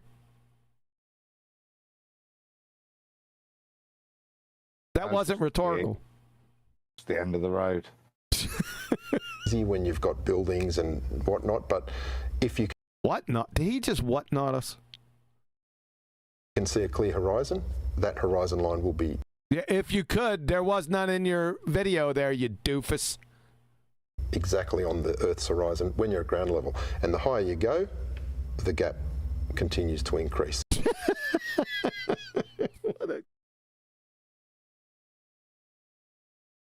This is getting painful, dude. Painful. I have another video on my... Guy stood on the top of the car with his heads-up display. Would the horizon or the end of the road be slightly lower because of dip correction? It'd be slightly lower. Wouldn't it? Because it's the height Lower of the than deck that we're correcting for. We're not correcting for curvature. This is a demonstrable fact. It's really important. Yeah, part of navigation. What you do is you make sure your height above the deck is what you account for, not how far you may or may not be seeing to the edge of a ball. I hear my name. Exactly. You heard your name about 15 minutes ago. You ditched us. I just want to say something there. Hold on a second, Brian. We're gonna dog Nathan out. You'll be third. Yeah. The prodigal son returns. The prodigal returns. The lost sheep. Not at all. Well, I was just going to say, but Adam summarised it within his last excerpt, whatever you want to call it. Yeah, his height above the deck, which is flat, described with a height above sea level, and then if you're going to describe the dip of the horizon, a la Al-Biruni, well, what is the dip described from? Dip from eye level, parallel with surface level. Correct. That's how Earth curve maths is also calculated. I just wanted to drop that in. Oh, no, you're exactly right. More or less what Adam said, what we've been saying for the past... If you were here for the past 10, 15 minutes. I was negotiating on the ABBA mic. Oh, Jesus. Go ahead, Brian. Yeah, actually, what Nathan said is actually irrelevant.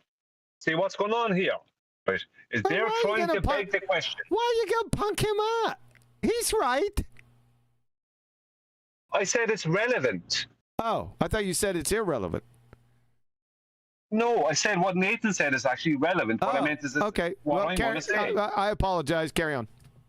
My channel from a different said. Sorry about that. It's like you don't want me to talk. No, I mean, it was a mistake. It was a mistake. Shut up. Go ahead, Brian. You go ahead, Brian. Yeah.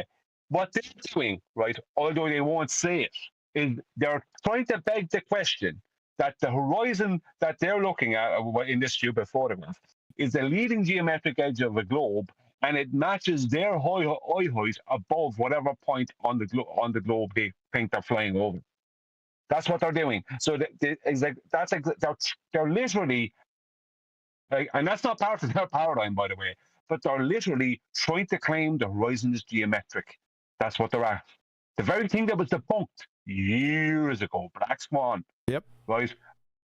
Over years ago. And what mine only within their own paradigm, they've known forever that it's not geometric. So them telling people that boats are sailing over it, cars are driving over it, and planes are flying over it is being nonsense, and they've known it. Mick West will admit it, right?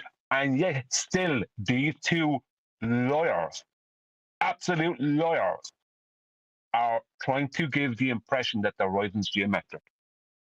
Who cares what the horizon is doing? It has nothing to do with a globe. Not only it doesn't have to be horizontal, so rate of slope 0, right?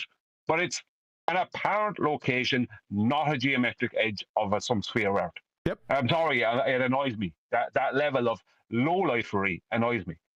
They're just dumbasses, man. Craft that shows that from taking off to climb, and you can steadily see the Earth horizon dropping from the HUD horizon line. Don't be using our stuff. Incredible. Now, that's really incredible. The question that we get all the time. Another question that you get all the time from who? I get it almost daily at this point. How much of a retard? I know what it is. How much of a retard are you? True or false? Did I get it? I want my money back. I want my money back. I want my money back. Anyone else want to take a shot at that? See if we get it right? That's absolutely perfect, Adam. Nice one. Not color commentary. I asked for anything. Do you have another question do you think people ask them? All right. No one wants to participate. What's your tailor's name? What's your tailor's name? Will and Grace. Point due to my involvement in this place with the final experiment is that's a non-experiment, and it was shown to you about 10 seconds after it's dribbled out of that incoherent blowhole of yours. Dumbass. Why can't we see the curvature? No. Not why can't we see the curvature. Where is the measured curvature? So flat earthers are always asking this. Stereotype fallacy 29. Here comes a baseless assertion or a straw man or a combination of the two. Question, where's the curve? Oh, go ahead. Sorry, 1 second. I tried to get it a minute ago, but the topic kind of changed a little bit. But it's more back on track. What they're creating is an agreement ladder. Because all they're doing is one person is saying something and the other person going, yes, 100%, most definitely, that's a definite. Certainly. All this, right? It's all this patting on the back stuff that's going on. Nobody is, none of them are ever saying, no, actually, that's not correct. It's always a heap of load of rubbish. Yeah. And just so people know, anyone could go, well, if you've got the money, to go in an airplane, a commercial airline, and you will see out the window the horizon appearing to be an oil line. It's only very rarely the horizon will not appear to be an oil line from an oil liner. From an airline, and it's normally only because you're looking at a cloud horizon and not the actual horizon. That's when the horizon can appear that way because of weather. So, the horizon's never going to be at your right line because the horizon's on the bloody ground. But the point is that because the earth is stretching out underneath you, as you rise up, your angle of view to it changes. It will appear, basically always, to be at your right line. The past several times I've been in commercial airliners, right, flying at high altitudes, the big ones, the biggest ones, flying at the highest altitudes. I was looking out windows, left and right. It appeared exactly at my oil line. Was it exactly at my oil line geometrically? No, I'm sure there's a small difference, but it appeared that way. So Wolfie saying that it will just go down, down, down, that is a total and utter lie. And anyone who's been on an airplane and noticed that, you don't have to be a flat earther. Anyone who's been on an airplane and looked out the window of a plane will know. Yeah, that is not the truth. Correct. Sorry, it annoys me. Lies annoy me. Okay, well, I got a question for you. Where's that horizon again?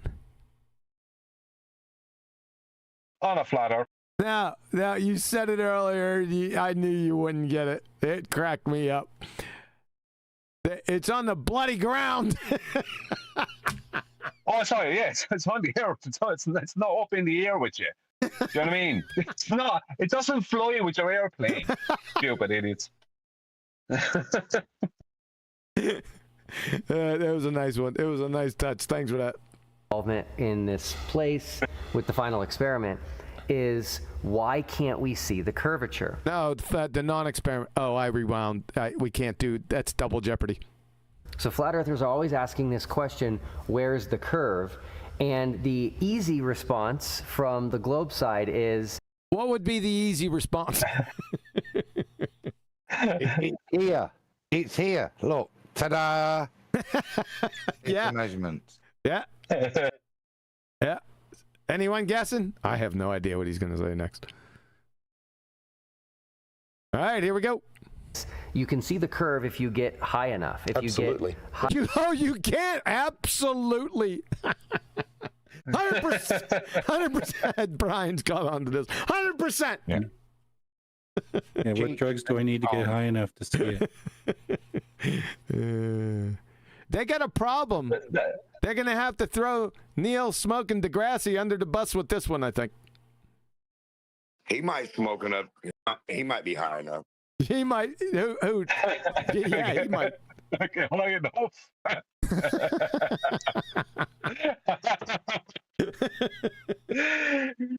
You know, well, with this thing here, is that he sees the curve of the globe out from his airplane all the time. Really? Well, that's basically what he's saying. No, the two of you have hit it on the head, haven't you? Yes, he is, Brian. And yeah, QE, the consequence is, if he's claiming that, he's about to call Neil deGrasse a liar.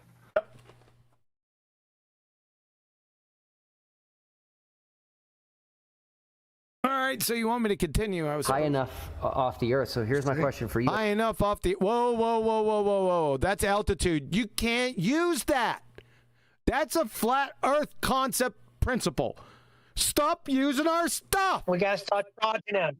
Got to start charging them every time they use it. We got to charge them. I think at this point, there's been enough conjecture to think it may actually be a psychedelic state that Will's talking about and not altitude. Oh, gotcha. You as a pilot, yes, who should be able to answer this question is, can you see the curve when you're flying? Oh, shit. What's he going to say? Yeah, I smoke weed all the time, dude. I don't know. Say yes. If he says yes, he's say no. He has to say no, or Neil deGrasse Tyson is a liar. Yep. Because this monkey's only flying, what, at most 45? 51,000. Is it 51? Okay, at most. Yeah, but those commercial small jets. How many millimeters is that above a beach ball? 51. I got to go find that. Very, very little. All right. Hold on. That's why that stuff is flat. Dime is 125 miles. That's what Neil deGrasse said. He said the bottle he had in his hand, that ball. He said a dime is 125 miles. 2 dimes would be equivalent to 250 miles off the surface, that high. And he says why you don't see nothing. It's all flat. Where do I have that?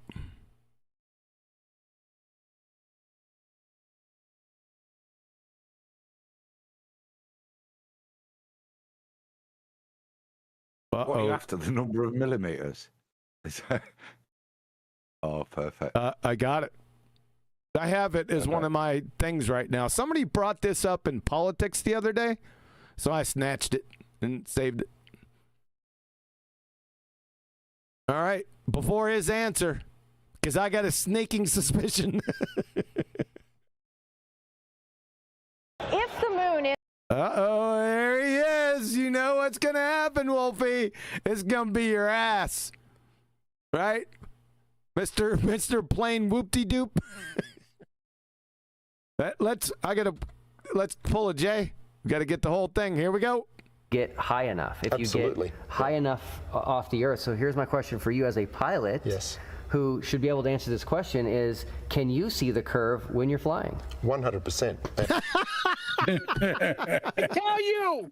Oh. Told you. 100. Yeah, it's 100, baby. All right. Neil deGrasse Tyson. Mr. Wolfie says you're full of shit. Is it maximum 51,000 feet? He can see it. Yep. What say you, Neil Smoking deGrasse? Is approximately 50 feet, I think, 30 to 50 feet from here. This would be, to this scale, a mile away. Show us where the International Space Station is, Hubble, etc. Okay. So if the Earth were actually this size, the International Space Station would be orbiting about a half an inch above the surface. And that dude who jumped out of a perfectly good balloon, what's his name? Felix Baumgartner. He would have been about 2 millimeters above the surface of this globe. That's his edge of space. Number one, did he just diss Felix Baumgartner and call him Baumgartner? He called him Baumgartner. He did, didn't he? Yeah. That's naughty, that. But number two, wasn't that really a lot higher than commercial flights, hence the high altitude balloon? Yes. Wasn't it 128,000? There we go. So the point of reference that the high priest is making is higher than when, and says you won't see it's flat, is higher than when one of the congregation, the believers in faith, says they've definitely seen it. Yeah. Yep. Space jump. Let's go back. And that dude who jumped out of a perfectly good balloon, what's his name? Felix Baumgartner. He would have been about 2 millimeters above the surface of this globe. That's his edge of space jump. Uh-oh, Wolfie, it's coming. Can you hear? No. Can you hear the audience laughing at Wolfie there? Yeah. Yeah. Why did he get mad? He got mad. He said he jumped out of a perfectly good balloon. Yeah, it was very. That was nicely done, by the way. Jump.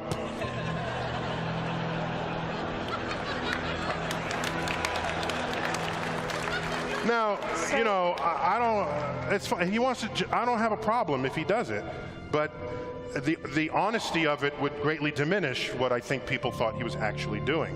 And not only that, they made sure to photograph him standing there with a really wide-angle lens, which curves horizontal lines.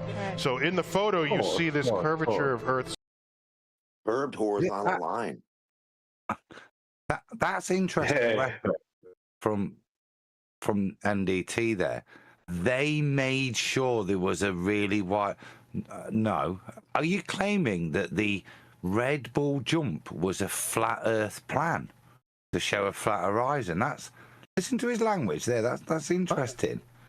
He's defending that flat horizon, which is the only horizons you'll ever get, flat and horizontal, i.e., no rate of change of slope.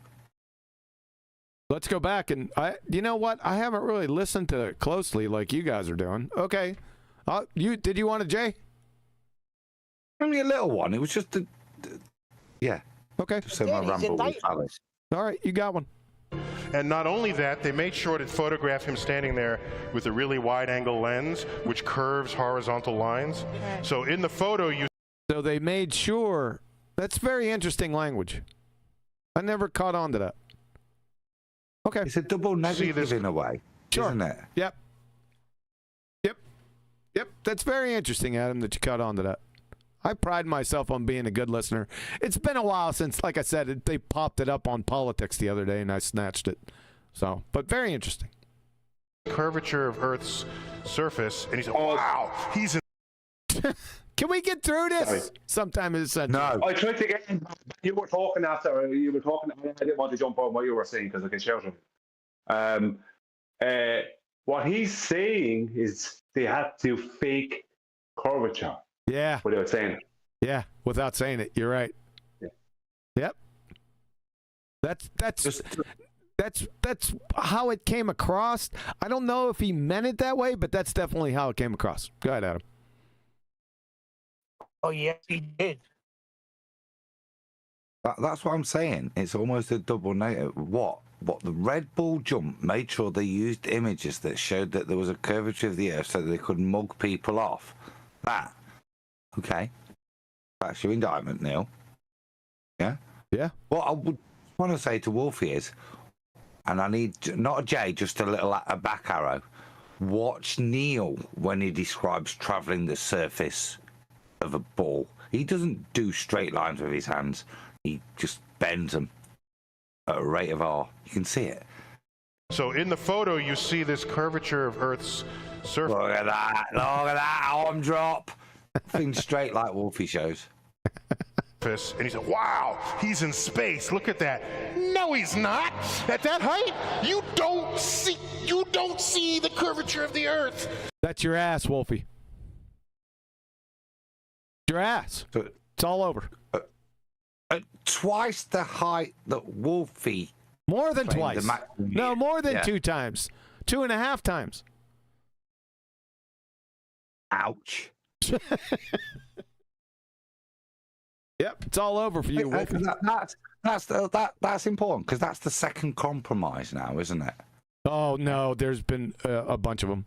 Major ones in terms of the first one was to what you have to do on the plane is compromised himself. Yep. Yeah. And not knows it, and that's been doubled down on with bits with the 8 years ago. But this one, unfortunately, all of us are going to have to shout heresy, aren't they? Burn him at the stake, the witch, heresy. Neil says you can't, and you say you hallucinated that curve at less than half the height. Heretic. If you are 2 millimeters above this beach ball, you just don't. That stuff is flat. That stuff is flat. That stuff is flat. Wolfie. Wolfie, that's stuff. You kept on saying Wolfie before the beginning of the statement. Yep. Nice touch. Yep. You're done, Wolfie. That's all for you. You're a clown. That was easy. Any other hanging watermelon-sized curveballs for me? 1 second.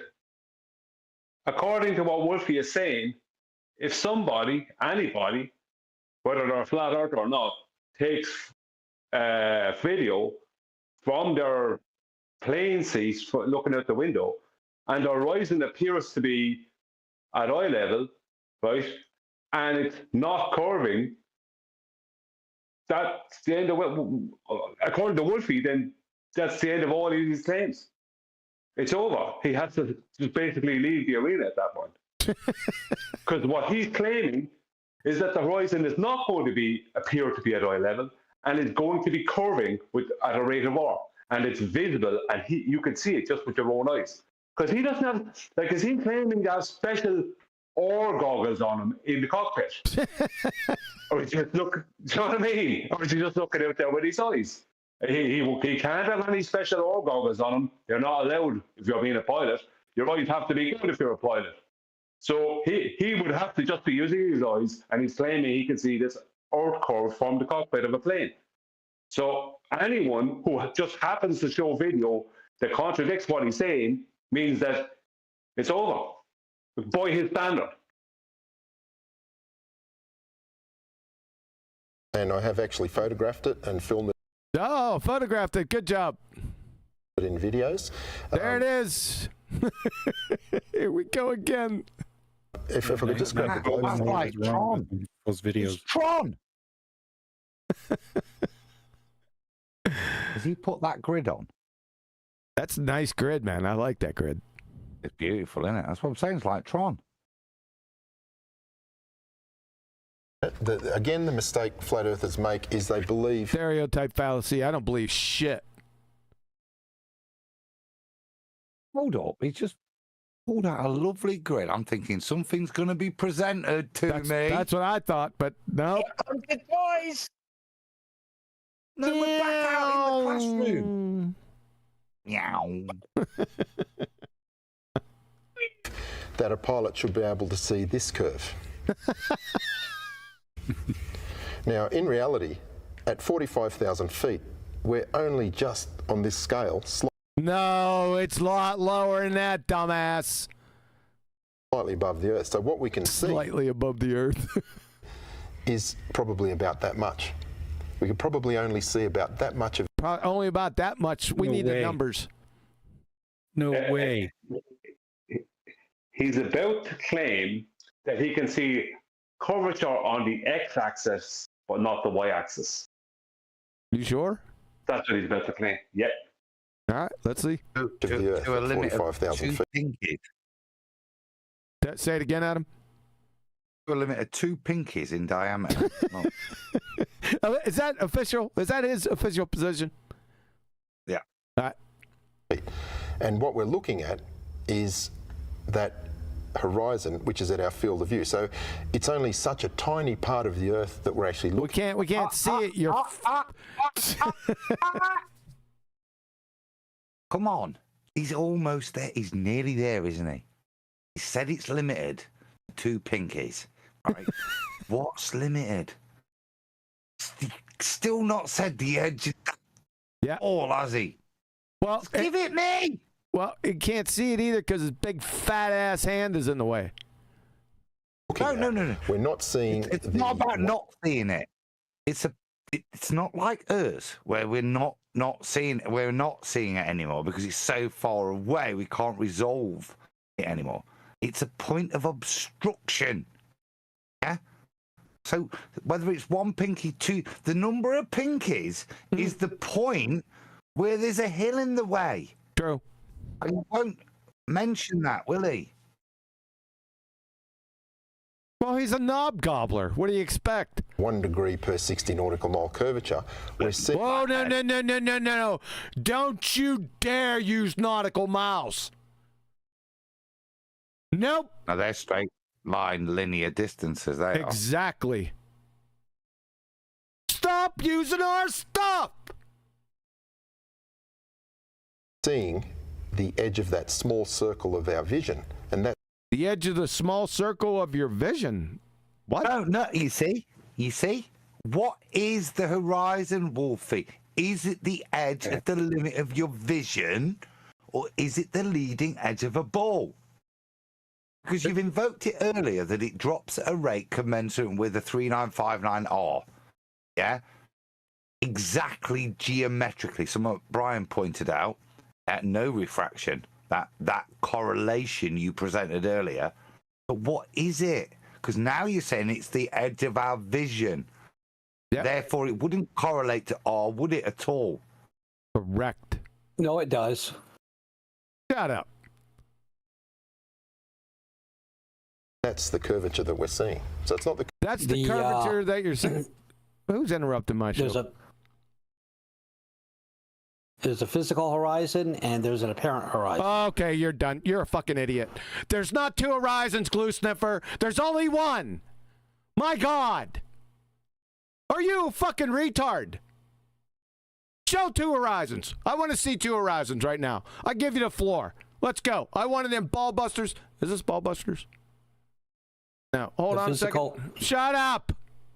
I want the 2 horizons in photo form in BALLBUSTERS text chat. Don't you open up that blowhole until you post it. That's reasonable, that. In the same photograph. Yeah. I thought that was implied, but okay. You need those kind of caveats. You're right. Do you see how whoever this is that isn't allowed to come in and speak until they've posted the picture with those 2 horizons in one singular image, not photoshopped? Just I can. You're not allowed till you post the picture to carry on. Correct. Yeah. Now, I can bullshit. You're on mute. Post the picture. Somebody tell me, because I got to get on with the video. Somebody tell me when it's posted in here, and I'll come back. Fair? That's fair. Before you carry on, that's a very telling interjection. See how we are making a salient point, and a little white knight for Wolfie has to come, and this is what they'll do. Try and distract. It's like chocolate. Back in the day, you see, this is why chocolate was selling Horizons. Yeah, I know. People were buying them. I know. I think I recently saved that. Hold on a second. Where are we? Where am I at? All right, now where would I put that? Let's do this. You see, but once again, while you look, it's this horizon. No, it's that horizon. Yes, it is. No, it isn't. Yeah. Just define what the horizon is. It's either the leading edge or it's a point of optical dissolution where you can't see any further. Wolfie's claimed both positions for it now, even though he's previously stated that it is a geometric position based on R, which is why it drops to 3 point whatever degrees at 40,000 odd feet. Yeah, it's not. It is. Meow, meow, meow, meow, meow, meow, meow, meow. Now, what I'm feeling. Now, it wasn't that Indio 007, my man over there 24/7. He made this originally. So, Indio, if you're listening, I'll tell him. He's probably not because it's probably a little bit too long for him. You need to find a spot to put natural horizon because that's a new one that we learned today from Wolfie Idiot Clown Show. So that's what you need to do. Get right on that, all right? Horizon to be named later. That might be the one. Yeah, I mean, technically all you need is one photograph of their claimed geometric horizon. Did we get the? Now, that's going to be tricky considering horizon is horizontal. Put that image back up because that is the killer. Oh, I got rid of it. Hold it back. It's kind of pertinent. Yeah? Where's the geometric horizon on? Oh. No. Right. Now, note the caveat on that. That's because it's not even in the image. It's way back, much nearer the observer. Yeah. The actual geometric, yeah? So far back. That there should be however many 100-foot wall of water obstructing everything you're seeing. Because of geometry. Yeah, what they have is an eternal begging the question, circular reasoning fallacy, where the horizon we see is somehow projected from the horizon we can't see, and we can't see it because of the one that's projected from it. You know what I mean? But it is there, but we can't see it because of the one that's projected from it. But the one we do see is projected from this other one that we can't see because of the one that's projected from it. You know what I mean? It's complete another horse manure. And this is what they got. All right, can I get rid of this? Can I sorry, yeah. Yeah. Adam, good? I get rid of it? I think I'm out of sarcasm for now. It's going bye-bye. Watch, he'll say, oh, pull it up. Yeah, no, I'm not. Oh, wait. Only because Flatsy's been absent, and I remember Superchat. Super Wolfie Clown Show. Okay, Tony Whitcomb. Has one of the wolf pups gone AWOL and turned into Wolfie with a low IQ and lost its way in life? No, sir. No, I still have all my wolf pups. Thanks, Tony.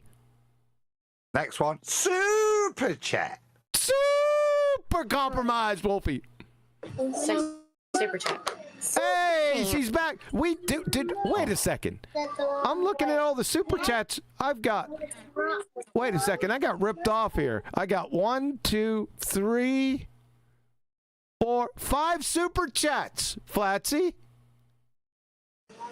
Yeah, we've been at a birthday party. I have not been able to pay attention. That is totally on me. I'm so sorry. Okay, you got to go through each one of them now. 5 times. Super Chat 5 times.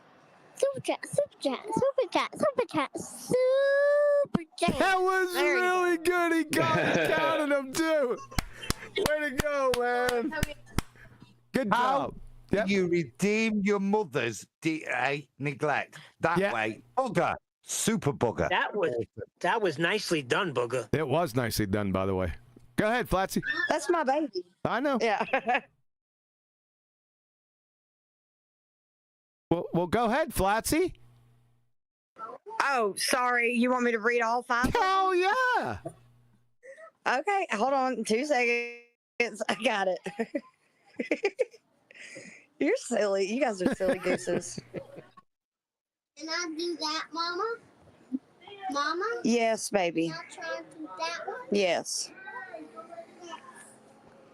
All right, I'm doing it right now. So Mike 808 just sent a super chat to you. Yeah, that's he does. Thanks, Mike. Platypus sent.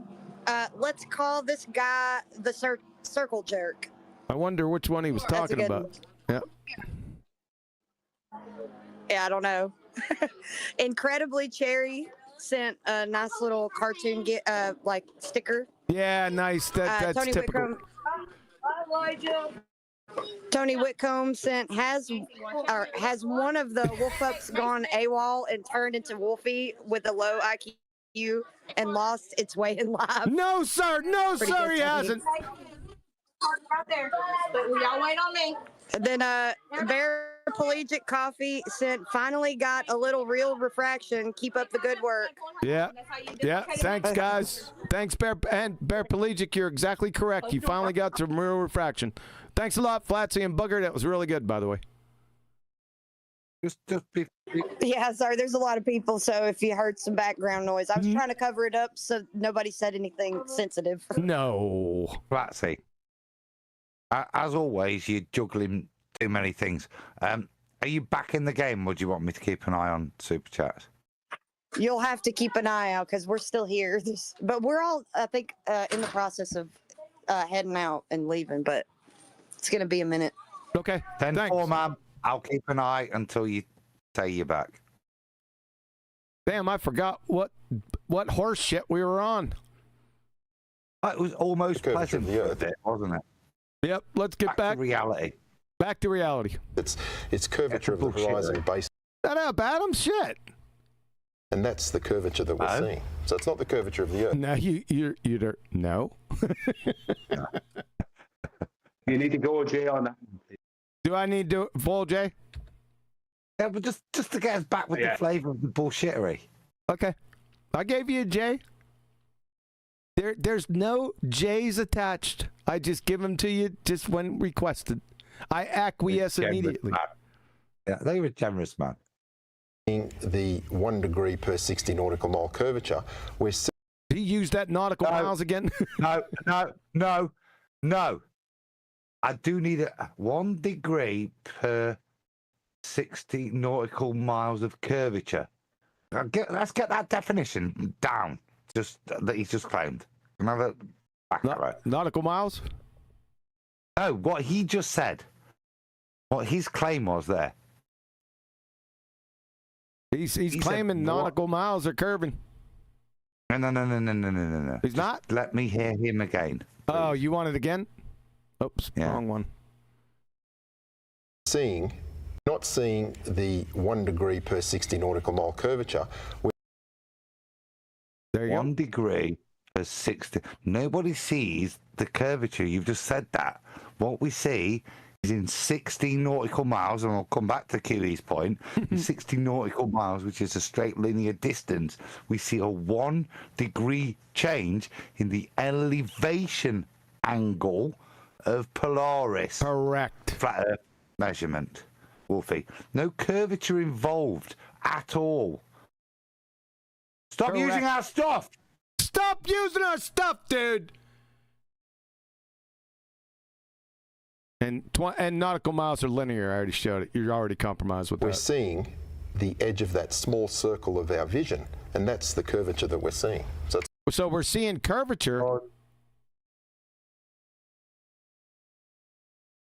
Now limit of vision again. It's not an obstruction. Yep.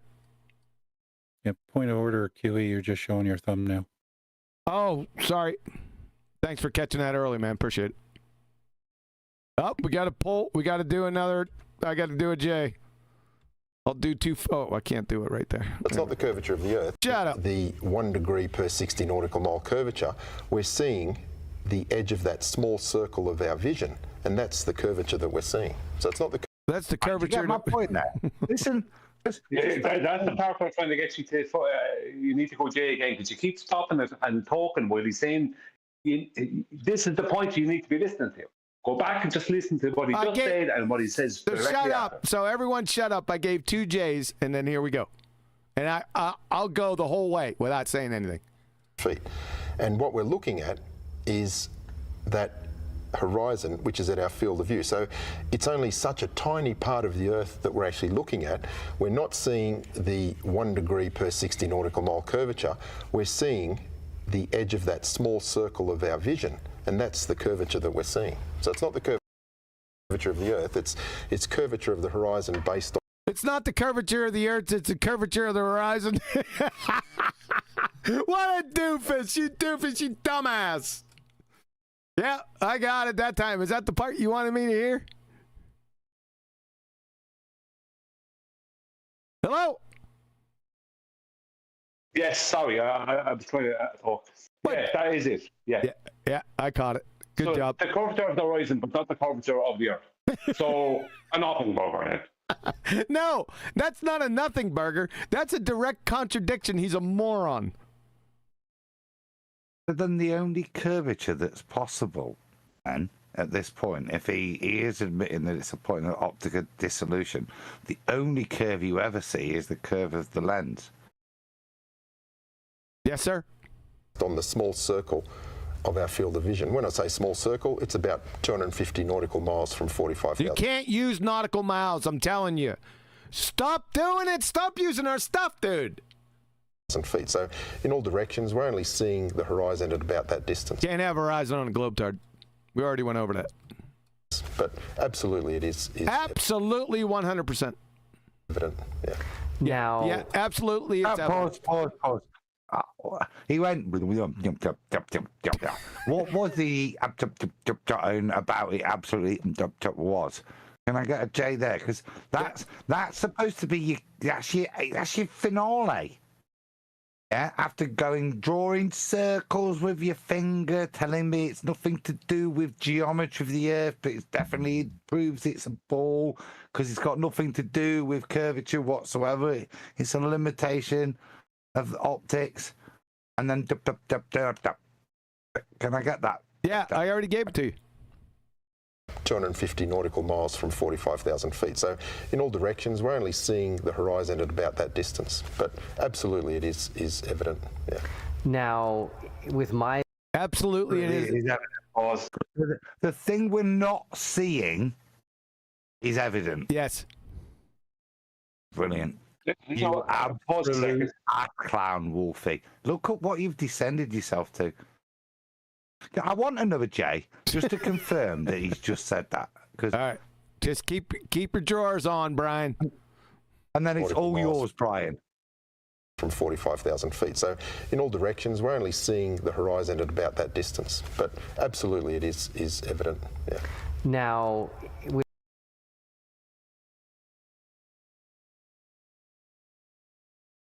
That's your cue, Brian.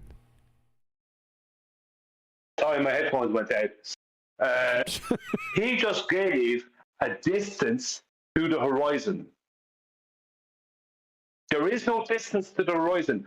The only way he can make that statement is by pre-assuming that the horizon is the leading geometric edge of a sphere Earth of radius 3,959 miles. Correct. Based off of his eye height above a point below him. Correct. On that claimed sphere that he's pre-assuming. Yep. So he's constantly lying here.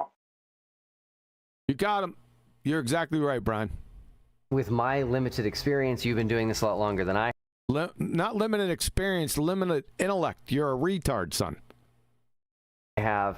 Flat earthers will reject. Oh, here we go.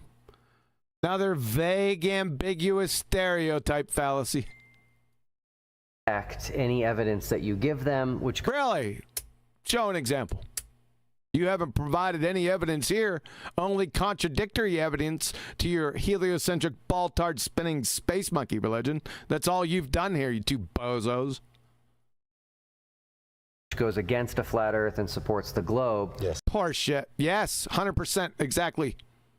So I'm guessing they've rejected your picture. They've rejected. We're up at 31 stereotype fallacies. And your videos of this curvature. And what curvature? The curvature that you can't see because of the optical dissolution that you're not seeing. Yeah? Because you can't see that far because it's not a point of physical obstruction as outlined by Wolfie. Yep. That one. Oh, he that shows in the picture that he then subsequently goes on to say why you're not actually seeing Earth curve. It's just a point where you can't see any further. What actually is the truth is that Will Duffy's, because Will Duffy is a habitual liar. He never stops lying. That's what he does. He just continually lies. He doesn't know much, so he just lies. Yep. I have never denied anything Wolfie showed. I have openly debunked anything Wolfie brought forth. Just like we're doing today. There's a big difference. Exactly. We're not denying that he saw something or denying that. We're pointing out where he used this section or what he showed was not what he said it was or what he thought it was. Oh. That's what we've done. Yep. We didn't go, that didn't happen. I'm looking, I just remembered, thanks, Brian. You're exactly right. I'm looking for douchebag posting his horizons in here. The picture of two horizons. I don't see him in here. You thought I forgot? They're not here. Omnivore moron. Seemed like you boot scooted too. Clown. That'll be all for you. And one thing that I would predict, which is pretty easy to predict. Pretty easy. Is this a scientific prediction? Is this one of those Antarctica predictions? Just once you're in the mind of flat earthers. Now he's in the mind of complete strangers. Can you show that mechanism?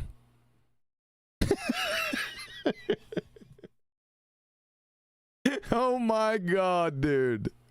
Is they're probably going to say that if there's visible... He's in the mind of complete strangers in a stereotype fallacy. Now they're probably going to say, is this your case, counselor? Objection, Your Honor. Glue-sniffing moron. Bailiff, throw him out of my courtroom. Curvature in a picture or video that you took from the cockpit, that it's due to curvature of the, like, windows? Actual refraction? Curvature of the windows in the There you go, actual refraction. Now you finally got it. Yes. Deal with that. That is exactly true, Will. That is exactly 100% true, Will. I've had that claim many times made by flat earth. What claim many times? What? Is he claiming that refraction doesn't occur at the boundary layer? Yes. Of the window? Yes. Yes, he is. Carry on, Wolfie, baby. Carry on. What a clown. Earthers, and as a rebuttal, Did he say flat earthers? Stereotype fallacies, 30. That's 32 of them. I've had that claim many times made by person, right here, as he purports to be, will go, let's just explain this. Of course, refraction's occurring. The light is traveling through the medium of air and then hitting the medium of glass or perspex, yeah, whatever it is, yeah. At that point, that is the definition of refraction. Yep. Now, he's not doing that. Yeah, he's cupping Will gently, isn't he? Gently. He doesn't know what refraction is, dude. He doesn't know. None of them do. No. This is the indictment. Yeah, he does, but he's going to represent it as something else. He does He's not going to deny that there has to be an angle of incidence here at this boundary layer. He does not. I'll bet the farm against you that he is absolutely clueless of Snell's law. Absolutely. Right now. Let's do it. I'll bet you every farm I've got. You don't have any farms. That is exactly true, Will. I've had that claim many times made by flat earthers, and there you go, 32 stereotype fallacies. And as a rebuttal, I have shown footage from inside the cockpit. You've shown footage inside the cockpit, okay? Looking at straight lines in the hangar. He's comparing looking at straight lines in the hangar to being out there at 45,000 feet with the sun blaring through the window. Is he some kind of retard or something?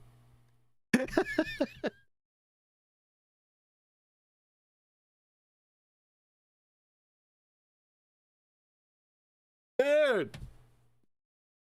Proving that there is no curvature induced by the cockpit, and I've no curvature induced by those windows with the light shining through them. Had friends come out, some of my friends come out. You don't have any friends. Subscribers that live in Perth. Your subscribers that live in Perth. Let's see them. They have come out and witnessed it themselves. Oh, you brought them into the cockpit to look at the lines in the hangar? Yeah, that's that. Anybody want a good night out? Let's go and have some lines in the hangar. What is Wolfie describing here? How many of his subscribers are aeronautical engineers? Would you go and do lines in the hangar with Wolfie? That's not a good question to ask me. Superchat. Super Casey Jones. Super lines from Roger Ledwell. Degrees equals curve my arse equals a hole in the ground. Thank you, Roger. Thanks, Roger. Wait a second. Don't press that. Too late. What? I tried to get that. Do that. You can't go back in a second. Don't press play. No, I said wait a second. Oh, that's all right then. Oh, that's okay then.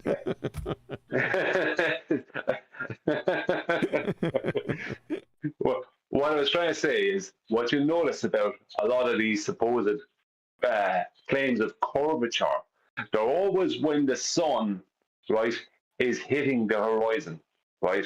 And what that does is it washes out stuff in the peripheral. So it causes an effect that looks like a curve.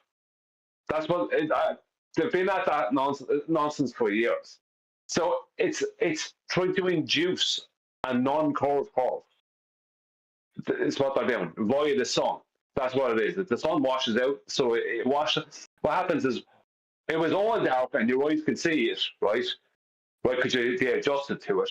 Then when the sun comes along, suddenly the sun, because it's not after rising or getting to the point where it appears more above your head, it's lighting up a certain section of the earth in front of you across the sea, and to the right and left of the sun, right, will appear dark, whereas you will have this area out in front of it where it's like the main point of light will be at the sun, and it diminishes to the left and the right.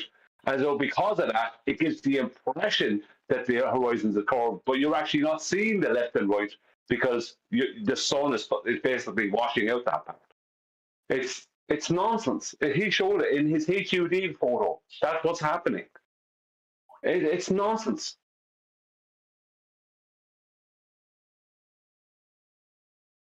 But I've shown it in videos as well. Yeah, one of the difficult things I found is getting flat earthers to tell you what they stereotype fallacy would accept, right? That's 33, by the way. What kind of a camera, what kind of a lens, what? Yeah.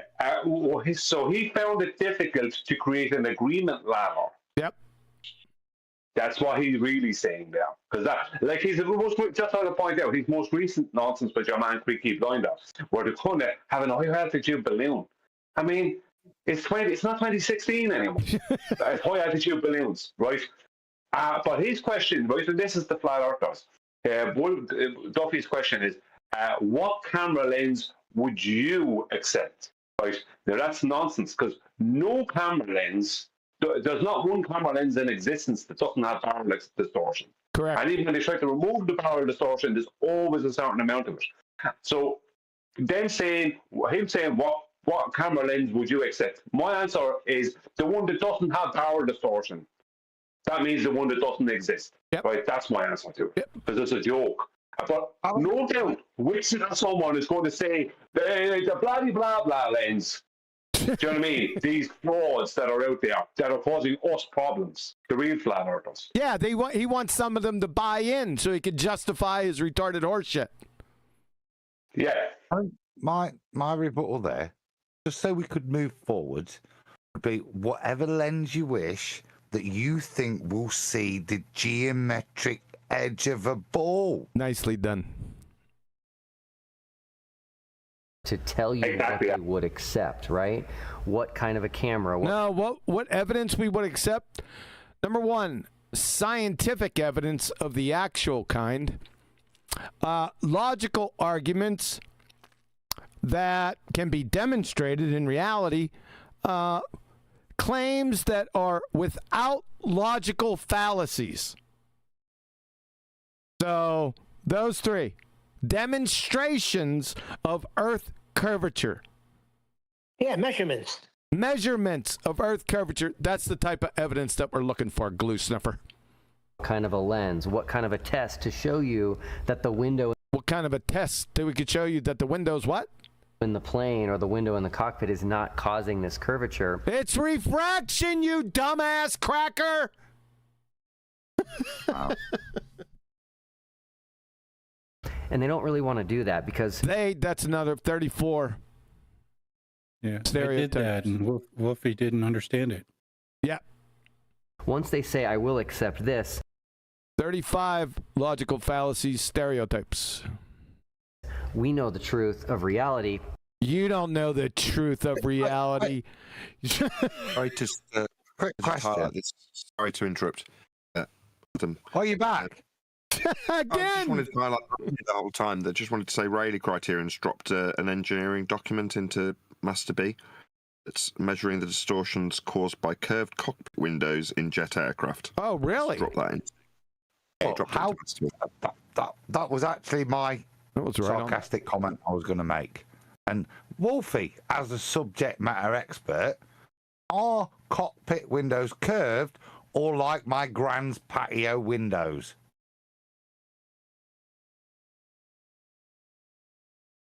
Do you want me to pull this up? No, I think it again. In all of this, the point is, what would be the reason to demonstrate why the image would refract? It right? Two things, because we're going from air into glass, then into the air of the cockpit. A double medium change. Now, if the glass is like my grand patio windows, there's only one kind of angle of incidence we need to worry about. But if we've then got a convex surface, then it further complicates the issue, doesn't it? So,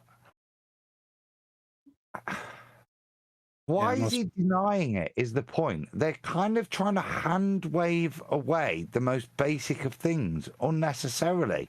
It's almost like, why are you making a big deal of pretending this doesn't exist when it clearly does? Yeah, most jet aircraft windscreens are actually triple layer. They have an outside layer, an inside layer, and a middle layer in there.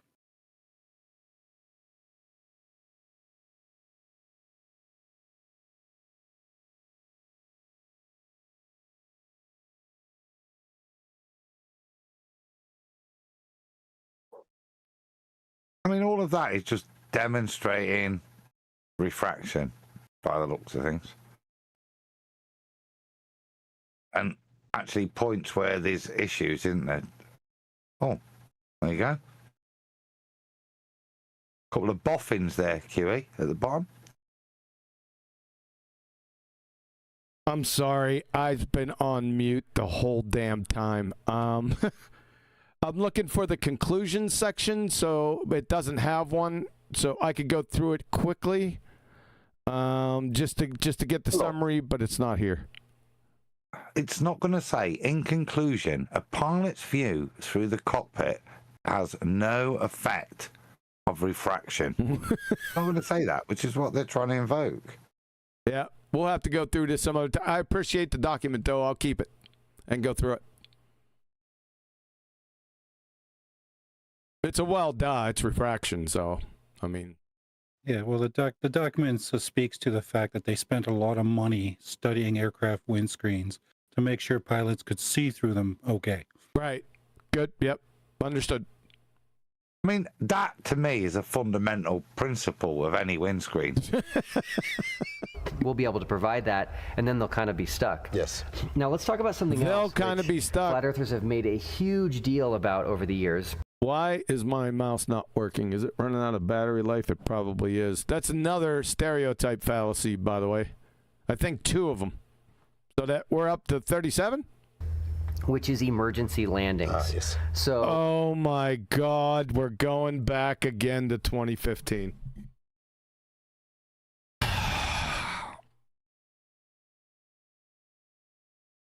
Do you guys want me to continue with it? It's sick. It's after 6, dude. My time. With that, I'll say a huge, massive, enormous thank you to all of the BALLBUSTERS panel and live participants. That was too quick, man. I don't know. Where are we? We're at 37 minutes out of 48 minutes. I think we could finish this off Tuesday. Hopefully it's more than this emergency landing horseshit. This is one big ass nothing burger from 2015. You know what he's going to do? He's going to pull up that disheveled AE projection. Yeah. Right? He's got to.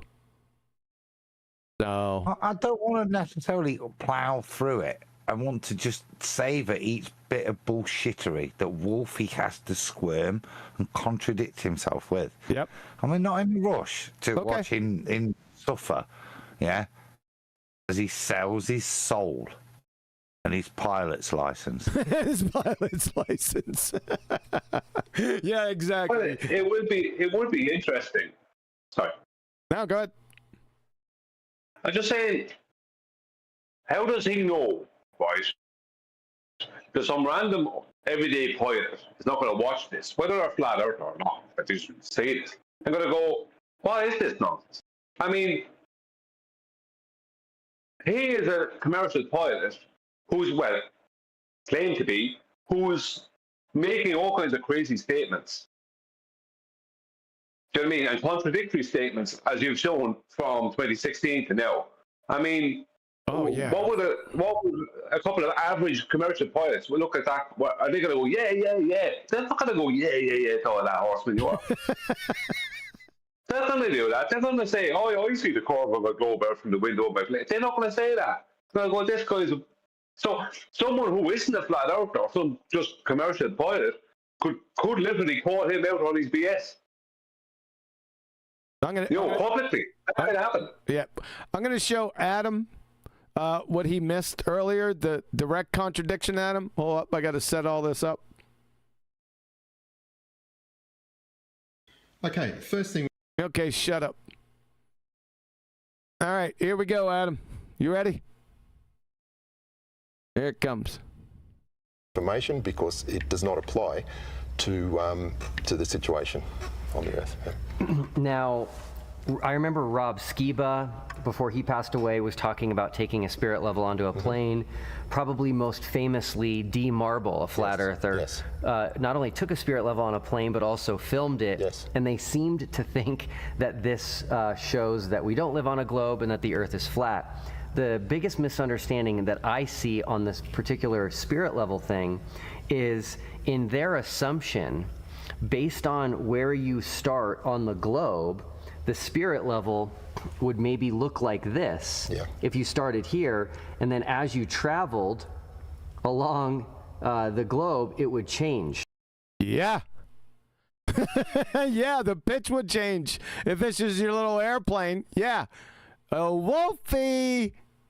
What say you? So, but what they're not acknowledging is that no matter where you are on the globe, you're going to start here. Yes. And so let's demonstrate that here. I'll let you hold this. We're getting into the hovering jet. The difference is, if I can just show that, flat earthers think this should happen. Oh, really? Is that what flat earthers think? Huh. That, like the pitch of the plane? Yes. But what actually happens if you hold the spirit level is this. Pause. There you go. You see, right. What flat earthers think is what pilot school teachers that if you traverse the ground. What Wolfie's teaching, welcome to the pilot school canteen, Wolfie. When you turn up next, they'll be spinning a ball like that in front of you. That's how planes work, mate. Give it a little J, and let's just No. You just shut up. You shut up and let me finish it. Don't stop me, okay? I'm gonna give a J, but don't stop me. Neither of you. If I can just show that, flat earthers think this should happen. No, that's what you think. That's what you demonstrated here. The thing we need to understand is that the Earth is not as... By the way, this is from 8 years ago. Wolfie6020 dumbass from September 22nd, 2016. Right there. Okay? No, that's what you said, Wolfie. And showed. As many people will think. And your typical airliner traveling at 450 knots will actually take 40 hours. Now, obviously, they won't do that non-stop. They'll have to stop and refuel, but that's the actual rate at which it's going to travel around the Earth. So show us. This aircraft is going to travel all around the Earth. It would obviously have to pitch down. It would obviously have to pitch down. Contradicting what he just demonstrated here. Yes. But what actually happens if you hold... What actually happens, you're done. You, sir, are a liar. At the very least. And a retarded moron. At the best. That's it, Adam. That's what we went over before you got here. Michael Kahn had a good point. What happens north to south? Does that Michael Kahn didn't have a good point. I already dealt with that twice. Yeah. it still won't work.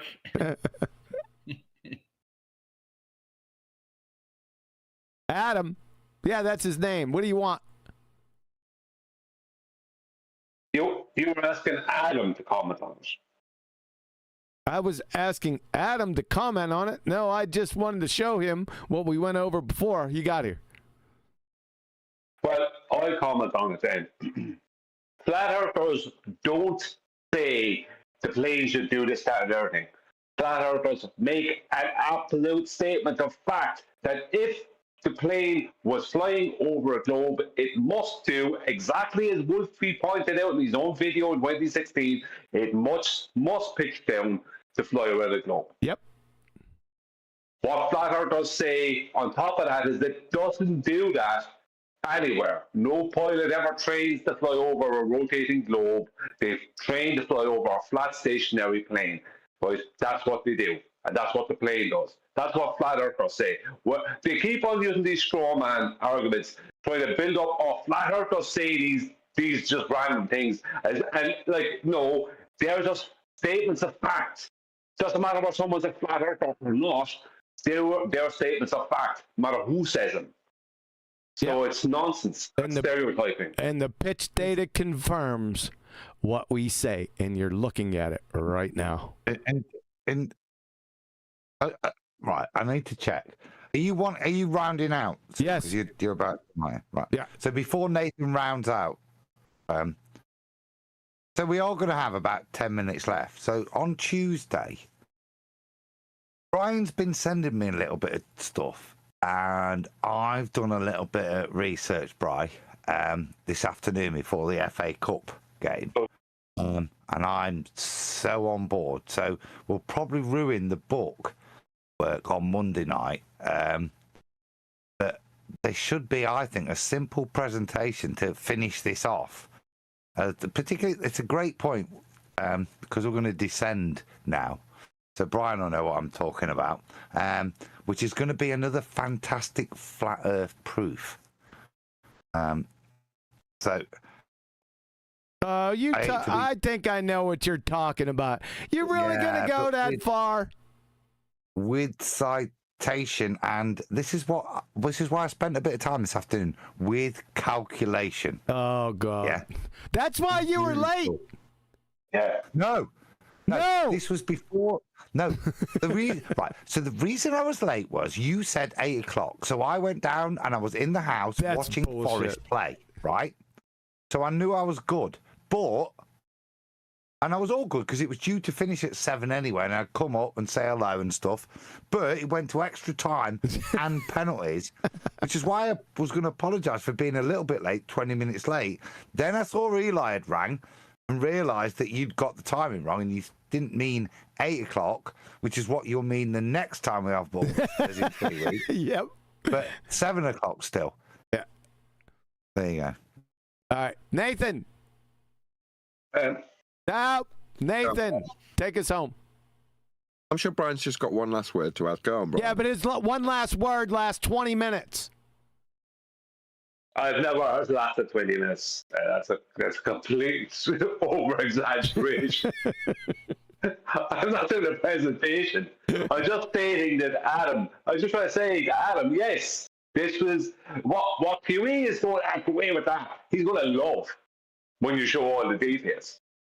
Because I know that when I sent those things out to you and QE, the QE would ignore them, but you wouldn't.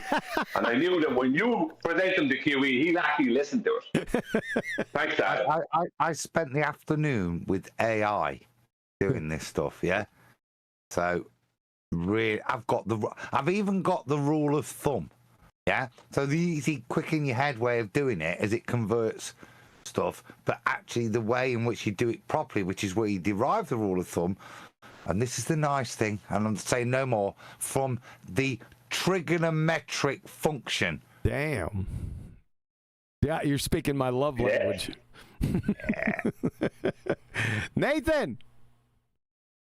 A huge, massive, enormous thank you to all of the Ballbusters panel for making today's Ballbusters possible. And of course, a massive thank you to all of you for liking, commenting, sharing, smashing the super chat and all that good stuff. I've been Nathan Oakley. A massive thank you to Quantum Race, and we will see you all in the next Ballbusters.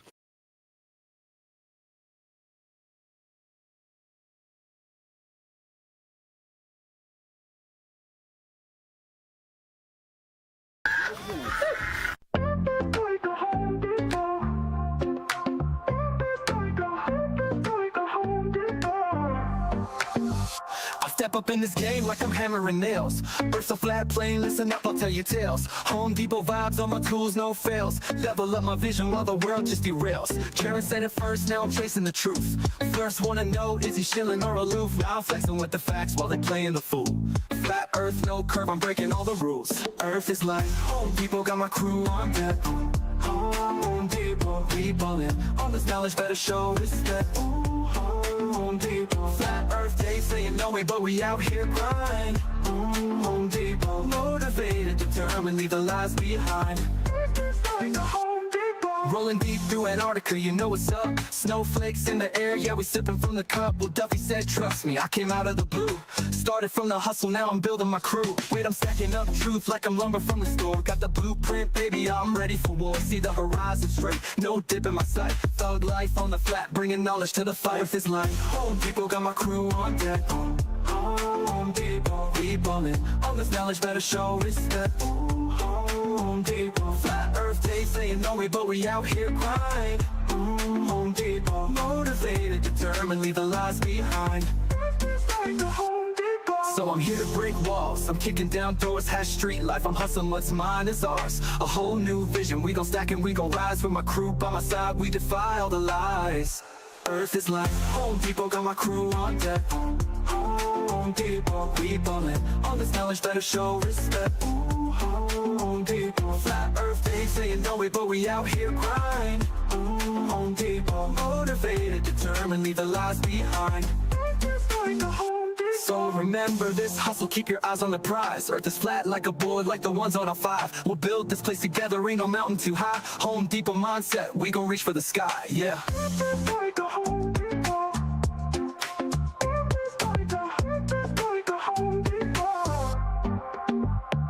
So remember this hustle, keep your eyes on the prize. Earth is flat like a board, like the ones on our 5. We'll build this place together, ain't no mountain too high. Home Depot mindset, we gon' reach for the sky, yeah.